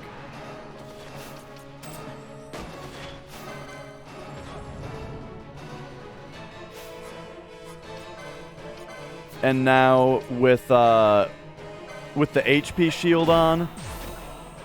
Oh, no. God damn that redemption attack. Okay. Phoenix down. And then we'll wait for that to, like, kind of happen before we go to Fran and demand a Kiraja.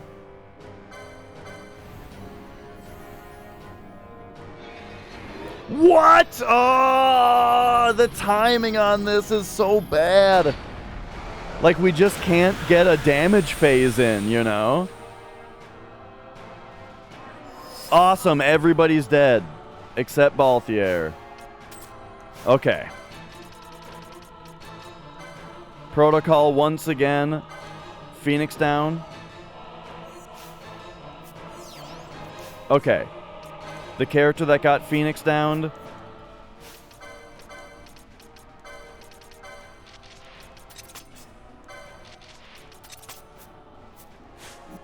The character that got Phoenix downed immediately starts Kiraja-ing, while the other puts up the other Phoenix down. I think Balthio's dead again. Yes, Jesus! Okay. Fran, Phoenix down Balthier.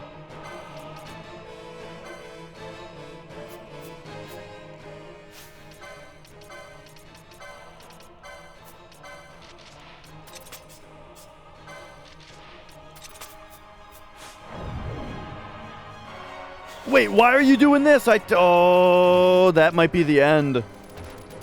Because if she does more bullshit now... Yeah, Ash is dead now to this, for sure. What the fuck happened?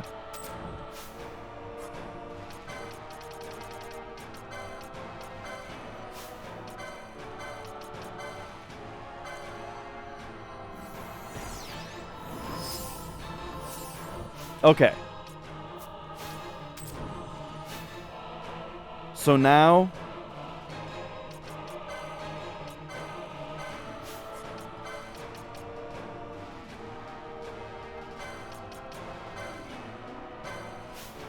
Protects and shells are coming back up.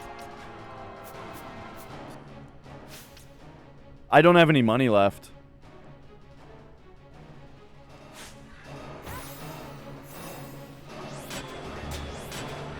So yeah, I'm just running out of money to be able to do the strat that I'm trying to do with the turtle shell choker.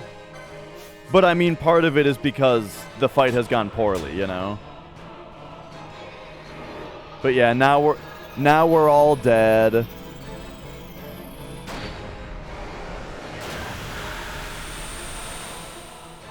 I think I can do this. I just need to... Wow, yeah, she just killed everybody that time. I think I can do this. We just have to have it not go so poorly. You know what I mean? Can I not?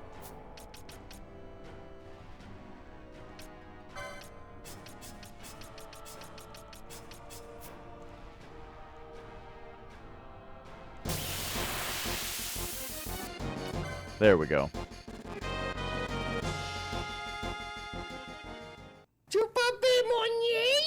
I mean, I guess... Really, the issue was running out of money there. You know what I should have done is used a Mega Elixir at that point. If I'm out of money... Or maybe... I mean, maybe the turtle shell chokers aren't the thing and we just... Remember when we were trying to just, like, use elixirs and ethers? After the, Yeah, we can do this. I just need to do it a little bit better this time. So, here's the better. Take off regen.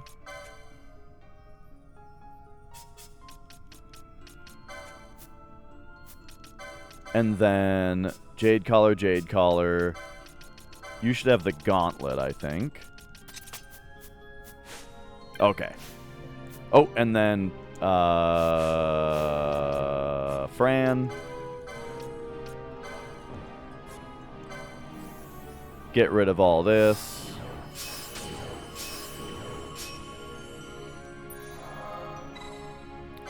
I think what I have to do is just use elixirs after the MP draining phase. You know what I mean? After we get our MP drained, we should probably do this. Okay, okay. This time, remember to dispel right away.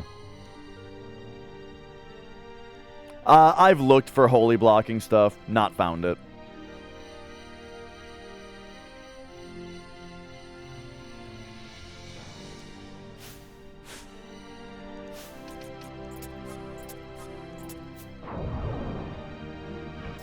God damn it, I forgot to turn off Libra again.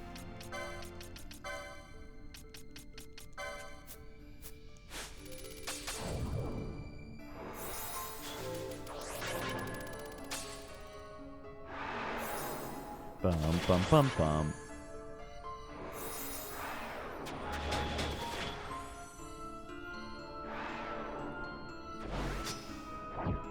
Alright, I like Decoy at the start of the fight, but I should probably just cast it myself instead of making it a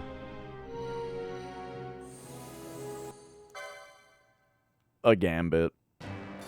Alright, here we go. Fran, immediately dispel.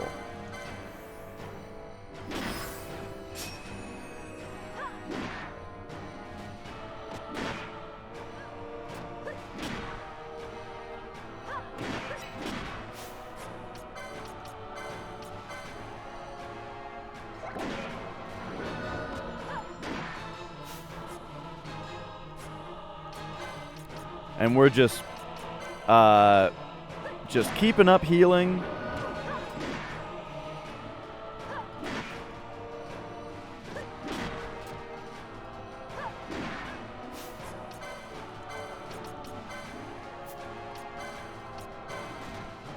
Probably do a Kiraga here. Okay, okay.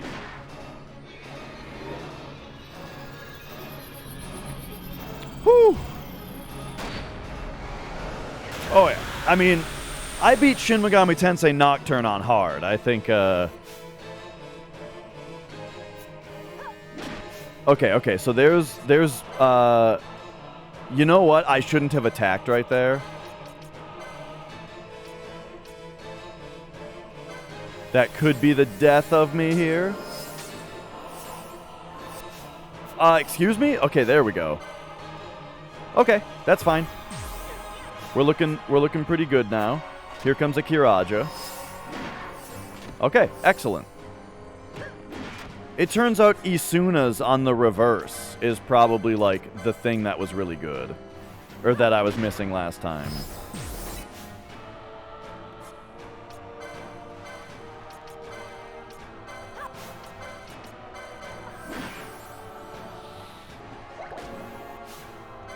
Okay.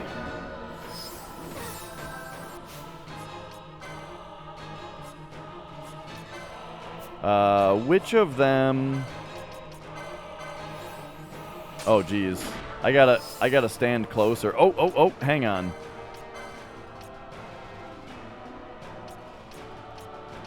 I really worry that she does holy damage with this shit.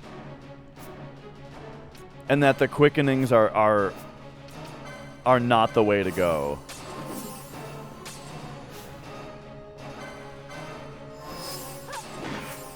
Okay, okay. Bit more damage, bit more damage.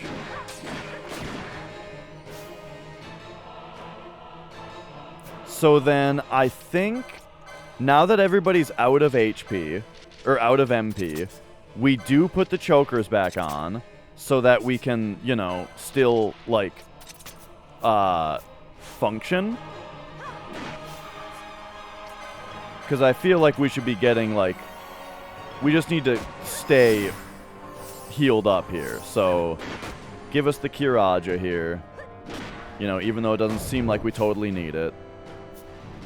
Okay, so now we can't attack. This is the weird phase. I think we go... We cast Dartga,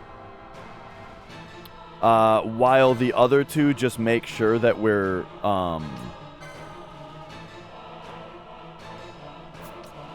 still... Like, will this renew my Protect? I don't know. I don't think it will. Bubbles are still up, though. So here, we'll just have... We'll just do a Cure. While Fran attacks. You know, and that was good. You know, get her again. Okay, that cure is still going off. Oh, shit, though. So, here comes Holy.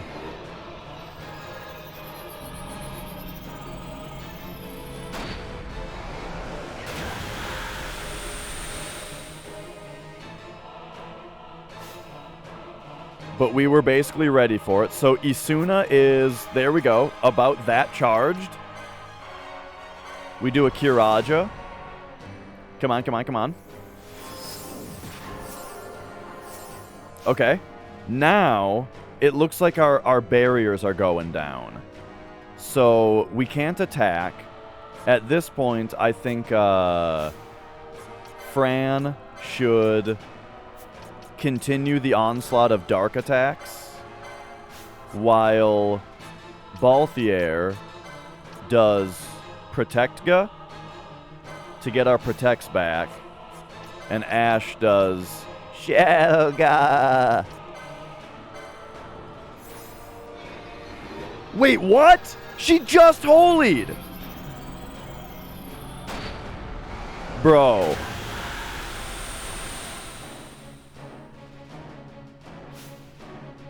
Okay.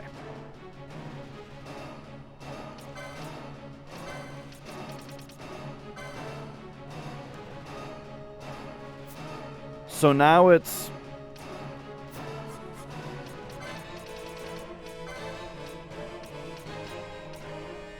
If I do this, then Ash does this.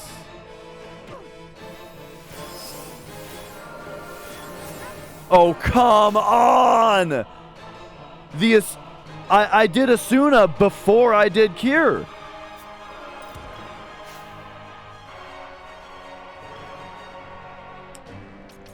I feel robbed on that. I waited. I didn't do the Asuna. I didn't do the Asuna or the Cure until the Asuna was like, oh my god. All right. Let's just get everybody back up here.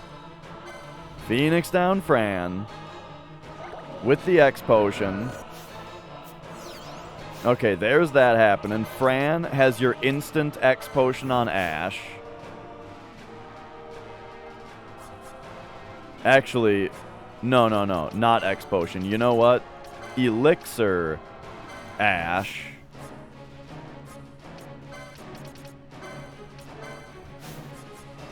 Everybody elixir yourselves at this time. You gotta be joking. So who are these elixirs going off on?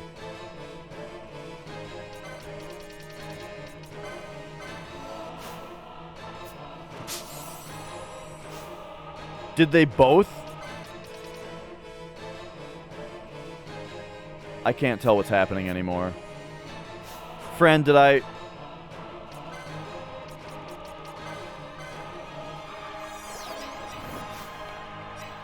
Okay.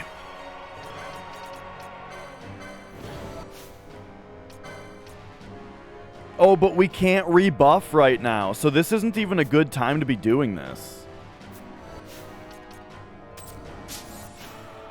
Okay, so everybody's just got to X potion themselves now until we can use magic again.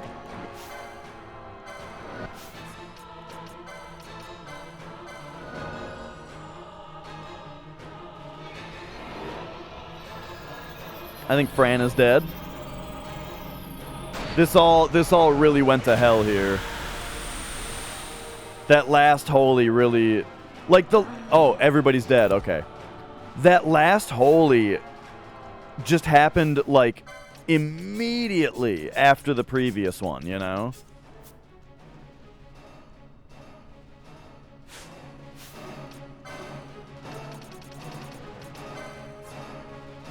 Okay, Balthier. Fran.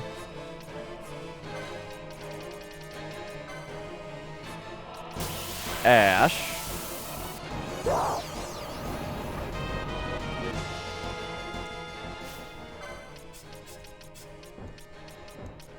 What?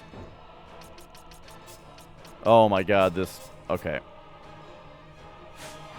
Yeah. Targeted characters, blah, blah, blah. Okay. Uh-oh.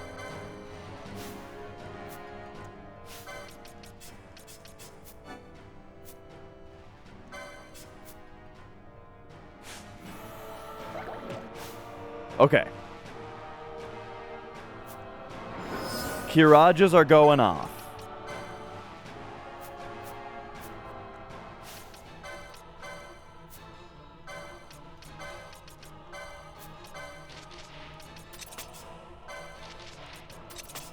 Everybody's got MP again.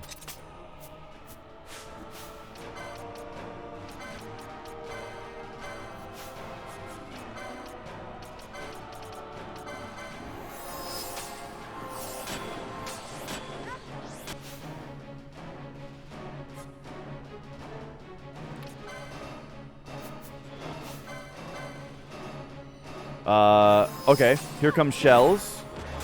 Cures. Alright, now, lastly.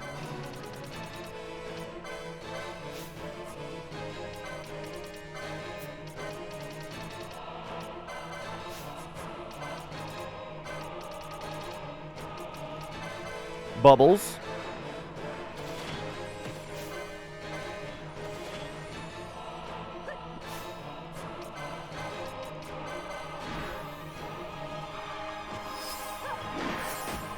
Alright, we're back in there.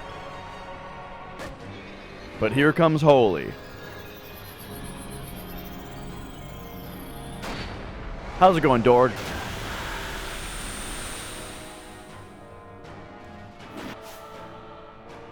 Okay, so one Isuna's going off. There it is. It's already happening.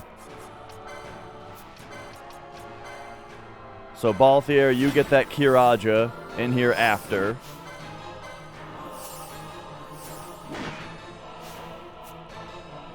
Okay, very nice. Now we'll do one more full attack. Okay, let's probably get a Kiraja in here again.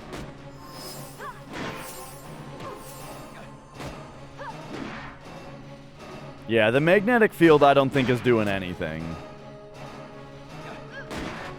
We'll do another full attack. Let's just have you Kiraga Ash here like this.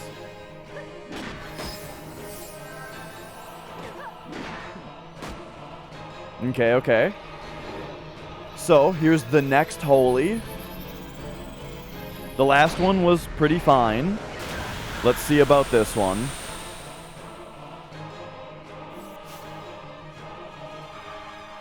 So we need to interrupt Fran's Kiraja here by telling her to do like anything else, like cure, right?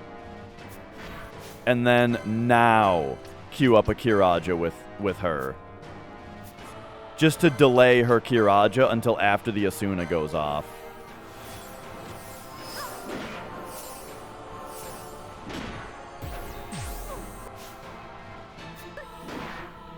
Okay, now we're on the part where HP is getting drained, so we need to basically be, like, constantly Kiraja-ing.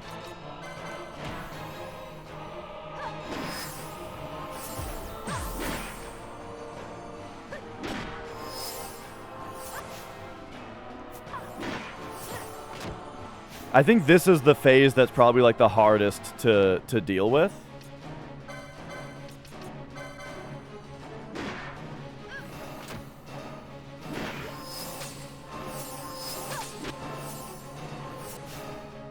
All right, here comes the MP drain, which is kind of the trickiest thing to the most like annoying thing to deal with.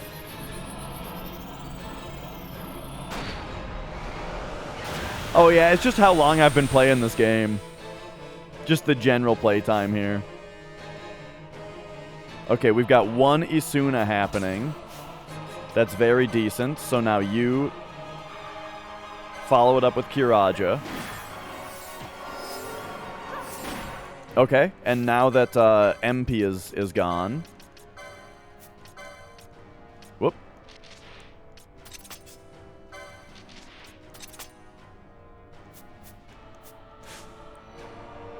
You two do that.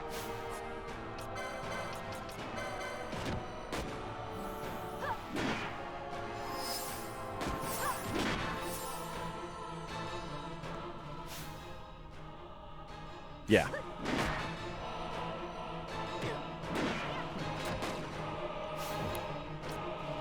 We can't attack. Okay, so now,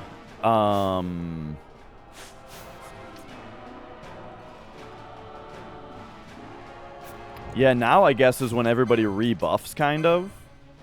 So, like, let's give you Turtle Shell Choker. And there we go. So everybody's rebuffed. Fran can do Dark on Ultima here. While the other two, you know, just kind of cure themselves. Actually, why would I only have Fran be doing it? Like, it's a really good spell.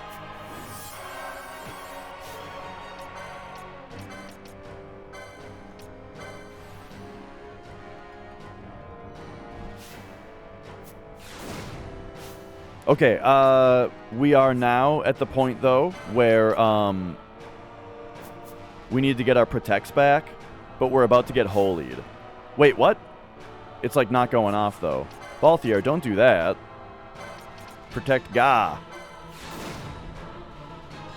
Except I think this holy's gonna go off first. Okay, yep. So there's like a magic queuing system that's kind of weird. That I'm, you know, becoming very,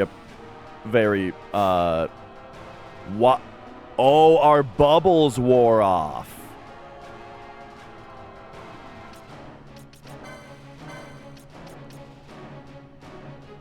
Okay, well, I gotta fix us too then.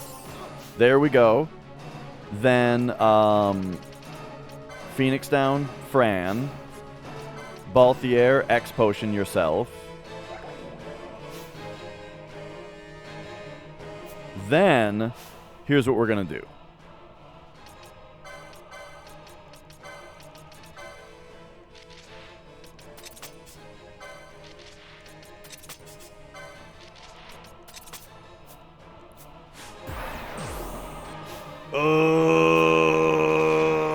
Wait, why are you bubbling? I told you to Phoenix down, Fran. Remember that? Remember when I told you to Phoenix down, Fran? What happened to that?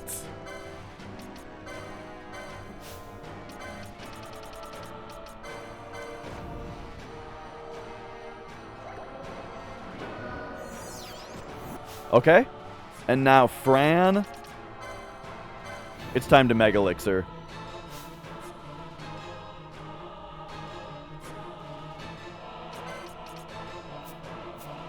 Oh, this is a really bad time, too, because, again, we can't magic right now, so nobody can buff. So we've got huge issue right now that nobody can buff.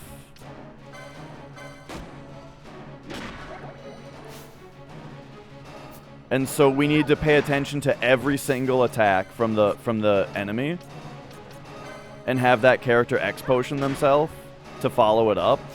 But here comes Holy, and it's just going to kill everybody because we're not shelled. So what do you even do about that? I think everybody's dead right now. I don't think there's a thing I can do. Everybody's dead because we can't shell.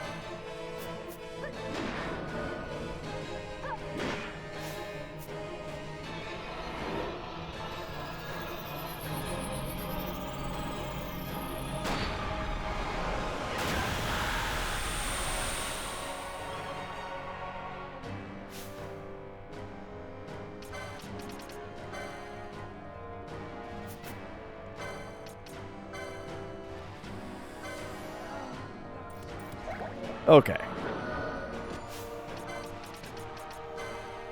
Phoenix down Balthier.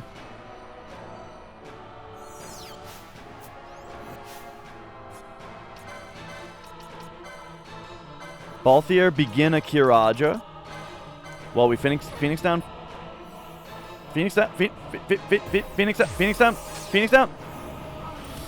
Okay.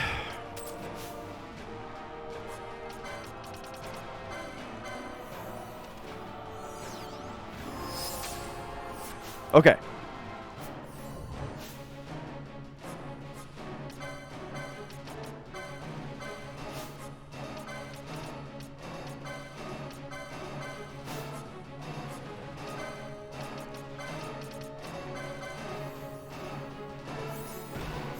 Cures, protects, shells.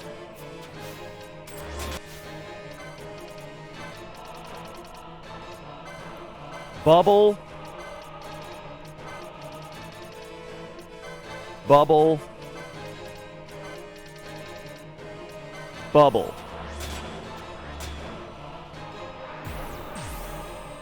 God damn it! Okay. Oh, and we can't use items. Okay. So, raise, Fran.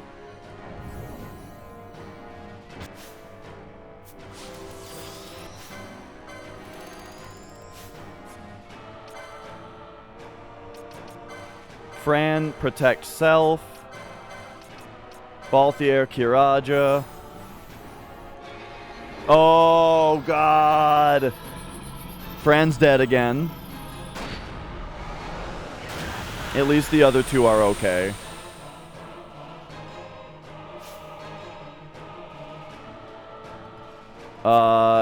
Is there a Kiraja happening that's about to kill Ash now? Fran's not dead.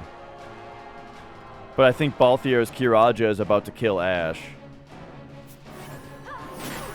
Yup. Okay, Fran, you just have to bubble yourself.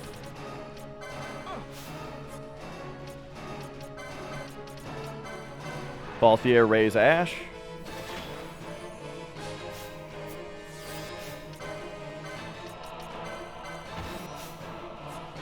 Kiraja. Ash, bubble.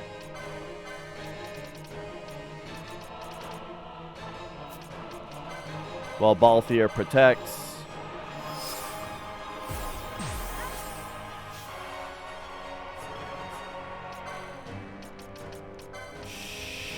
Shell.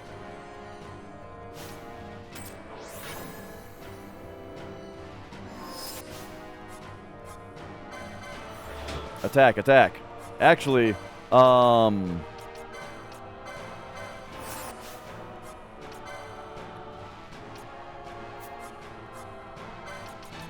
we gotta start doing these darks more. Meanwhile, Fran, you know what? You just...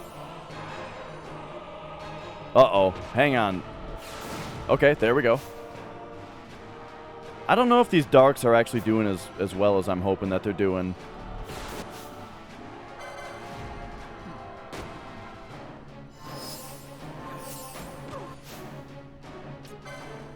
Nah, they seem pretty good.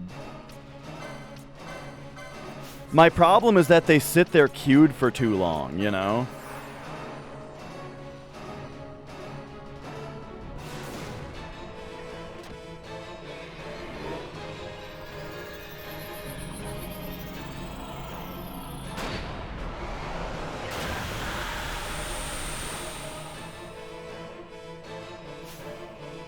Okay, there's an Asuna happening, except it needs to be an Isun-ga.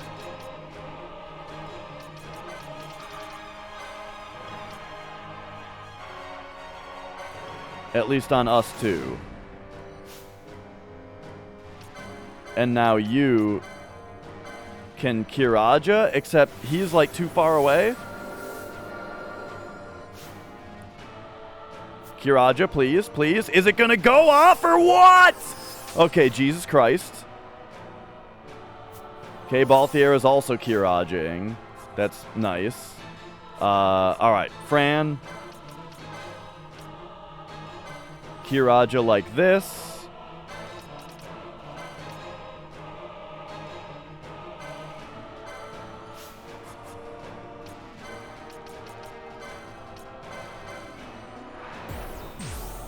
Yikes.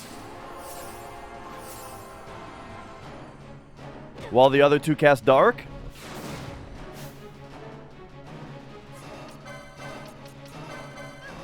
No.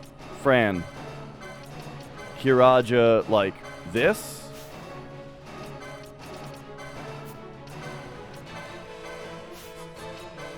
Actually, I mean, if we can just get one more Dark off, I think she's dead.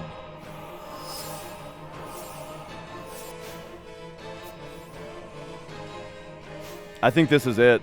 This Dark from Ash. Yeah! Holy shit.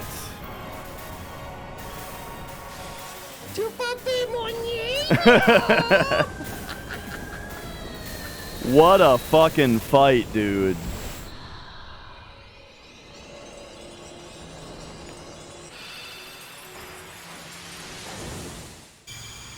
Oh my god. Alright, as suspected, she is indeed an Esper. Cool, cool.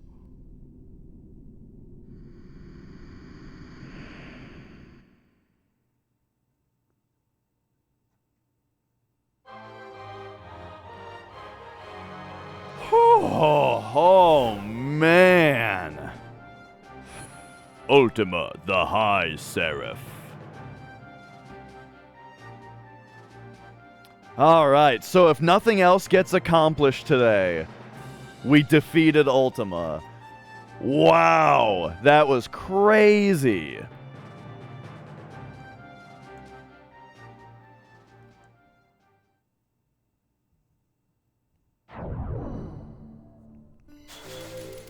Okay. Oh, man. What kind of license points did we get from that? And then where is she? She's up here for 90? So Ash? Wait, who's already got 2? So Ash already has 2. He's already got 2. Ooh, okay, so Fran. Yeah, sure, throw me some pointers, but I'm happy that I did it my way. But yeah, sure. Alright, let's get regen going, or regen back in here. Probably don't need the bubbles and shells for a minute here.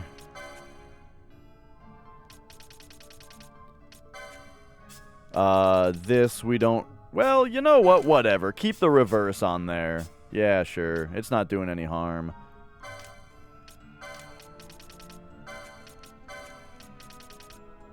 Well, yeah, of course. I looked for dark damage, but... I mean, I just don't have any.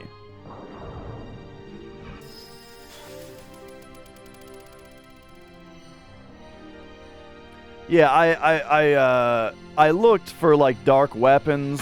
I went through all of the... I went through all of the shops to look for any weapons that do dark, and none of them did, except for some shitty ninja sword that didn't do any damage. So yeah, you know, whatever. And then as far as the vulnerable to blind goes, I mean, her physical attacks were the things I cared about the least anyway. That was the smallest problem going on there.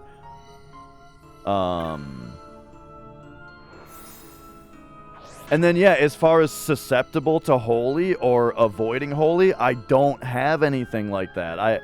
I went to every shop in the game looking for holy blocking armor, and there wasn't any. So I think that the way that I did it was perfectly reasonable. Sorry if I sound very argumentative about it. It's just, those are all things that I already considered and did not find an answer for. But we just killed her anyway, which is great. Except for the blind thing, which again, like her main attack I didn't really care about. Yeah, I tried a couple techniques, but I couldn't. I tried a couple techniques, but they didn't work. They didn't do anything. So I just used that time to buff up instead, which I think was fine.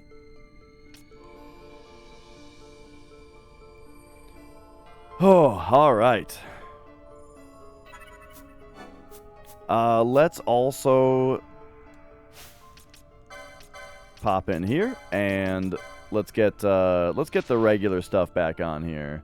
So let's put this on you. Oh, thank you. I appreciate that. You can just stick with that. That's fine. And you back to the thief's cuffs. Yeah, it's one of those things where it's like that was very much my way of fighting that enemy, and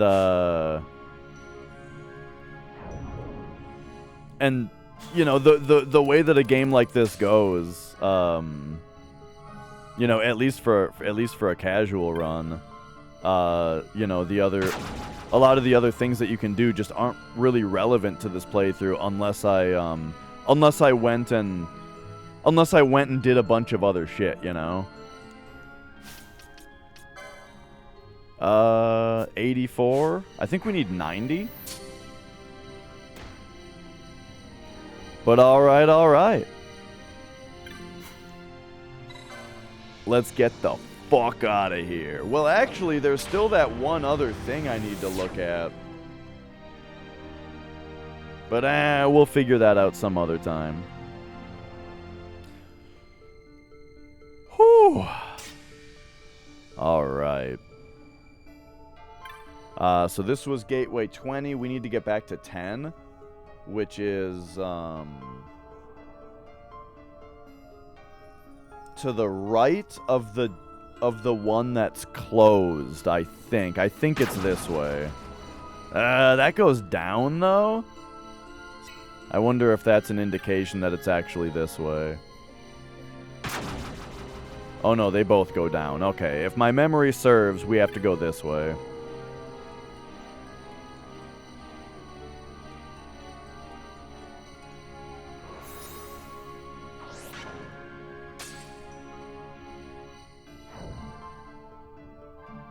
The interesting to blind, or the vulnerability to blind probably would have helped. But yeah, I mean, if I had protection from holy, I mean that would have done a ton. You know, I went to every shop that I know of in the whole game looking for armor that would help holy, and I didn't find any. And then I did a bunch of adventuring elsewhere, just looking in chests and everything. Haven't found anything yet. But hey, we had Shelga. Shelga. I don't know why I feel like I need to say it that way. Shelga. I don't, like, it reminds me of something from my childhood. Of someone saying, Zelda. It's Zelda is the thing. I feel like my mom, I feel like it's my mom. Says, Zelda! And I don't know why. But that's what it's reminding me of.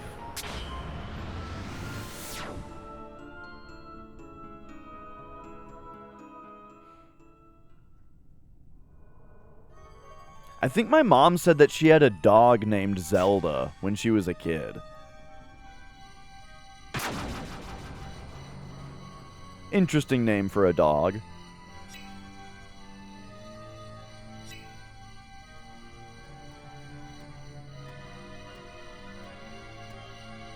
And of course, this is before The Legend of Zelda existed. This would have been in like the 70s.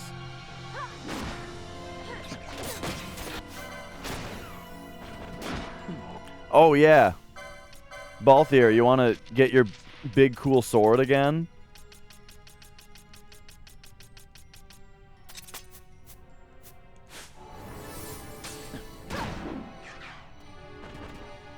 Oh, I drew a map. I'll show you.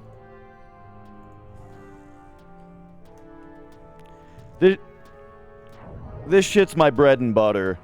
We you know.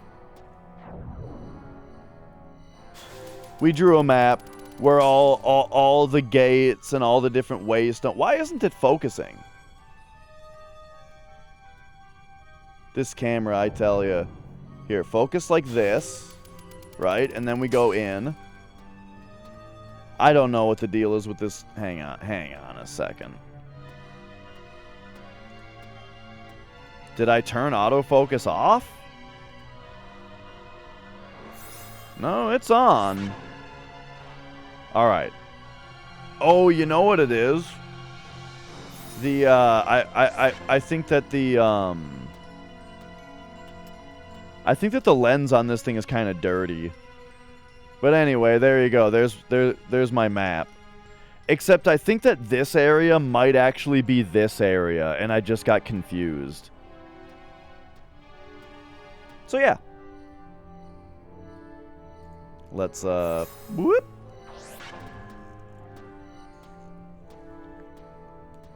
What the fuck? Whew. I love a good map drawing session.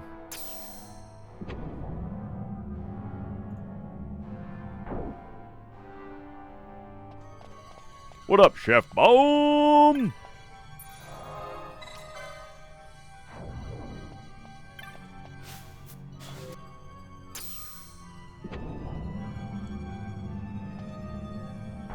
All right. So, we managed to fight Ultima and defeat her. So that's exciting.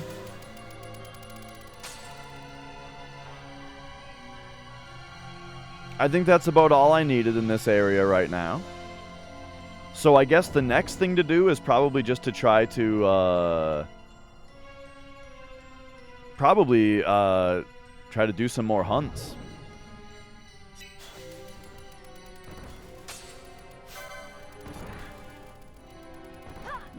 Yeah, man, this is a really good game. I can definitely see this being a game where, like, from now on, when I see people playing it, I'm going to be like, damn. I could go for another round of that.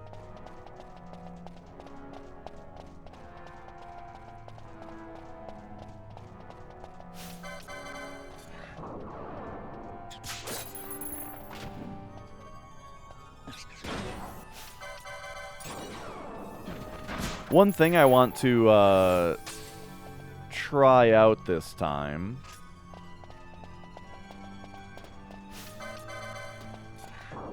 is I want to see if I opened that other gate. So we may be in here for one more extra minute. Because this time I think I'm going to go, yeah, I'm going to go the other way.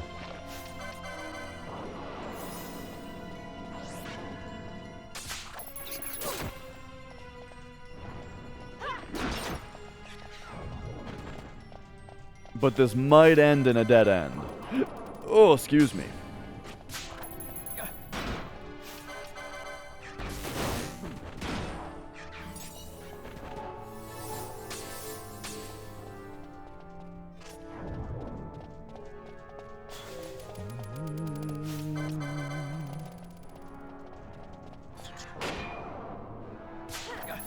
So also, now that we've gotten another Esper, there's that guy in what's it that wants to talk to us when we have more Espers. I mean, we have 6 now. Maybe we should talk to that guy. Speaking of having 6, here, let's go to licenses. Fran.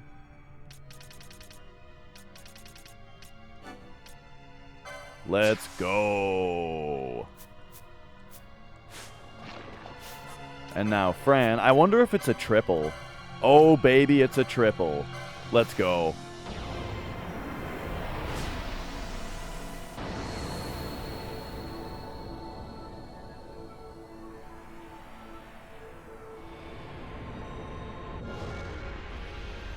Yeah.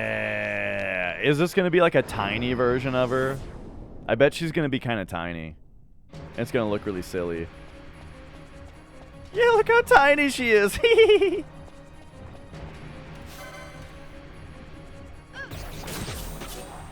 Oh, yeah. Oh, my God. Look at her go.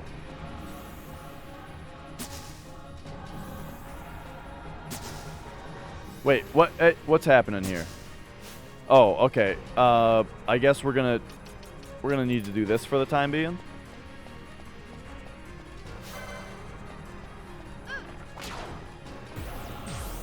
Yeah. It's just one shot and everything. What about these guys though? These guys have shell. Don't worry, I got your back, Ultima. Boom! Look at that dispel. Ultima, what are you doing? Are you stuck on the corner? She looks like she's stuck on the corner. Or just... Hi. Hello? Okay, hang on. Let's do flee. See if she'll follow me. Okay, there we go. There we go.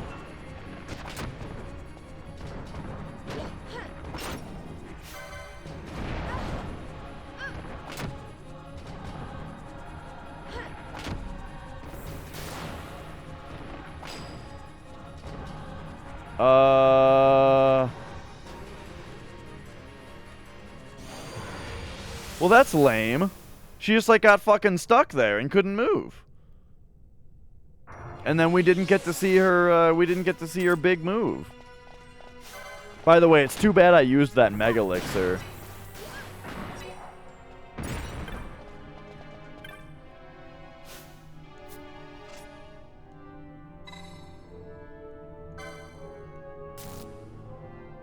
Oh, wait a second. Oh, you can turn the gates on and off. I see, I see.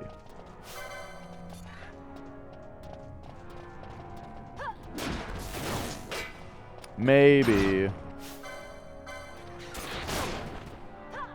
Pretty stupid, though. Either way. One of those things where, you know, the effect is the same. Ooh, yeah.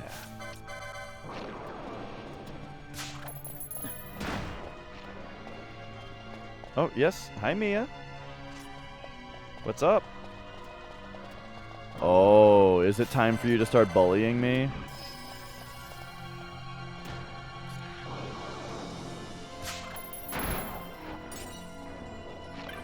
Oh. What could this be? An elixir. I'm actually pretty happy with an elixir right now. After, you know, after all the elixirs we just used.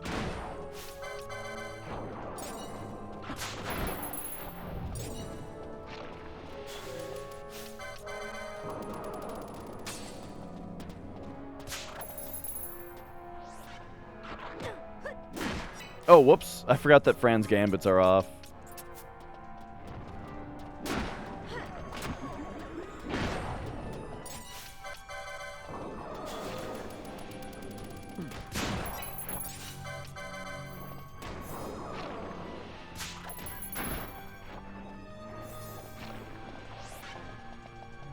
Bum bum bum bum.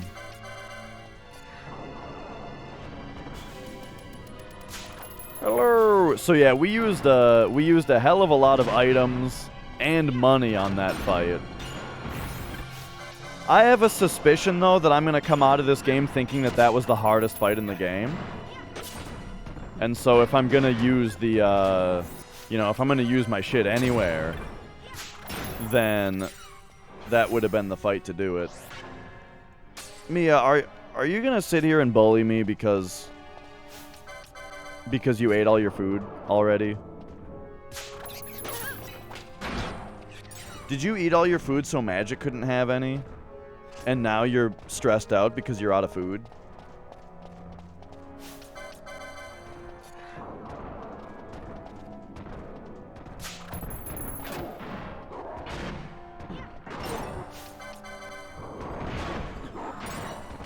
It's actually not true. She doesn't eat all the food so Magic can't have any. It's actually very sweet.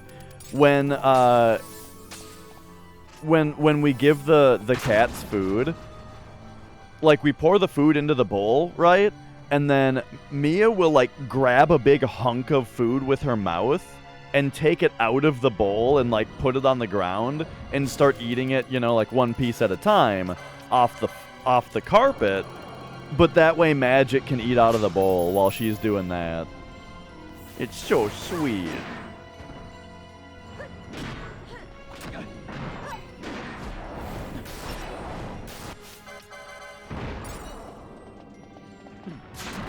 A nugget of mithril? Oh, maybe we get that now sometimes because of the grimoire that we got that says that we can get like rare items from constructs now.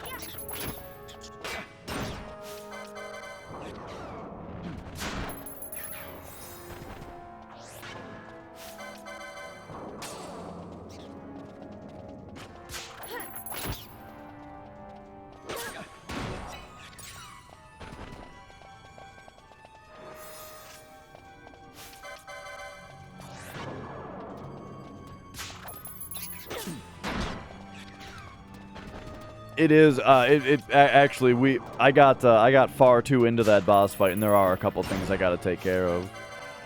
I gotta go put more medication on. I gotta grab another Soylent.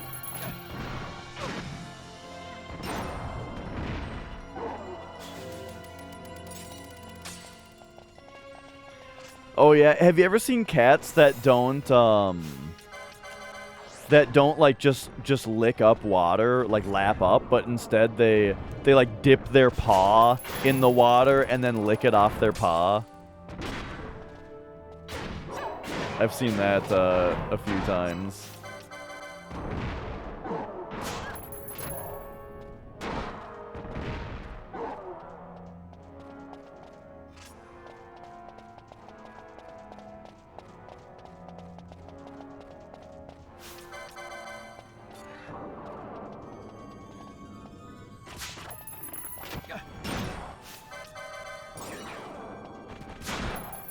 Alright, so let us get out of this area quickly.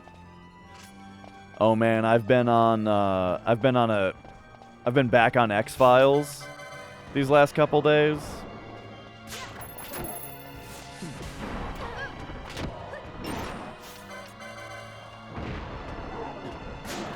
It's been real good. Okay, what's this thing? This thing's weak to dark? If this thing's weak to dark, I can only imagine that Balthier should not be hitting it with Holy. Oops. So let's go, let's give you this. And then let's also pop into our gambits. I'm putting the bubble shells back on. You know, just in case. These things are crazy, alright? These things are a little crazy. Bubbles. Shells. Alright, now. Get blasting it.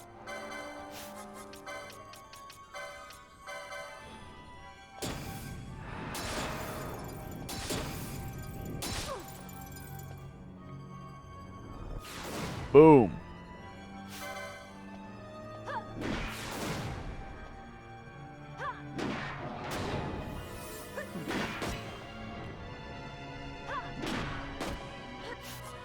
Nope.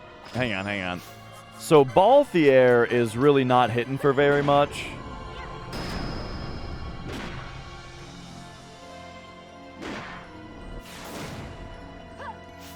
Yeah, this whole magic queuing thing makes magic feel like it's not worth using sometimes because it takes too long to go off, you know?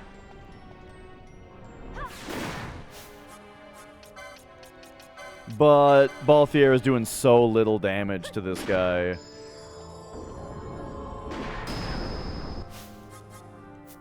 That I think we gotta.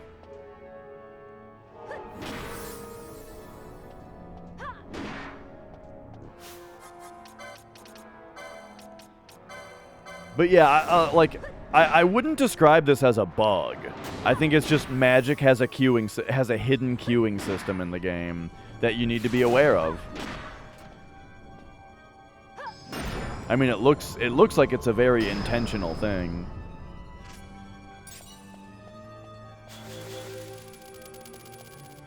All right, there we go. Let's we got him, you know. We'll get the bubble shells off now.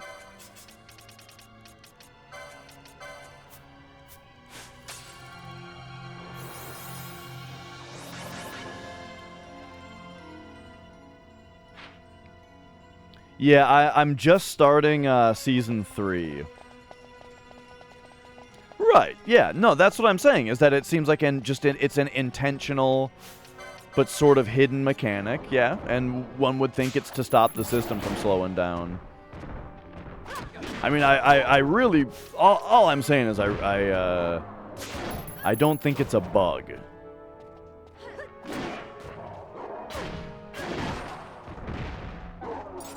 Because, like, the game has a thing for it and everything. The text sits there and flashes, right? Letting you know that, like, it's waiting for its chance.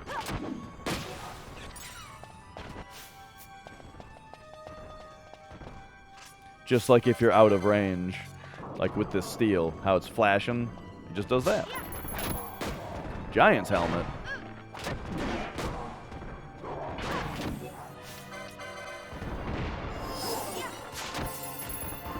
Oh.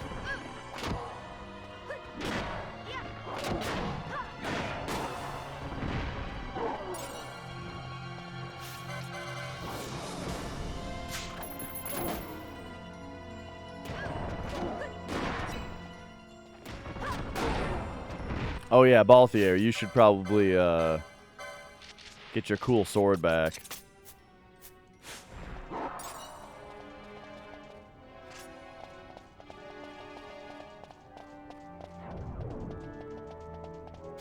All right. Oh.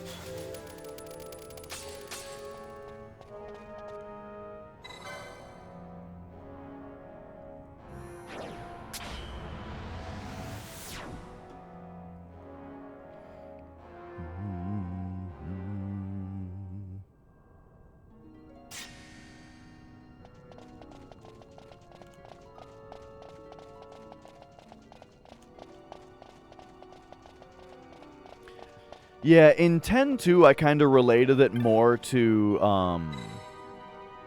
how kind of like Final Fantasy VIII does sort of a similar thing, even where it doesn't wait for animations to totally end before it starts the next turn. You know, depending on what the animation is. So it doesn't affect the turn order in 8 at all. It just makes the battles go a little bit faster if you do it a certain way. All right. So there we go. There is our orange crystal. I'm going to run upstairs real quick. I think I need to give Mia a little bit of food, but then I'm also going to get some more gel on the hands for the pain. But they're feeling good today. All right.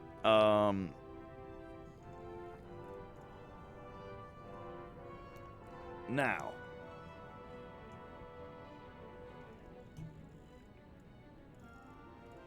I will be right back. Well, Mia, I can't even get up. All right, you're coming with me.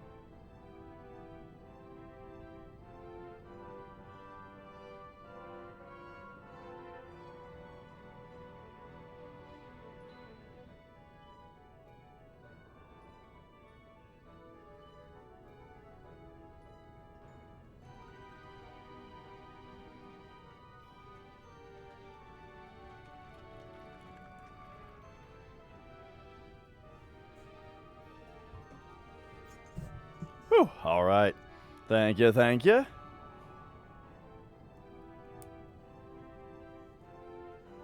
Oh, I had myself the midday short break to reapply medicines, and you know, I rebuffed. Get one of these. I gave me a little snack too,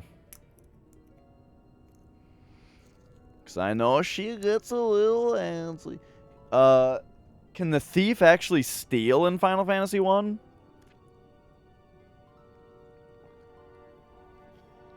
So I used a thief in Final Fantasy 1, pretty sure.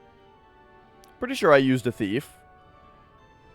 Wait, no, I didn't. I did not use a thief. In my first playthrough on NES, I used a warrior, a black belt, a white mage, and a black mage. So yeah, I don't know what the thief does really. I think I remember. Okay, so this is what I've heard, right? But this is a little detailed. This might be a little more detailed than you're asking for.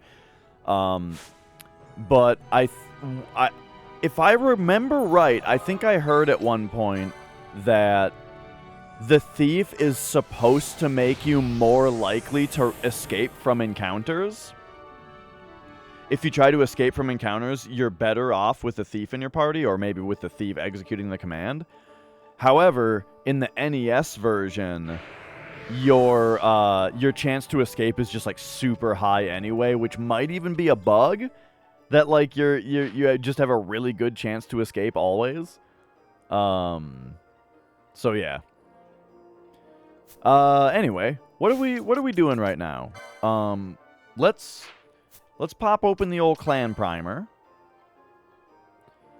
Go to our hunts.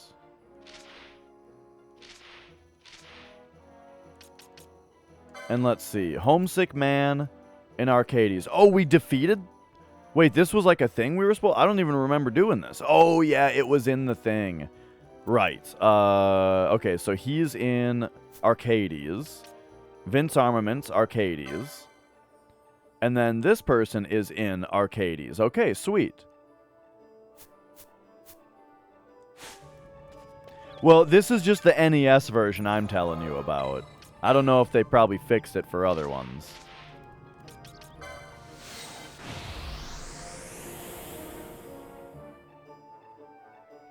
Yes, it does, Quats. I'll show it to you.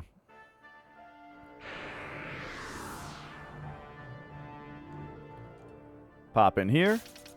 Clan Primer. Sky Pirate's Den. Here it is. So, oh! We got Ultima. We got a special trophy for Ultima herself. Nice. Yeah, a lot of PS2 games had stuff like this in them.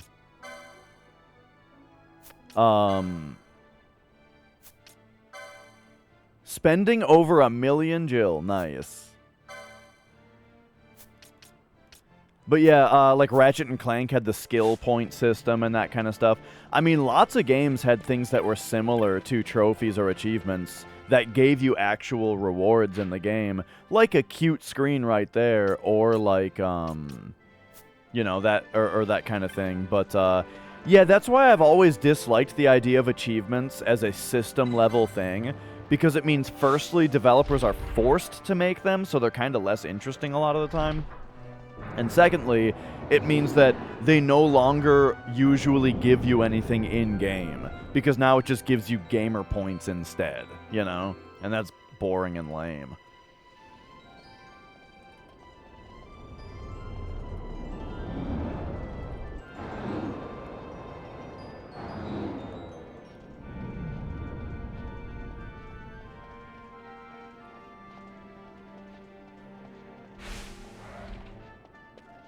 All right. So somebody in the armament shop is who we turn this into.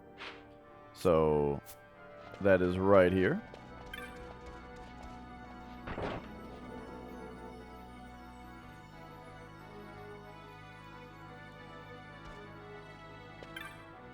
Homesick Man. Here we go. You did it. You cured the Darksteel. Oh, I can't thank you enough, friend. Nice. Ooh, lead bolts, huh? I think I can make it to Belfry-Heim on my own now. I don't know, it might still be down there in Socha, though. Oh, gotta go prepared. Alright. Now, we gotta sell some shit. Because I got a lot of shit from all the time that I just spent, just roaming around.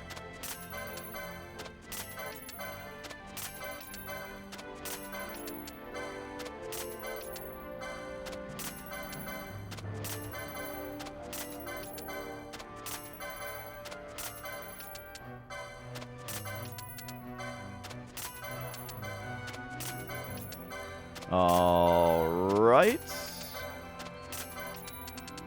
Oh, look at all them demon eyeballs. What the hell is this? Ein Herr... Metal contains veins of pure cloudstone. What is this, demon souls? Given an almost weightless feel. I see. Quality stone. Oh my god, 99 dark crystals.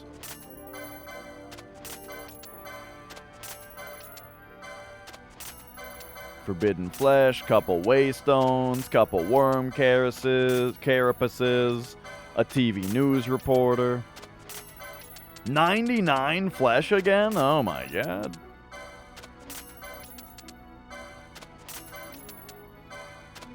Look at this, we're back in action.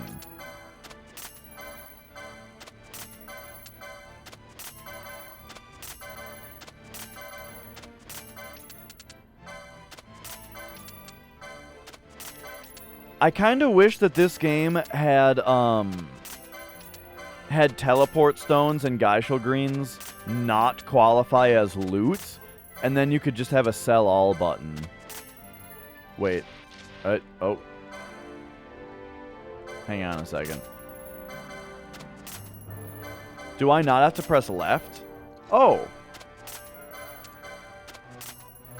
Hang on, I'm seeing the tooltip now.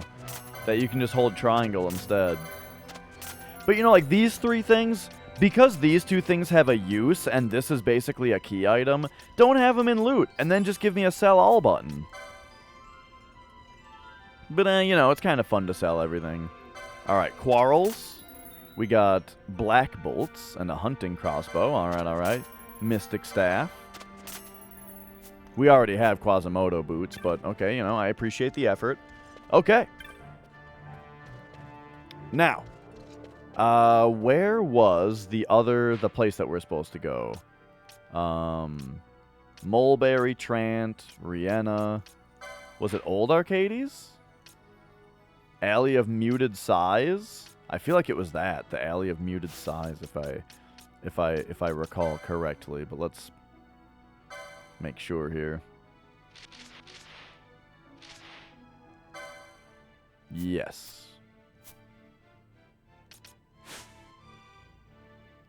And so we get there from going around the left and to the right.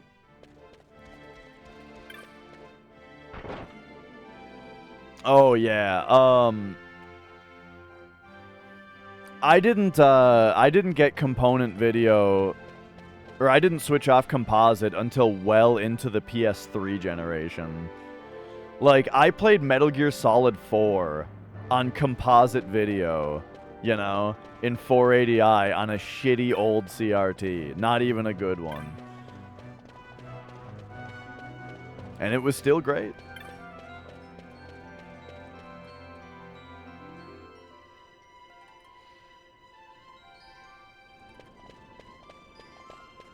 It wasn't until when I was in college, I had a roommate who like had a hookup at the local Best Buy that would sell defective products out the back, you know. This didn't last long because this person was fired right away, you know. But hey, he was selling shit. He was selling defective stuff out the back, right? So for super cheap, I got an HD TV where the HDMI ports apparently didn't work. If I was smart, or if I got that TV now, I probably could just fix them. But at the time, you know, I just used it for, I was just like, oh, well, you know, it's better than nothing, because I was just moving out. I had nothing, you know, didn't have a TV. Because, you know, it was my parents' old CRT, right? So,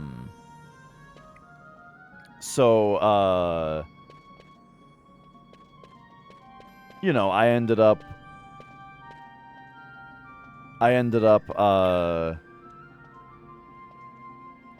getting that TV, and then I hooked the PS3 up to it, and with composite video into the HD TV, I was just like, oh man, this just feels like shit. There's so much lag on it, you know, not realizing that it was because of the 480i into a progressive screen, right? But I went out and got a set of component cables at that point, hooked them up, and oh man, it looked good. It had good, you know, the lag was gone because it was progressive now, and yeah, it was quite the shock.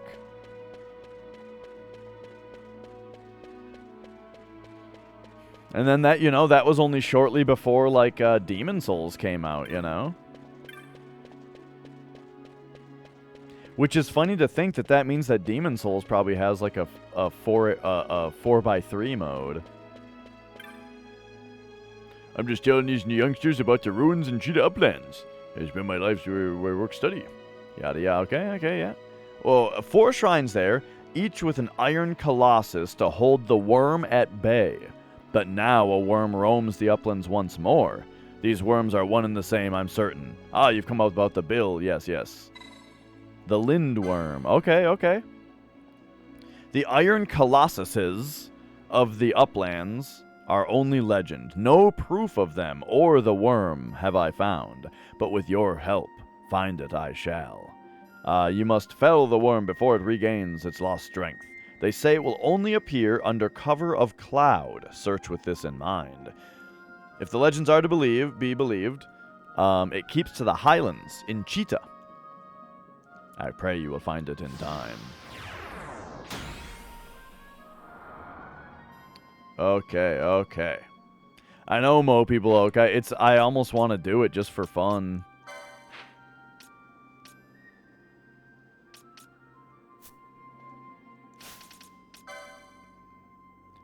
Alright, so the uplands that they're talking about... Ah, that's this place. Okay.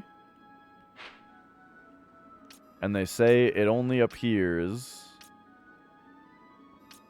They said something about the shrines are connected to the golems?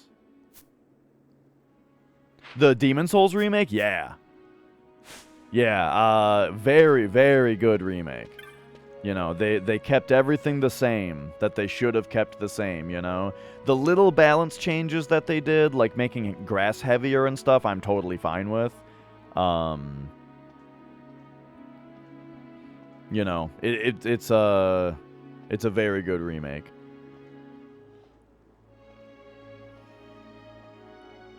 There are a couple things about, like, the visual style that, you know, the original game was a little bit more unique about, but The original game still exists. Alright, the Iron Colossus of the Uplands is, no proof of them or the worm have I found, but with your help find it I shall. Okay. So there's probably some colossi that I need to find. He calls them colossuses, but, you know.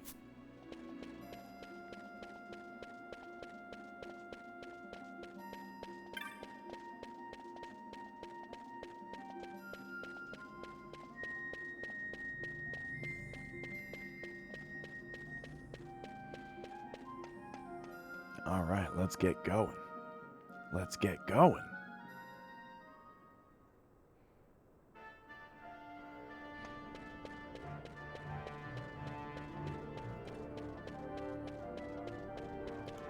I just need the orange crystal now. Oh boy, we have to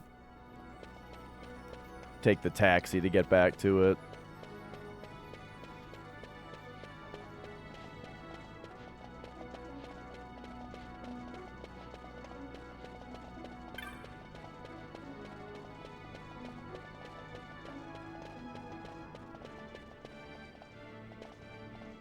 Is that this way? One of the easiest to run on an emulator. Oh, yeah? Interesting. And yeah, I'll probably be checking out the HD version at some point soonish here.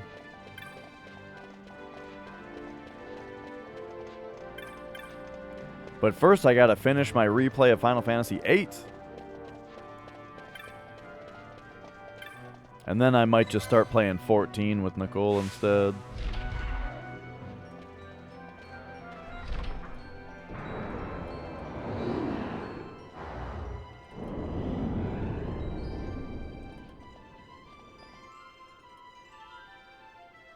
At some point, I gotta get back to the clan hall also.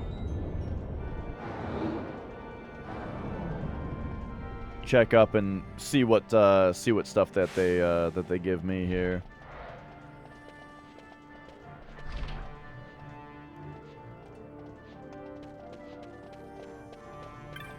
All right, so let's take this guy, teleport over to the Highlands. Let's see, is there a? Yes, there is. Perfect. Okay, so two things. He says that the worm only appears when it's cloudy. Or like under a cloud. And then he also said something about some iron golems being linked. Or some iron colossi being linked to some shrines. So let's see what the deal with that is also. I probably don't even need protect around here though. So I'm going to real quick... take off haste and protect just so we can run around a little bit more easily.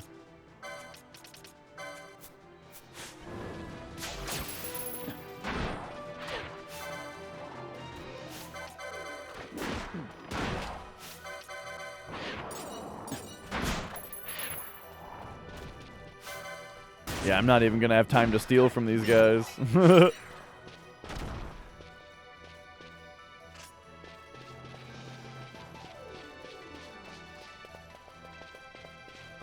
Alright, so here we go.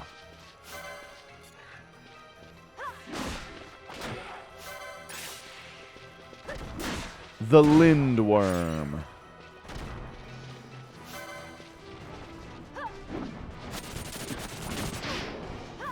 Oh yeah, I think Fran is the only character that can hit this guy right now. I don't feel like putting a different weapon on Balthier, so we'll just wait it out here. There we go. Good job, Fran.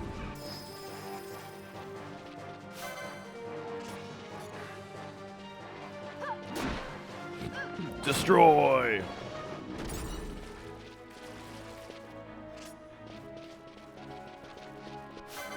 But yeah, I think I should go over to those shrines and check them out. Magic's doing that thing where he's laying on my lap, but like he insists on laying on my lap in a way where he's just like dangerously close to falling off.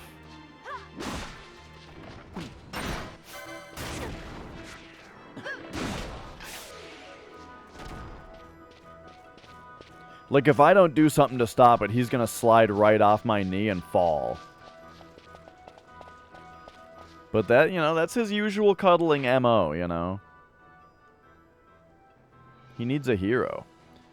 Let's go this way, turn left, and make it over to that other shrine.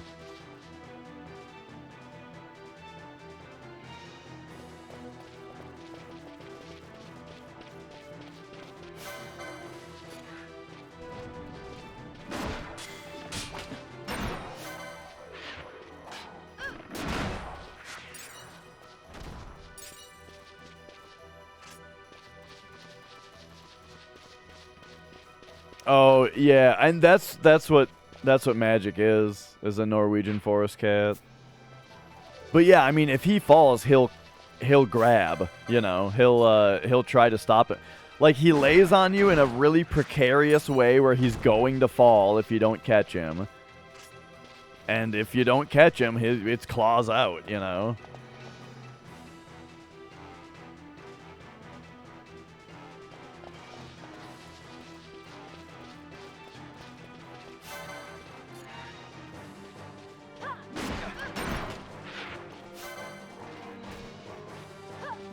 He doesn't mean to, though. He's just a little stupid.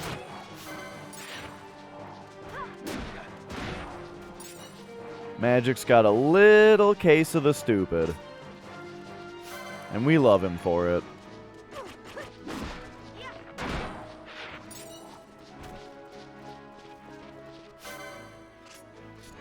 Man, Ash is very close to being able to one-shot these guys.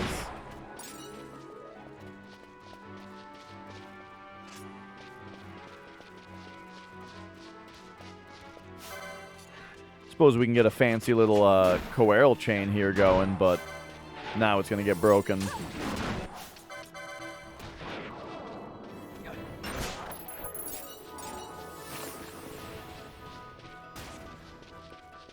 I feel like Marlboros are an enemy that's worth stealing from. The fruits and the vines that they drop are decently valuable.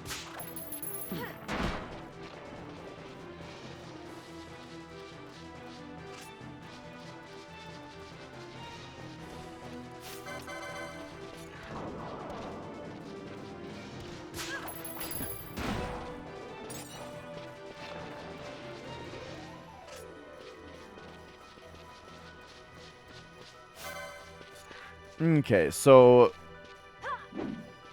I mean, I believe this is one of the shrines that they're talking about. It's gotta be, right?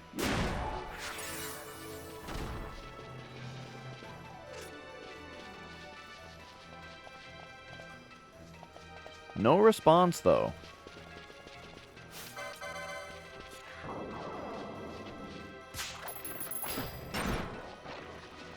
So let us continue to look for just a cloudy place that it might come out at.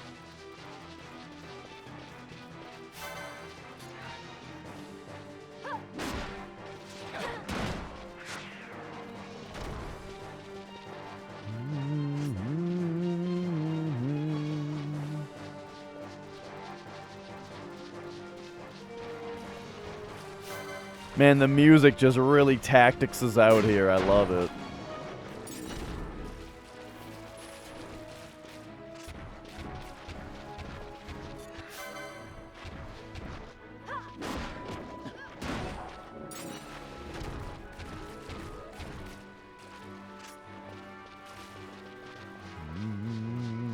Ba-da-bum.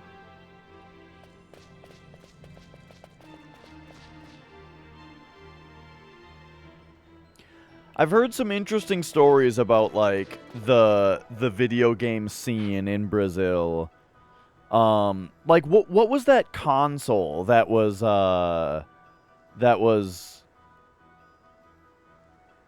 like specifically for the Brazilian market?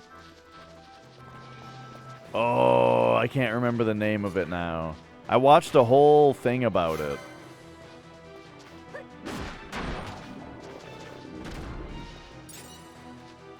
I'm trying to think of more details about it first.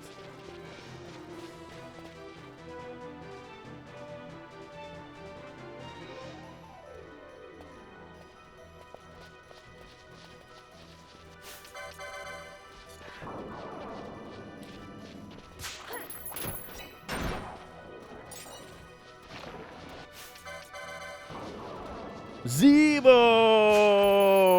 Yeah. I think it was the the Zebo is what I'm thinking of.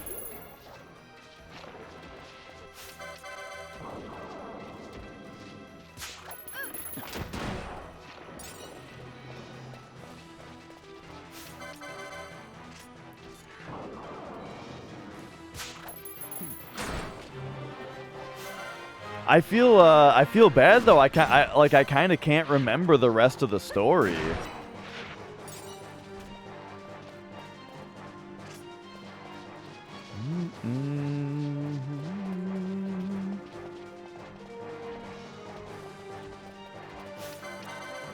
Well, here's another one of the shrines.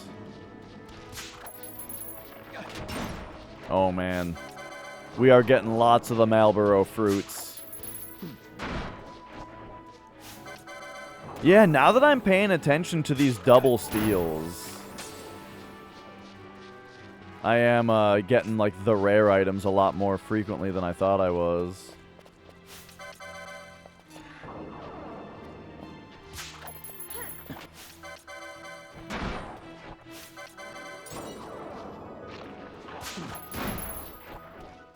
Like right there.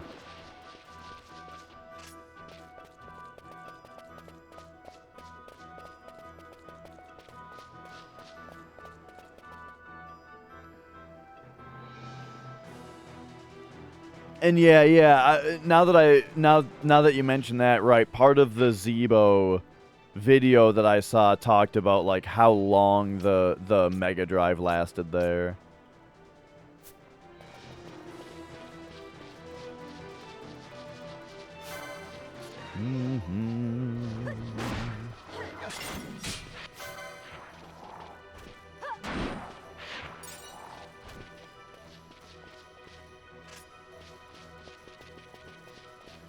Okay.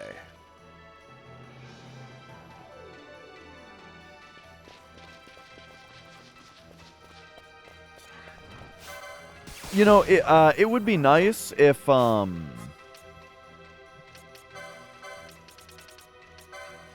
this game had one of those things where like, oh, hang on, we got shit going on.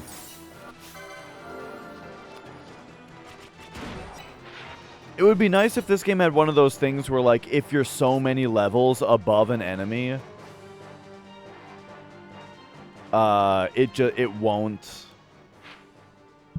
it won't even pay attention to you anymore. Like well, you know, in MMO context, like what World of Warcraft has, right? Where like an enemy's aggro range lessens depending on how many levels higher you are than it. And then Mario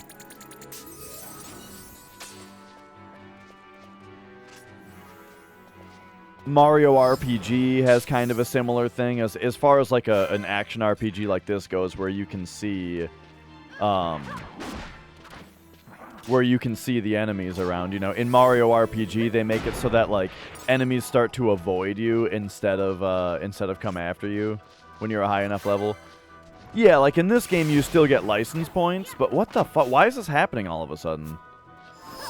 Like in this game you still get license points, sure, but the enemy, like, I shouldn't, if I just run within 20 feet of enemies, I shouldn't, you know, I feel like the party should no longer draw their weapons. Stop and draw their weapons, you know, and then the enemy comes after me and all, yada yada, you know, when they're 40 levels lower than me. But I should still be able to queue up an attack and go fight him if I want to. I'm just saying that, like, you know, the range on it is still a little too high. And yeah, you can just flee, but I'm finding having to hold down the R2 button to be very annoying in order to achieve that. Partly because it hurts right now, and that's not really a problem with everybody, but yeah, like right now with my tendons, it like actually hurts to hold R2 down. Disable gambits, but that doesn't have anything to do with the character stopping to pull their weapon out when the enemy targets me, because none of my gambits interact with that.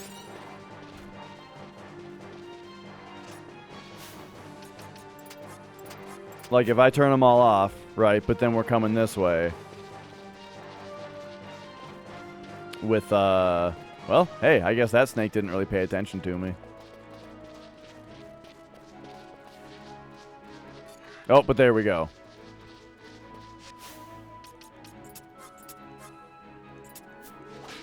Well, they shouldn't run, you know, they shouldn't run around like idiots either, because I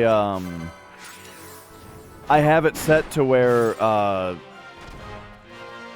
they only attack a creature if the party leader is targeting it. I have it specifically set to party leader's target, you know?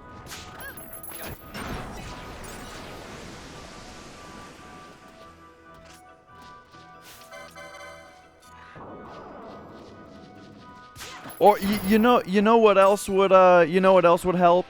if she didn't have to stop to put her weapon away. That would also solve the issue.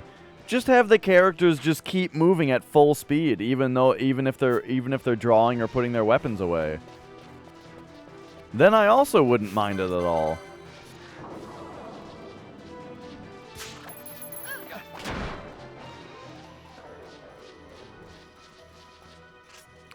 But nah, instead you have to hold this down.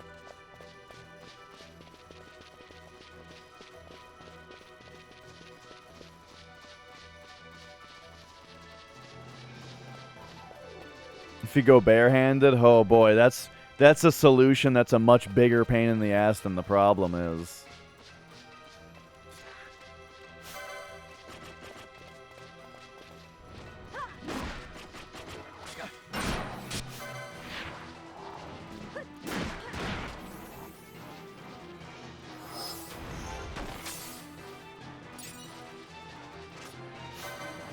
Okay, okay.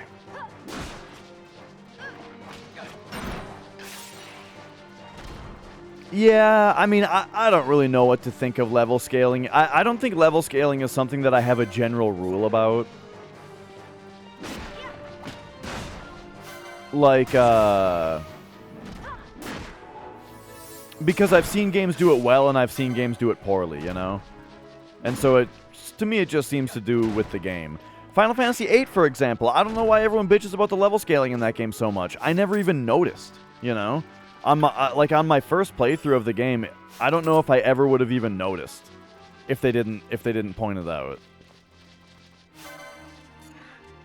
But like Oblivion, it's done terribly. Junctions break the game too much? Well, there you go. So level scaling actually helps that then, you know? Like, level scaling in Final Fantasy VIII then helps the balance of the junctions then. It makes it so that your character progression is more related to how well you're using that system rather than just leveling up. That sounds good. So I think Final Fantasy VIII, it's funny because yeah, from what I know about Final Fantasy VIII, I think it's an example of good level scaling. So it's funny that people bring it up so much. But like Oblivion was a game where I noticed the level scaling right away and hated it.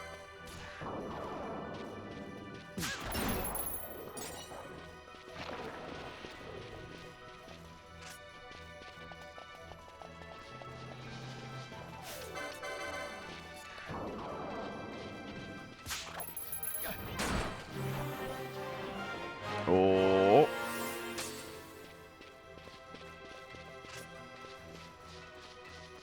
But like another game that did it well was Final Fantasy Tactics, right? Tactics made it so that the random battles scaled with you, but the story battles didn't. I think that worked out pretty well. You know, it's one of those things like everything where I feel like people make general rules about certain gameplay elements that don't really deserve to have general rules made about them, because it really just, you know, anything can be good if it's designed, if it's like implemented well. You know what I mean? Like escort quests, for example. Like, anytime that somebody can identify that something could technically be described as an escort quest, oh, it's automatically bad because it's an escort quest, and I've heard that I'm supposed to hate those. You know?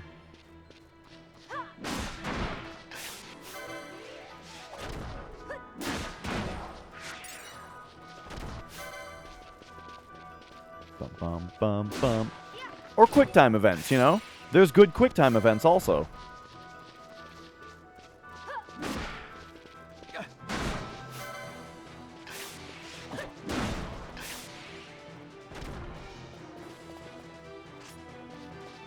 That's true, Mopey. Right. So your level isn't a good indicator of your strength, and that is kind of what a level scaling system might end up doing in general with something like that. Sure, that is true.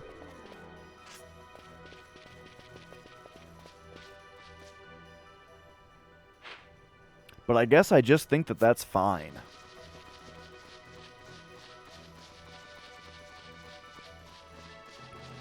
And yeah, right. For the escort thing, like if the enemies move in a bad way, then then you've got a problem. But that's the fault of the implementation, you know. Like a game where escorts were done super well was Doom 3. The AI for escorts in that game were super good. From what I remember, at least. I mean, I played Doom 3 one time, but I remember it being like the person that you're escorting would actually like walk ahead of you and stuff, you know, and like keep pace with you walking ahead. But then if there was an enemy around that put them in danger, then they would like, you know, not be so far ahead.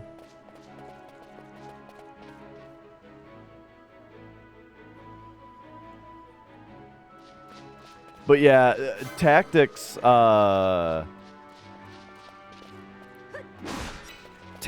level scaling did make it so that if you started to get ahead of the equipment that was available to you, then yeah, you had to make everybody monks.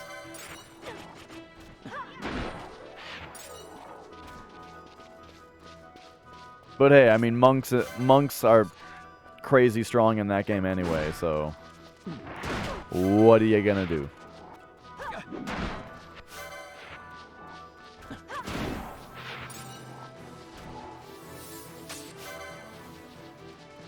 And yeah, stealing stuff, that also works.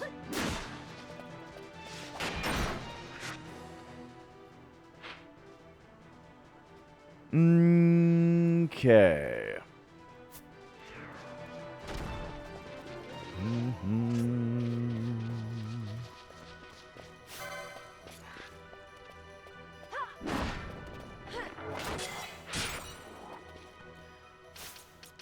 So just as a quick refresher here,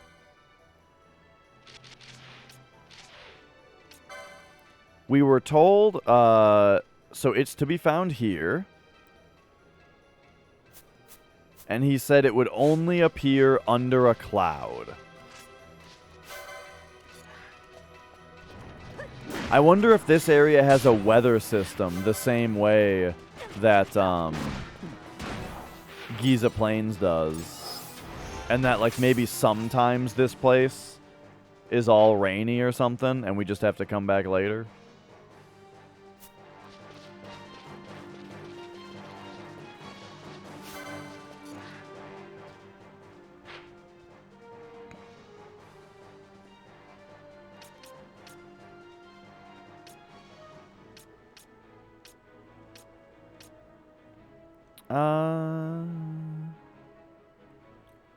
Yeah, maybe I should check that place out a bit more.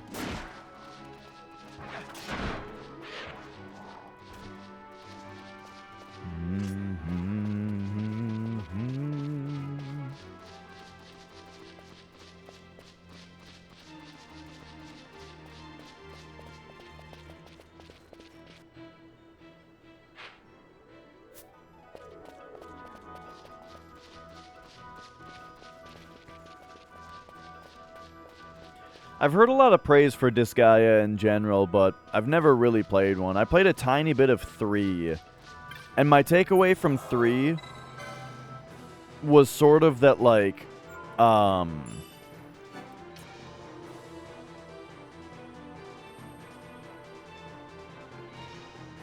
the battle system was very, very complicated for how easy the battles actually were.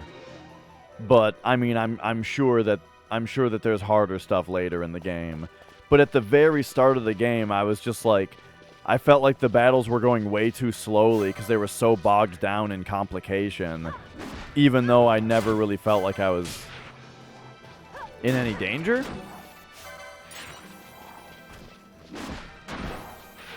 So like, I'm sure that gets better later, but I was just super bored right at the start of it from with the battle system.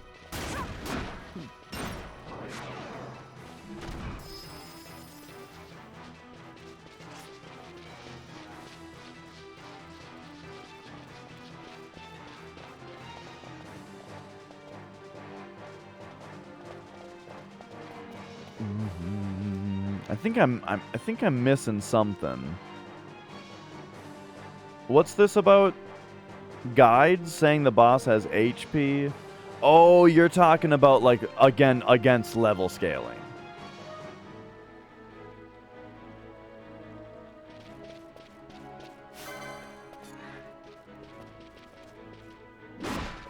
Yeah, I definitely appreciate that. I mean that's kind of the same reason that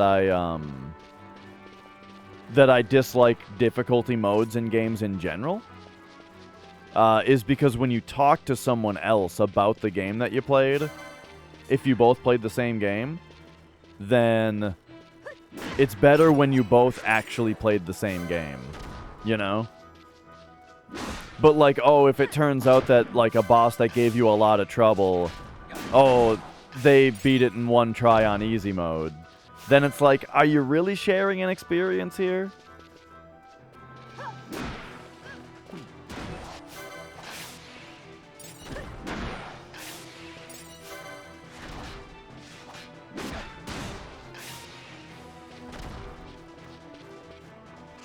That's kind of the reason that I think that just like a well-balanced singular difficulty is the best way to go, because it's just like that's the game, right?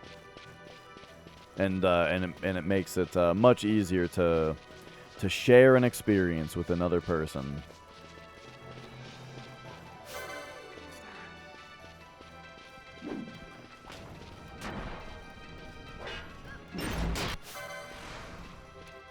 And yeah, if you do have difficulty modes also, right,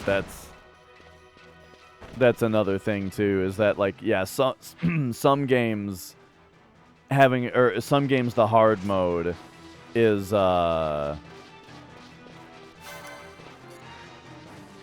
just tedious.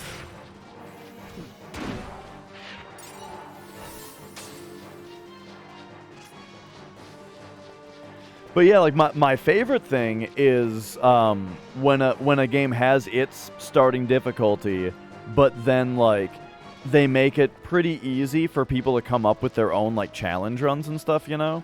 Like with Souls, the way that they did the level up system in that game where, you know, you have to purchase your levels, which means that you can just not purchase your levels. And your souls don't even go to waste because of the way that the souls and currency are the same thing. And so, you know, the idea of a soul level 1 run is so easy to think of and do, you know? Or like Sekiro. Sekiro has kind of a similar thing where it's not with souls, but it's with just the fact that, like, you get prayer beads to level up your vitality, but you have to actually turn them in order to get the bonus, so you can just not do that, you know? Same with the memories. Yeah, all that kind of stuff. Like, I really enjoy that in general, you know, when games are built in a way that makes it easy to do a challenge run.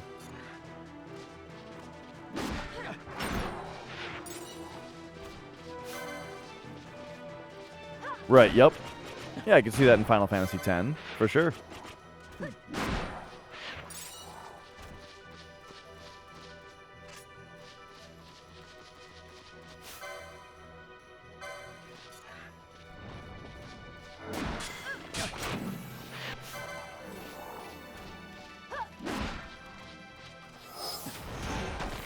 Would you say Symphony is the best Castlevania or the only good one? I would say neither of those things. I love the whole Castlevania series. I think the best Castlevania that I've played so far, the one that I really deep down enjoyed the most, might have been Castlevania Chronicles for PS1. Loved that one.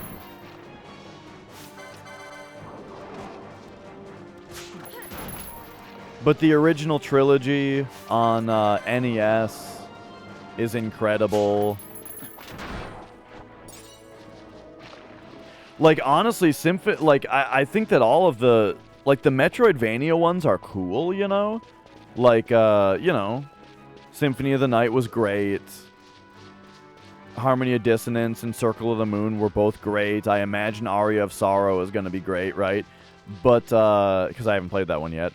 But, like, I think that the, did I play arrange mode? I played both. I started on the normal, or I started on the non-arrange mode. I 1CC'd it on hard, I believe. Right? I 1CC'd it on hard, I think? Or maybe I only beat it on hard. I don't remember exactly. And then I did arrange mode after that. I remember liking the original version more than the arrange mode. But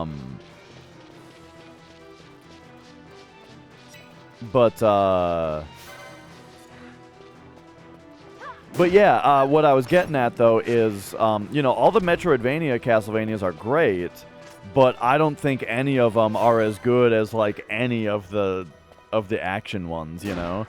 Castlevania 1, 3, Chronicles, Rondo of Blood, Dracula X even, like, all of those I like more. You know, they're just cooler, more fun games. Except for, like, Super Castlevania 4. That was the only one that I thought was kind of boring. I didn't really like that one a whole lot.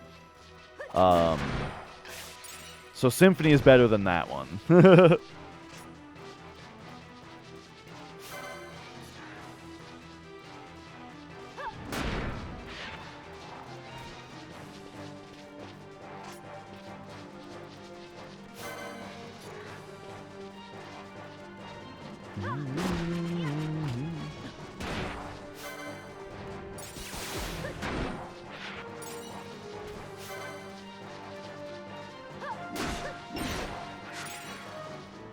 Yeah, I'll probably play Dracula X Chronicles also, see what the differences are, you know, with the remake of... Because that's a remake of both Dracula X and Rondo of Blood, right? I am searching for a monster. I was vaguely told that it will only appear under a cloud or something like that. And so I'm just kind of running around, seeing if it reveals itself.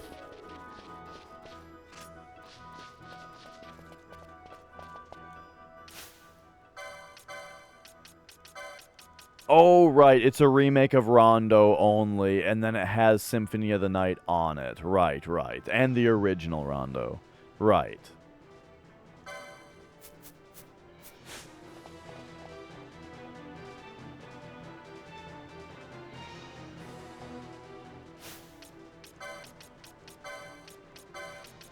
Oh, I'll figure it out, Mopey.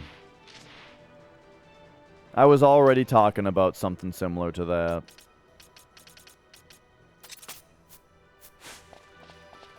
Where, like, there might be a weather system here that's similar to the Giza Plains.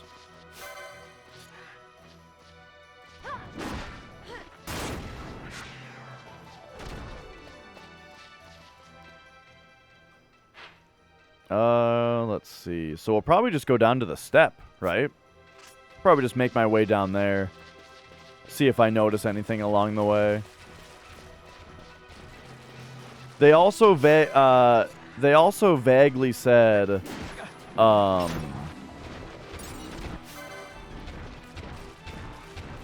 they also vaguely said, something about,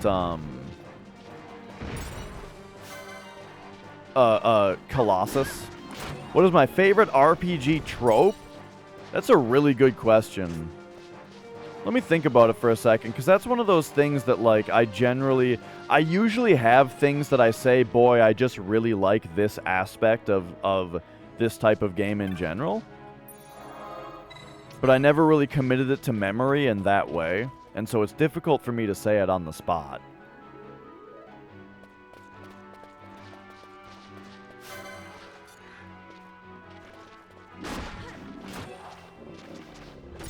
But, I mean, I do, this is kind of silly, but, I am not so annoyed with recolors that other people are, you know? Like, I feel like people act like recolored enemies are lazy. I don't know, I like it. Like, it's, you know, It's something that's familiar, but it's stronger. And I think that it's fun to build on your existing knowledge, right? If you see a new enemy, but it looks similar to an enemy that you already know, so you have somewhat of an idea of how it's going to behave, I think that that's rather immersive. Because it's like, you know, you're like a... it's like you're becoming worldly, right? You have knowledge about different creatures and stuff, and so based on experience, you can make conjecture. I think that that's cool and fun.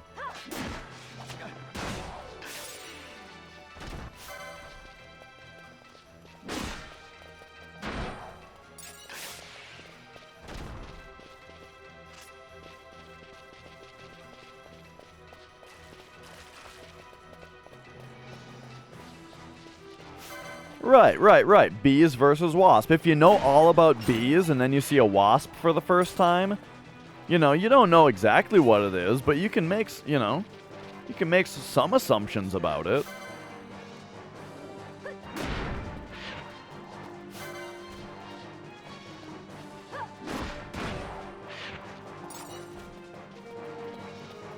Pink Rathian, cool and fun. You got it.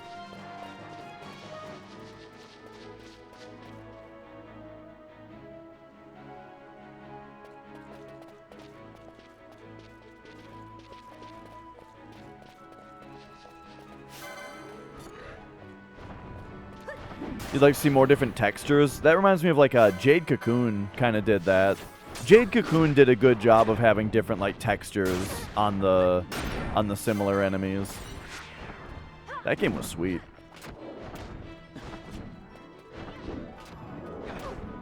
I know. Fran is the only one hitting this guy. Just let it happen, alright? Let it happen. We're almost done.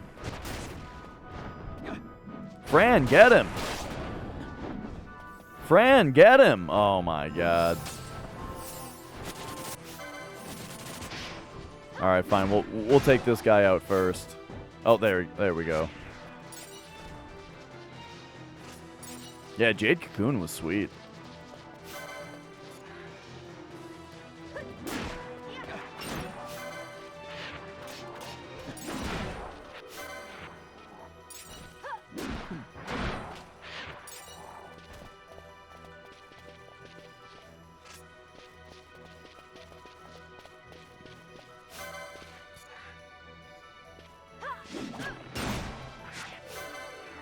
I also enjoy the lack of urgency in everything.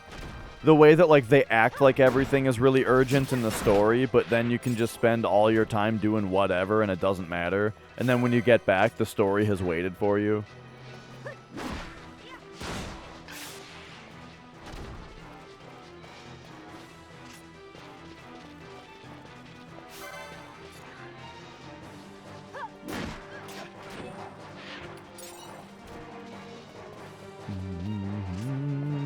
Yo, Hyrule. Mr. Hyrule.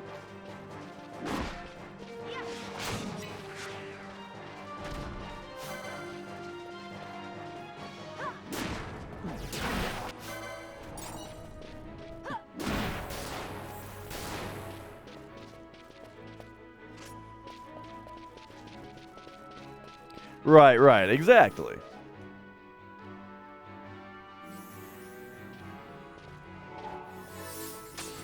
It bugs you, man. I mean, like, it's noticeable, right? It's always very noticeable, but, you know, I can't help but just kind of like it, that it's like that. It's funny. You know, when the question is what's your favorite trope, it's likely to be something that's kind of silly, you know?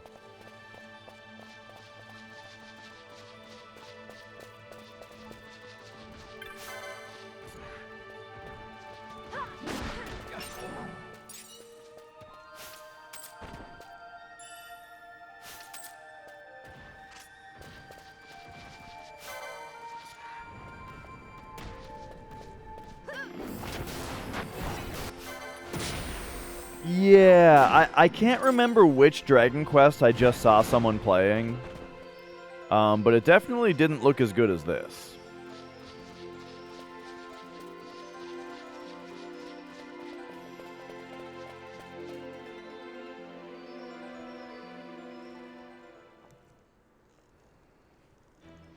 Oh yeah, that. Or another favorite trope is you know, the old deaths in cutscenes being actual deaths, even though deaths are normal in regular gameplay. But I mean, I've always personally justified that as there being a difference between a KO and a death, you know what I mean? Ah, here we go, look at that. It's now raining. Just as I suspected. But it doesn't look like I suspected it. Because someone else said that that might be it. But I think I had already said it at that point.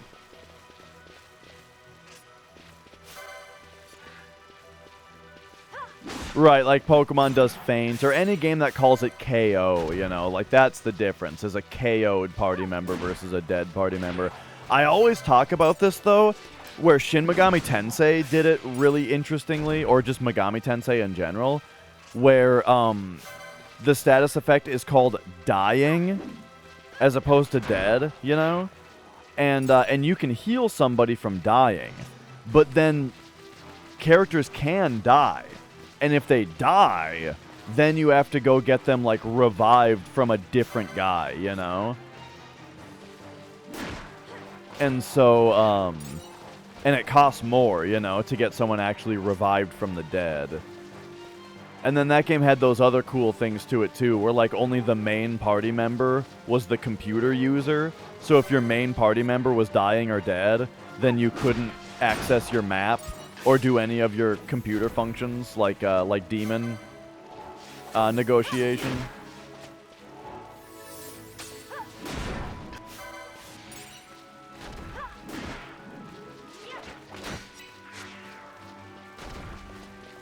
Yeah, or like in Tactics, in Tactics, I really like how that does it as well, where like when a character is dying, they have a countdown, and if you don't Phoenix down them by the end of it, then they're dead.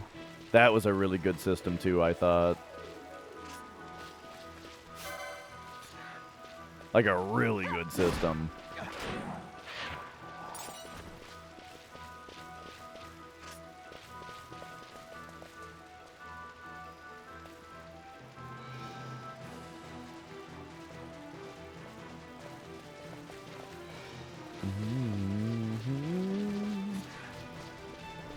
So this is the Bell Wyvern.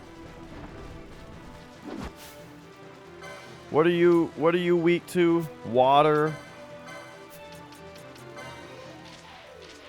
Do we have anything for you? Did I end up with a better water spell? No, I think that's one of the ones that...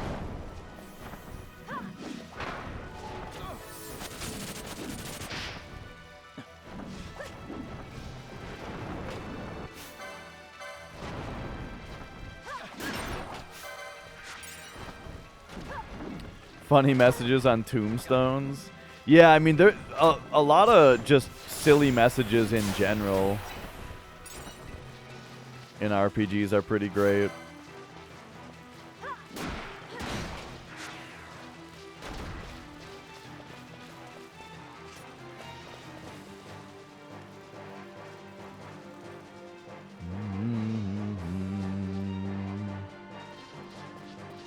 So it's still cloudy here, even though it's not rainy. Yeah, Tactics Advanced did it really interestingly too, right? Where, like, death wasn't a thing if there was a judge around.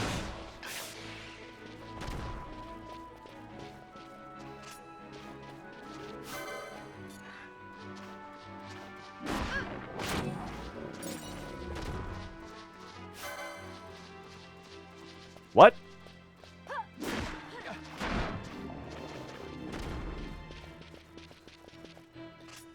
Ba-bum, ba-bum, ba-bum, bum.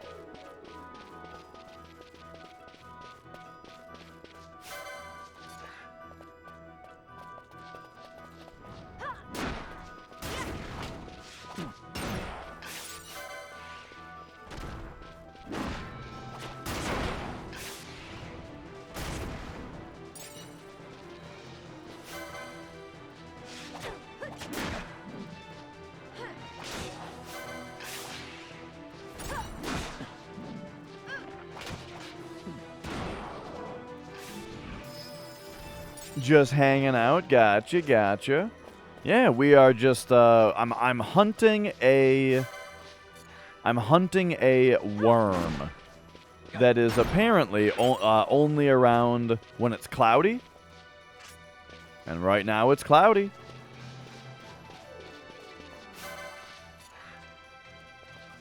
So I'm not exactly sure where in this area the thing is going to be.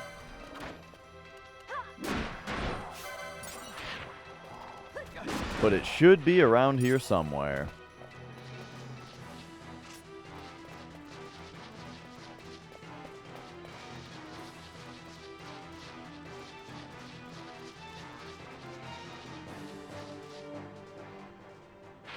Okay, okay.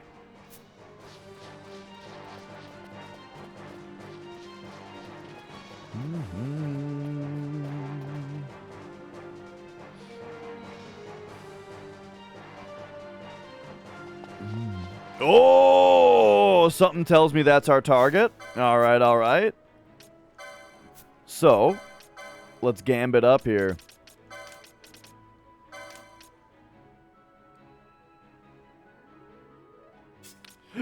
We probably don't need the other stuff. Let's just do the protect and haste.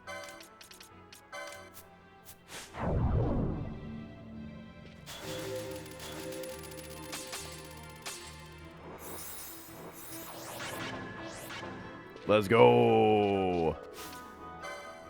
Also you. Let's temporarily get the thief cuffs back on. Well, it's worm with a Y.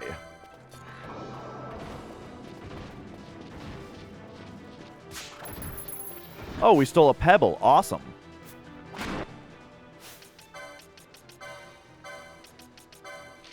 Definitely worth the effort.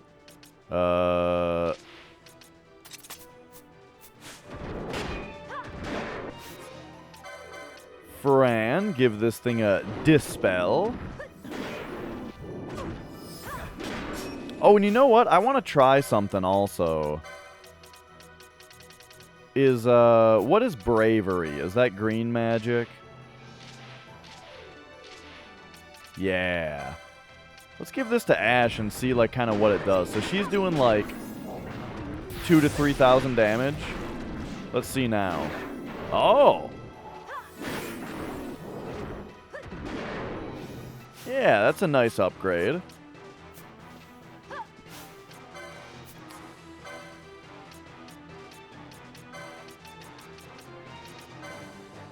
Why don't we brave up Balthier also?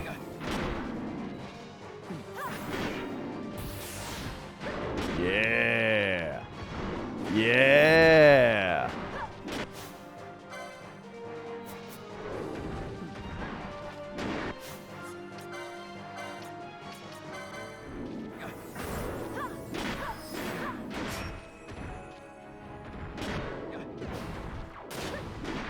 All right, so he's got restore, level 4 break. Well, good thing we don't get hit by that.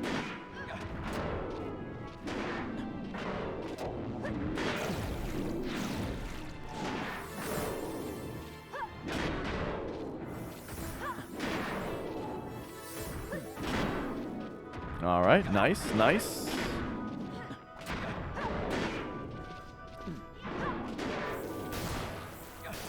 So I don't know here if he's going to be all over restoring again or if that was a one-time thing. Let's find out. Oh, oh, oh. Oh, suddenly we're doing very little damage to it.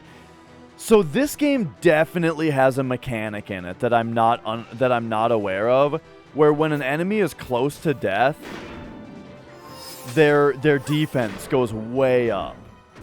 Have you noticed this? Like, look, we're hitting for 800 now.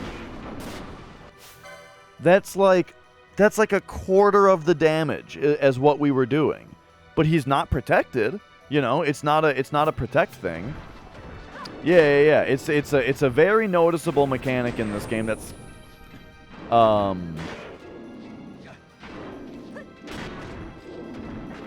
a little stupid. But I mean, I guess maybe we could just use gravity on him.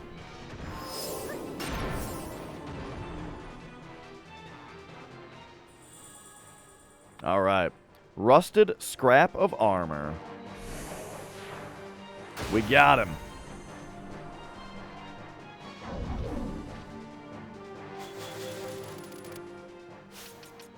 Yeah, like it's a augment that the player can have, sure.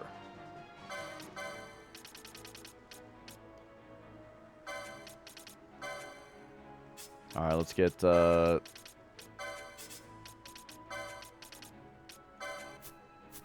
haste and protects we don't really need now. And then north and north.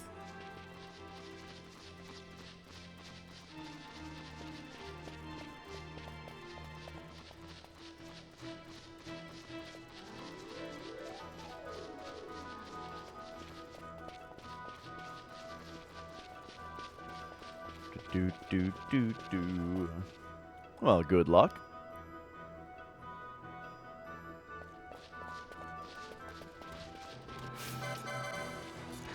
Oh, I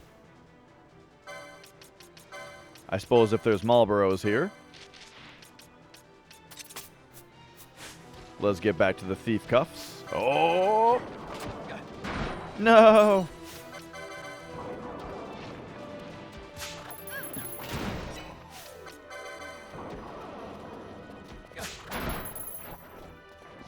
Oh, something I've been curious about is how much does this Traveler spell do?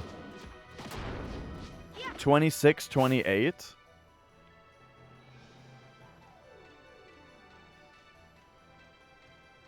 So is it like a 0.5% of your steps? Somewhere around there? Or maybe there's a range it does. Or a larger range, I mean.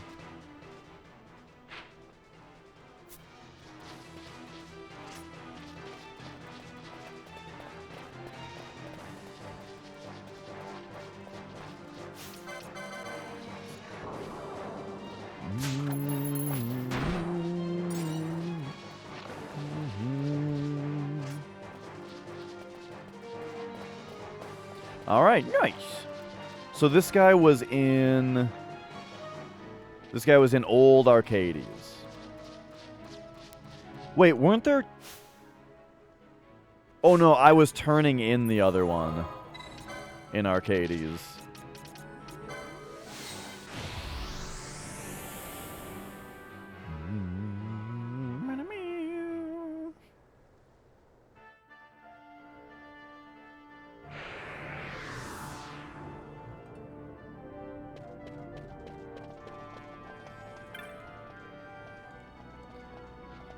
Okay.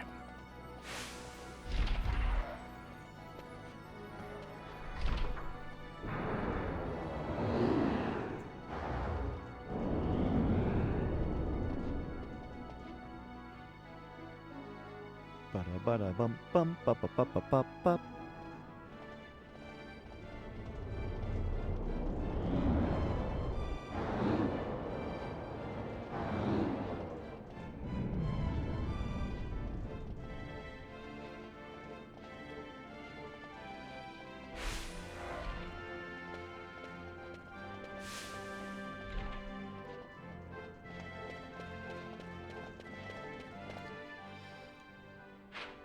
Alrighty. So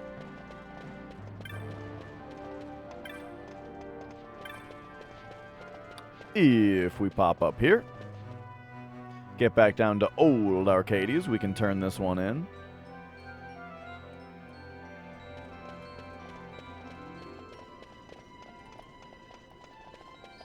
And I should really probably return to the clan pretty soon. Oh, and I gotta talk to that guy in Jahara to see if our 6th Esper is enough for him to hang out with us.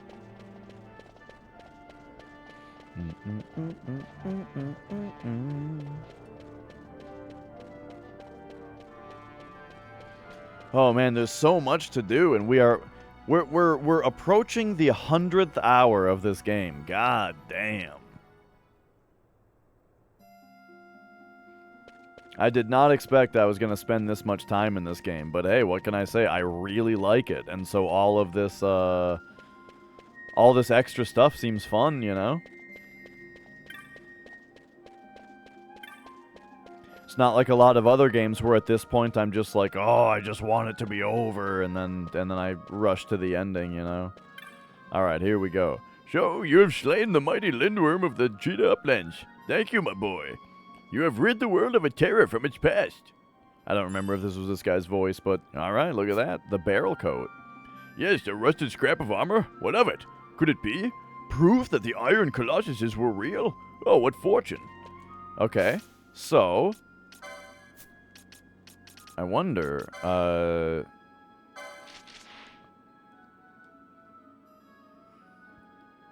once may have been a part of a piece of armor. Interesting.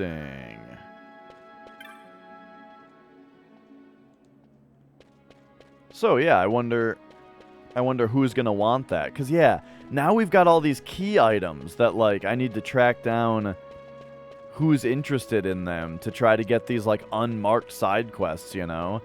Oh, that's good too.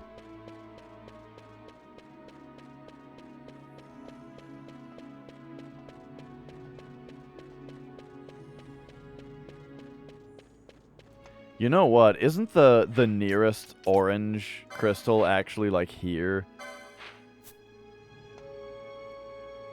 That, yeah. Because this way you don't have to watch the cutscene of the cab. But you do have to watch the cutscene of the, You do have to watch the cutscene of the, elevator.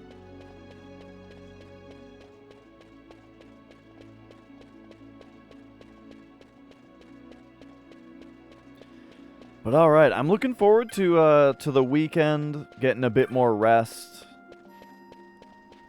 I'm pretty hopeful that on Monday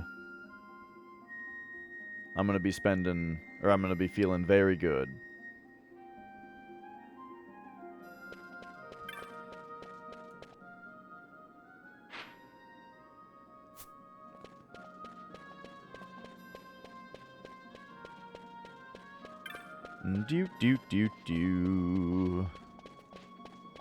And maybe someday in the near future, I'm going to be able to play some fucking drums again. Oh my god.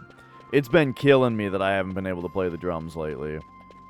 Especially because I, like, just came up with this new thing that I need to record.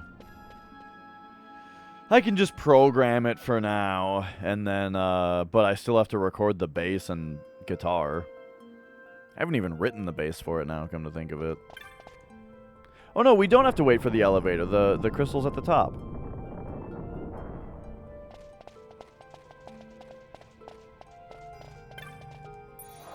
Alright, alright. So, wait, where am I going? Clan. I'll go. I can go talk to the clan.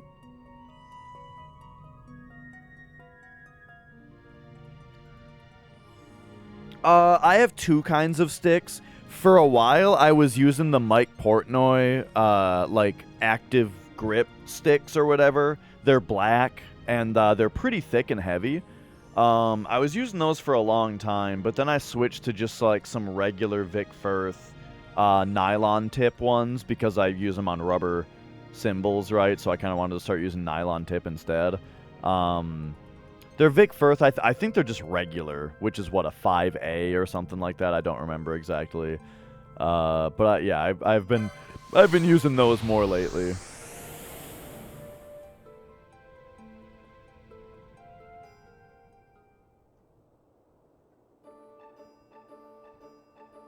But those old Mike Portnoy sticks I liked a lot.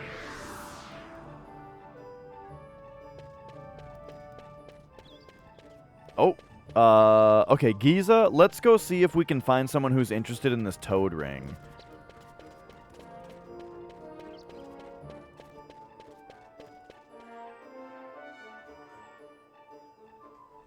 Bye.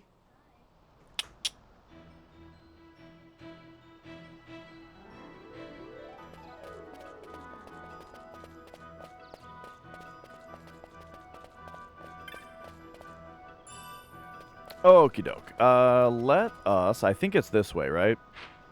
Yes. Let's get into town and just talk to everybody. See if anybody responds to the toad ring.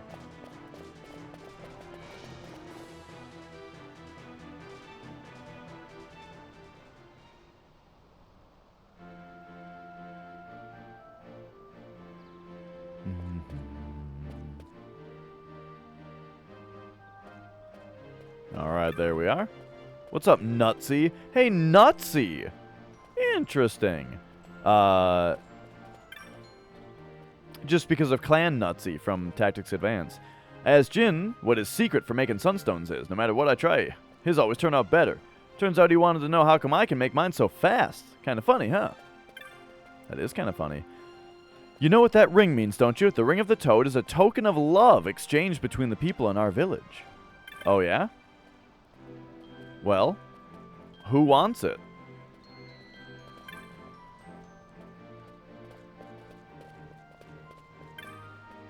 I've not seen a ring like that before. You think it belongs to someone in the village? Can't imagine who, sorry.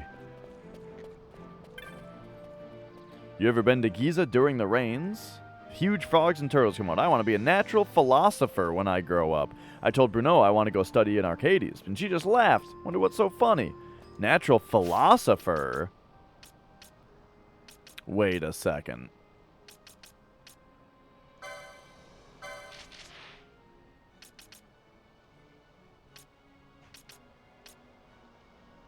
Natural philosophers, right here. Studying worms and their kin are known to pay well for a dragon scale. He wants to be a natural philosopher, and he wants to study in Arcades. So it's got to be someone in Arcades then. Want to give me a ring? That's sweet, but you shouldn't joke about such things. Hey, someone's got to take this fucking ring off my hands. That ring? But where? Where did you find it? Ah, here we go. That's the very ring, the ring he gave me on our wedding day. But I was careless and I lost it. So precious a thing, yet I lost it. Okay, I think I do remember her complaining about this earlier. Sadine saw how sad I was, so he set off into the plains to find it. He knew the rains would soon come, but still he went. I waited and waited, and then the rains came. I could wait no more. He never returned. Even after all these years, I could never bring myself to leave this place. I'd given up on ever finding that ring, but never stopped thinking about it. You said something similar to that before. Like you just get rejected from the group, from the clan. And here, out of the blue, you bring it to me. Thank you so much. Okay. All right, we did it. We returned the ring. Cool. We no longer have it. All right, excellent. So now we'd better remember to turn the dragon ring in Arcades. In fact, I'm going to write that down. Or dragon scale, I mean.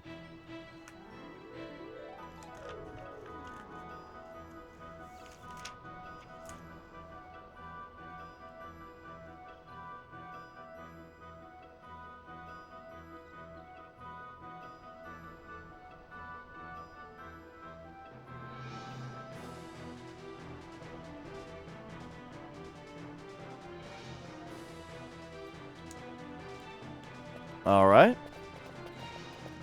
So now I think we better get back to Clan Nutsy here. And,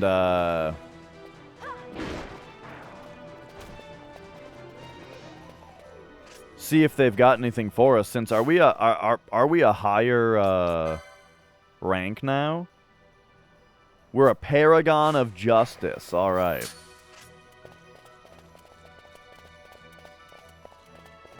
What is this, Mass Effect?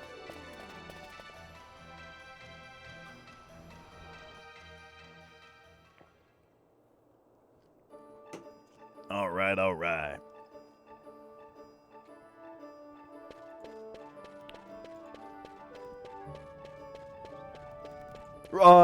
Reminder, by the way, everybody who's interested in FF7, remember,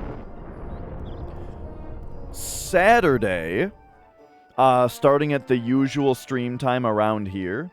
Let me find the actual time. 10:30 a.m. So that's just about my normal starting time. 10:30 a.m. on this stream right here, there is going to be a Final Fantasy VII any percent no slots race. The race will be for a cash prize, which was pitched by Z-Swill and Noob Forever. And the race will be between J-Rod, Voli, Dilwingo, PDTV, Noob Forever, and Z-Swill, with a maybe Ano Kamikaze. I don't know if Zeal was invited. But yeah, so that is this weekend. And this Saturday, normal starting time. It's in 2 days. And I will be hosting the race right here and commentating it. And it should be super exciting and fun, so I hope to see you guys there.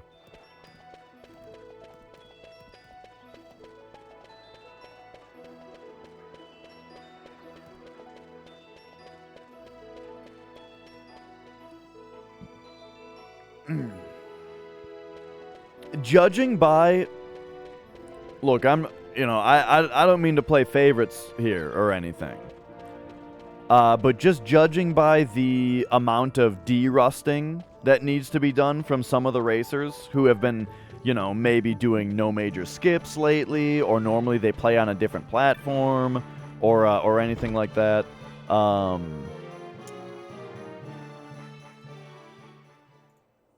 If I were a... Well, you know what? No. I'm the commentator and the host. I gotta stay impartial. I'm not telling you guys who I think is gonna win. Alright, here we go. How fair's your hunt, Kupo? Alright. Kupo Po, you're a paragon of justice already? You've been burning your midnight oil, Kupo. Clan Senserio knows how to treat its hard-working members, Kupo. Here, a reward for your accomplishment. Alright, that's not much of a reward. The High Arcana sells for like fucking 20 Jill, and teleport stones we can buy for like 100. We did defeat the King Bomb though, so that's cool. We got a mallet for that. Okay, and these are the dudes that we got to hunt. All right. Excellent. What do you got to say to us about something? Hunting the carrot? Look in the Salika wood. Know that the carrot does not abide the slaying of monsters. Now go. We already did that one that was in the Salika wood where we couldn't fight monsters, but okay.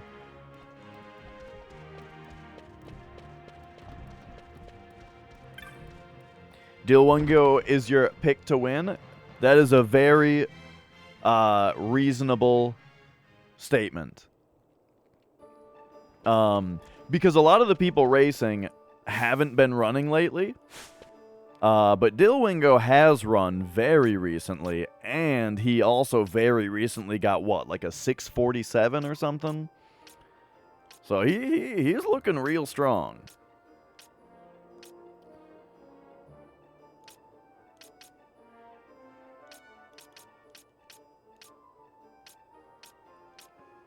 I do sort of wish that I could participate, and I think I could if but originally the plan was to do it last week, and last week I definitely wanted more rest, which is part of the reason that I volunteered to do the hosting. If and when there's another one though, I may try to participate in the actual racing. Where was I going?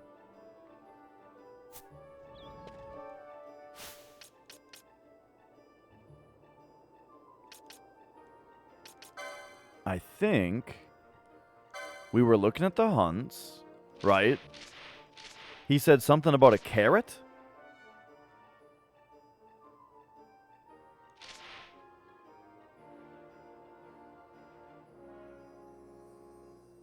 What the hell one of these enemies is called? Oh, right here.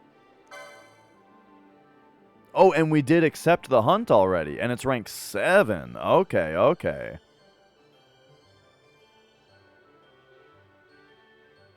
It can be found in the Silica Wood, and they said that we're not supposed to attack monsters, and... Yeah. For a race, it is right. There will be saving, there will be safe strats. Yep.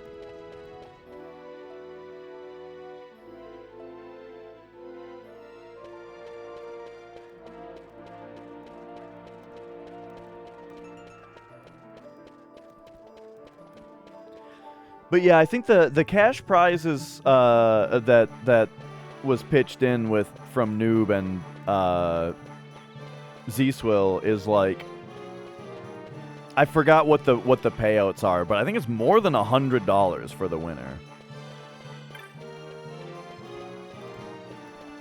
So that's exciting. I'll have to ask him to reiterate exactly what it is, because that'll definitely be good info.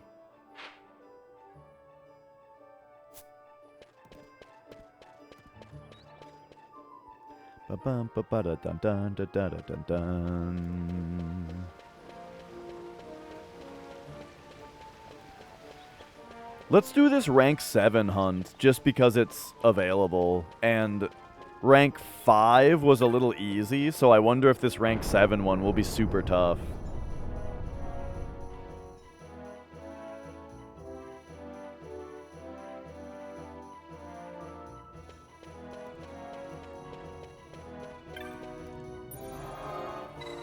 So let's go teleport. Silica Wood. There we are. Layeth the smackdown. Yeah, double Lapis will be very unfortunate in a race. Since even when you safety save, that's like 6 minutes time loss.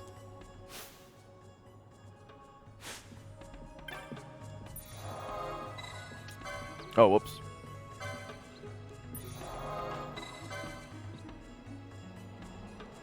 But yeah, it'll be really interesting to see where people choose to safety save too, you know? Like, if I were in the race, I would save before Bottomswell, you know? I don't know if people would really consider that, but like, dude, Bottomswell can just fuck you.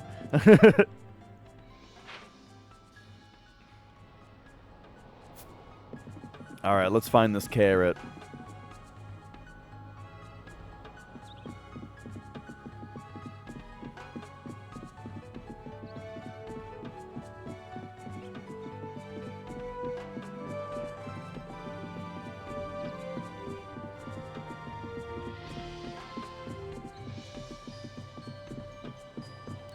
I'm kind of most thinking about this way.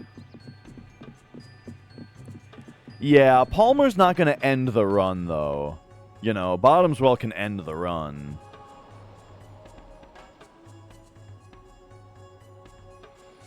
I suppose, especially with Fury Ring strats, if you never get a poison on Palmer, that might actually take too many Molotovs and put you in a really bad spot for the rest of the run. I never really considered that, but yeah, like Molotovs are way tighter on the new route. Because I used to buy like 5 or 6 extra, you know.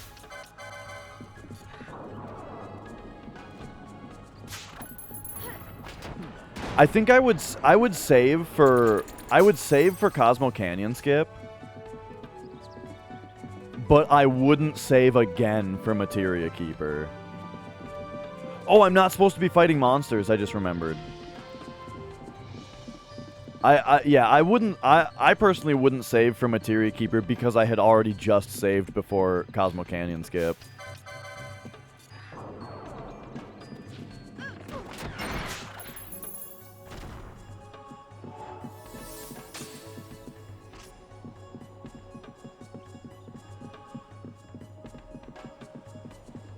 Oh, this is the Deadlands? Okay, that's fine. We're just going to have to load into 2 different areas here. So the loading screens are going to be a bit longer.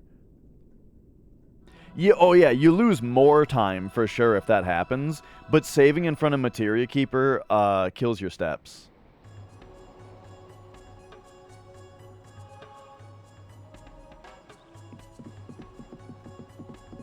Because the save point is too far out of the way, you know?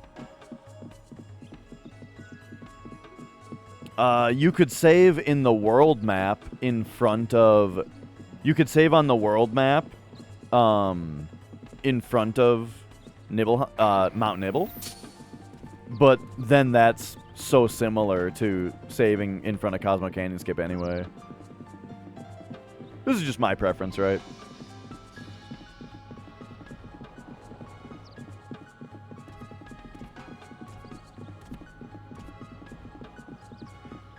Yeah, at that point you would lose like... I think you would lose less than a minute just redoing Cosmo Canyon Skip, buggy over to Nibelheim, tiny little cutscene of like 5 text boxes, and then run through, you know? I don't know exactly how much time that is, but...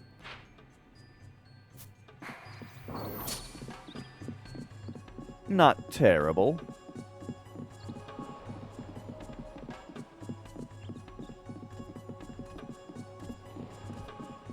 Right. If you then fail Cosmo Canyon Skip, but let's get real. Yeah, that would be the worst thing though, right? If you're not confident in Cosmo Canyon Skip, then yes, you should save a second time.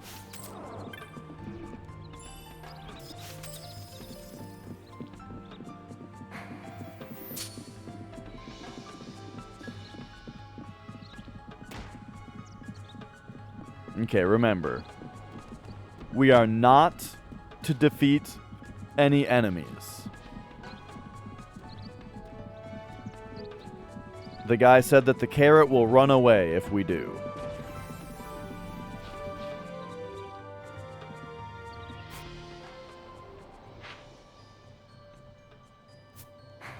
Okay, let's go this direction first.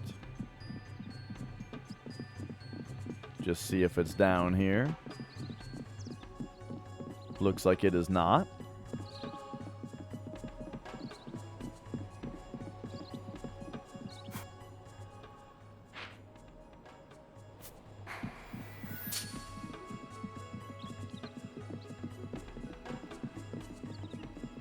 Yeah, a few can straight up murder you, and that's kind of what my point about Bottomswell was, is I think Bottomswell is a little underappreciated as a straight up run killer.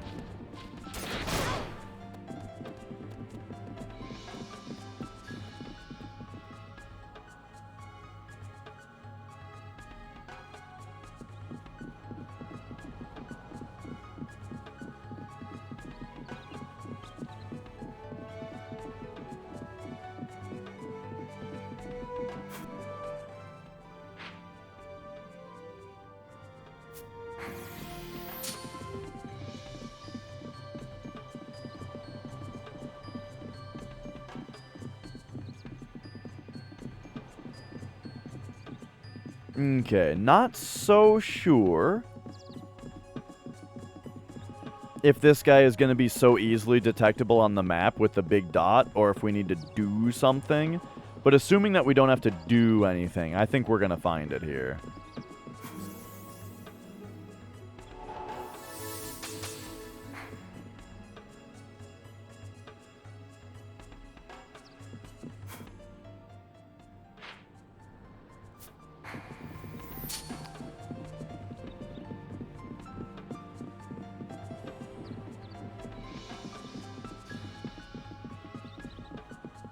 Bum bum bum bum bum bum bum bum bum bum bum bum.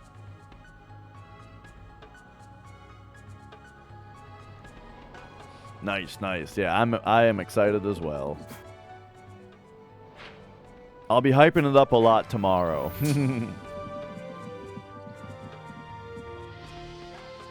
Hey, there's a chest there. I'll try to have everybody on screen at once.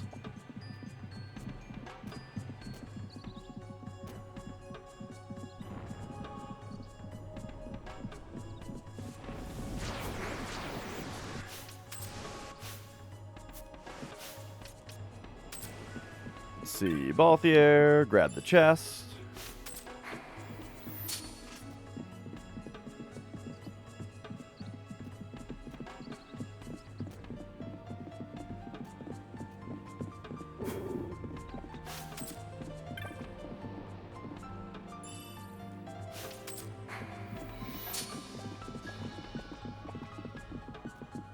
Do do do do do do do do do do do do.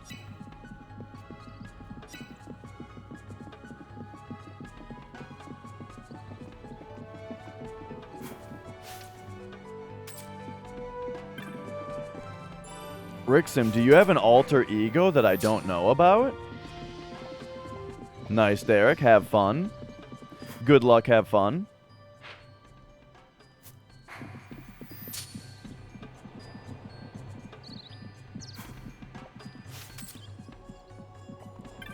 He does have the thing, right? Yes, okay.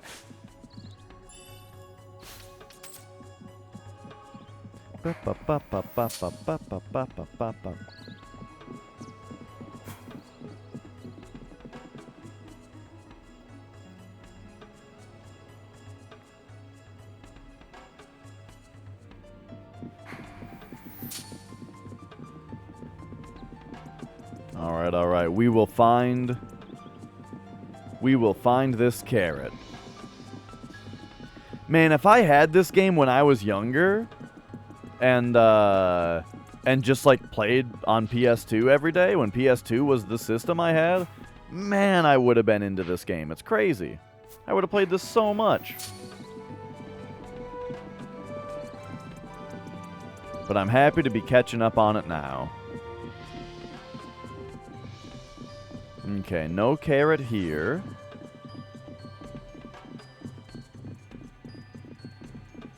I'm mostly just looking for like a big red dot on the map, you know?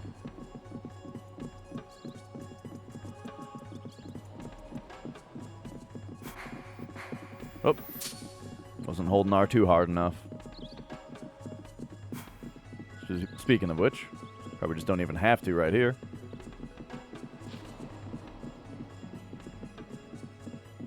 I love the footsteps on the wood in this area. Wait, was that... I was there one time when there was a text-to-speech donation as Caleb was doing Cosmo Canyon Skip, and it made him fuck it up.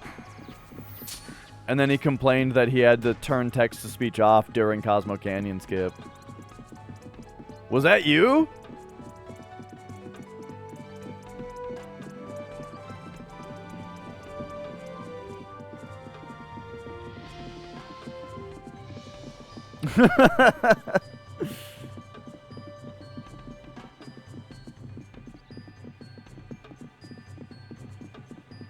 Yeah, I mean, look, it's difficult to do that skip when you got noises going on. Someone got me with the fake battle during it, and it fucked me up.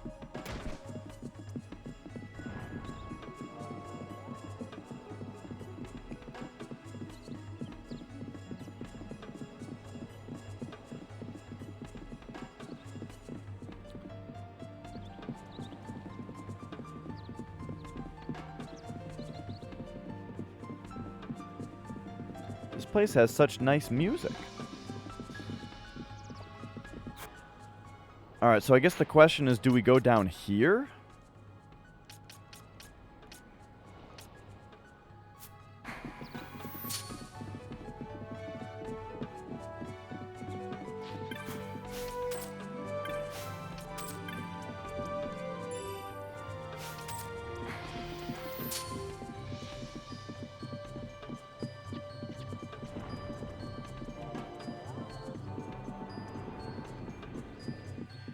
So they said that the carrot would leave if I kill any monsters, I think.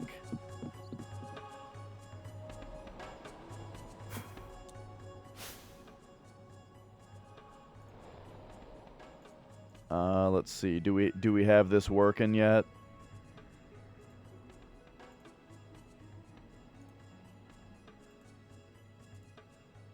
Or is this... Oh yeah, that'll work. Hello, Christopher. Daddy here. Recently I thought I had COVID, so I proceeded to insert my finger in my rectum and performed the smell test.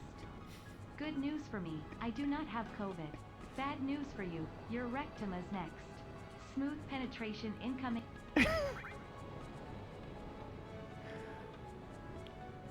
But it was just too early. I think no doubt. No doubt that would have gotten him if it was a little later.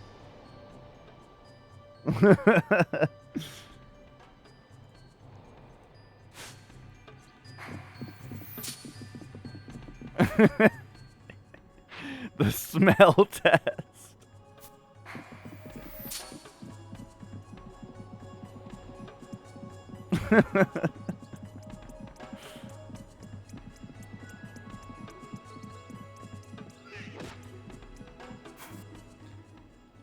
Okay. That goes that way. I mean, I guess we should probably check. Whoa!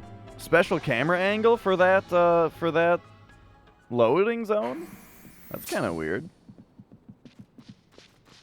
Oh, I guess this one is kind of out of the Celica wood, huh?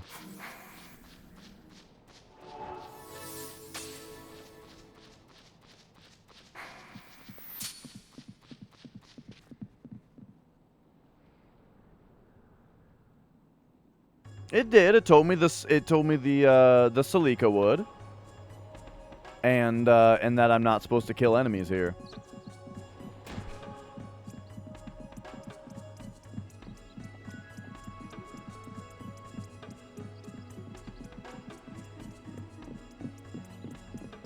Nothing more specific than that I saw. So, you know, we're just having a pleasant stroll through the woods here. Make sure to check for ticks later, though.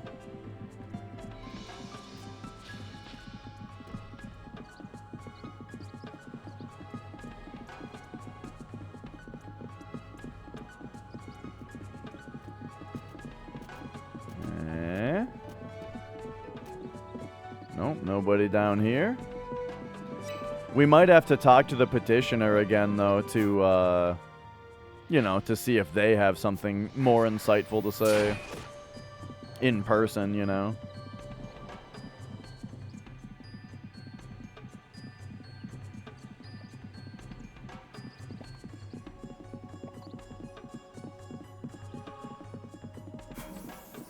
But yeah, alright, so since we have been in every area now, and I didn't see it, let us indeed take another look at this. Just in the Celica wood, yep. Alright. It's possible that it's not a big circle on the map. And I have sort of only really been looking at big circles on the map.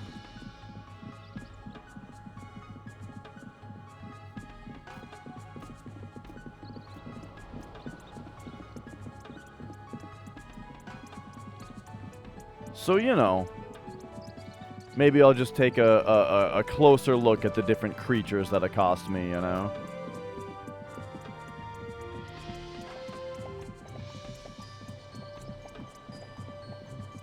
Uh-oh.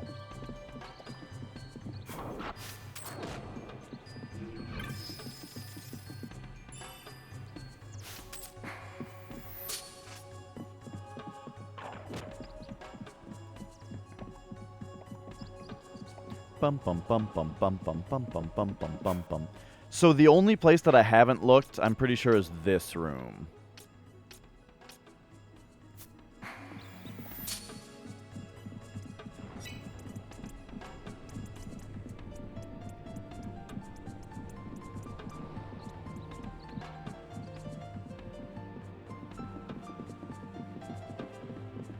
Once we find them, though, whoo boy.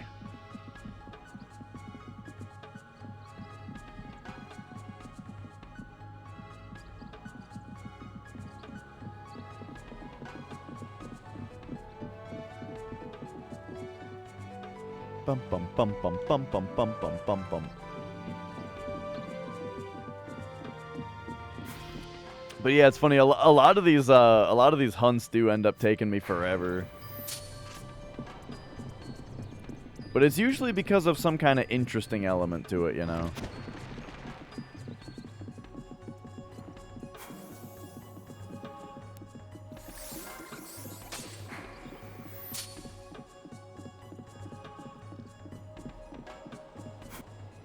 All right.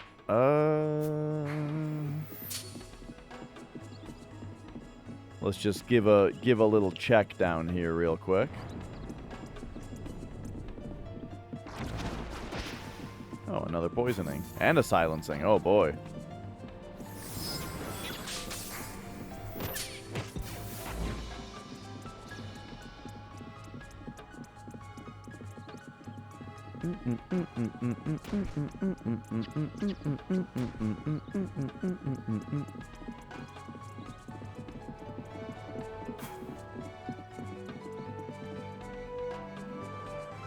Yeah, and the pneumo told me as well that it's in here.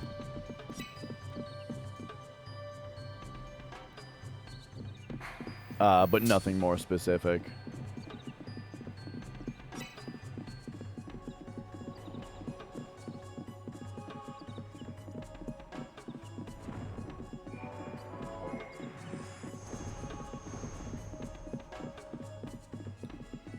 Okay. I think I'll take one more run through. You know, I'll completely zone out just in case I did something to unspawn it, you know, or whatever. We'll zone out, back in, give it one more run through. And remember, this thing is rank 7. I haven't even fought anything rank 6 yet. So hopefully it'll be if I do find it, it'll be a fun little adventure.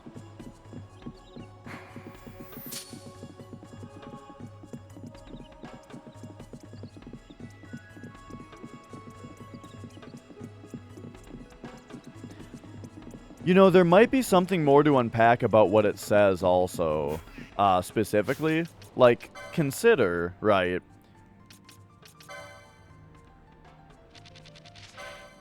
attacking travelers. You might say that a traveler wouldn't really be in this area. With the Deadlands and the Necra Hall, right? They'd probably be going from the coast. Especially because, remember, there were also those other travelers, right, that we met that said that they were up here, but as a mistake. You know, they made a wrong turn. So, hey, maybe it preys on people who make the wrong turn, but you might more think that it's to be found on the path that travelers take. You know what I mean?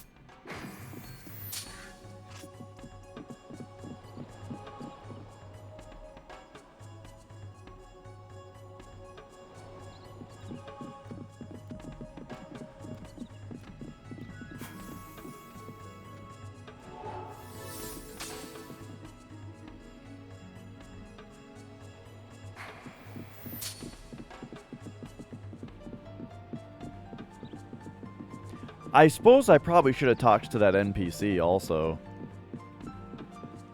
They might have had something useful to say.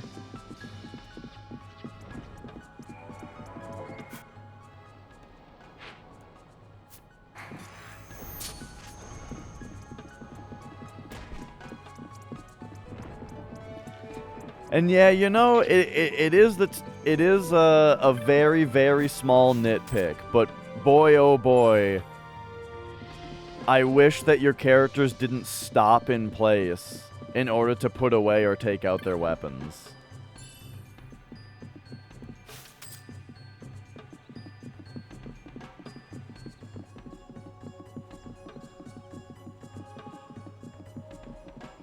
Bum bum bum bum bum bum.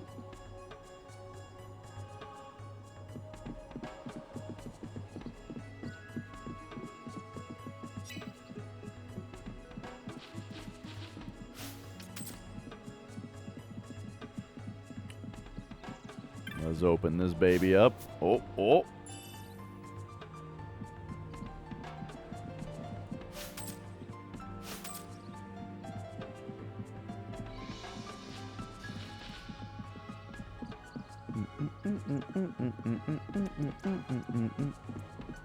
Oh shit, see, this is a wrong turn now.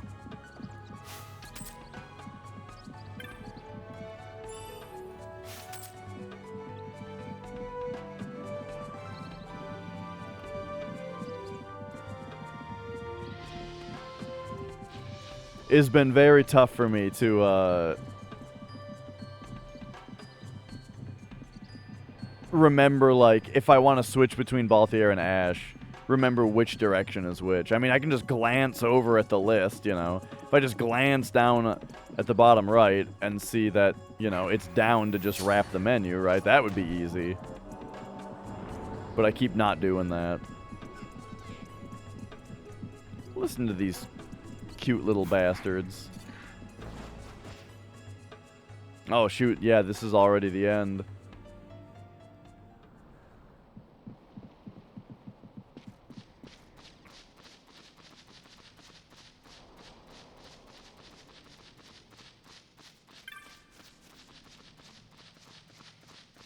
Alright, well, if we run through to here, what are we going to find? The coast. With the save point right there. I think that's going to be it for me today.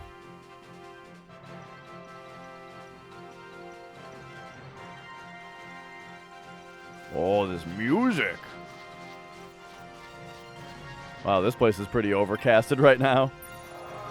Or I guess you would just say it's overcast. Perhaps, I don't know. But alright, that's gonna be it for me today. Oh, 92 hours. Holy shit. Oh. I will be back tomorrow, as usual, for the Friday show. I'll probably be doing a FF7 run with this as the backup game, and yeah. So I'll be back there. Thank you guys so much for watching. Oh, and hey, it's September. Look at that.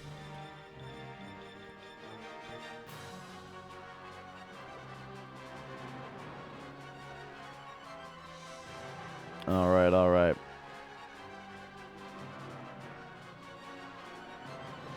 Well, taking a look around, who is streaming what?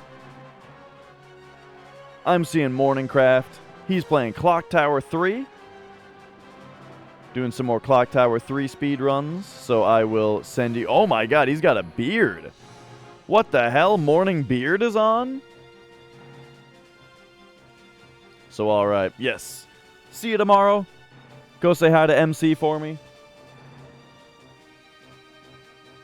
Enjoy his Clock Tower 3 speedruns, and I'll see you guys tomorrow. Bye-bye.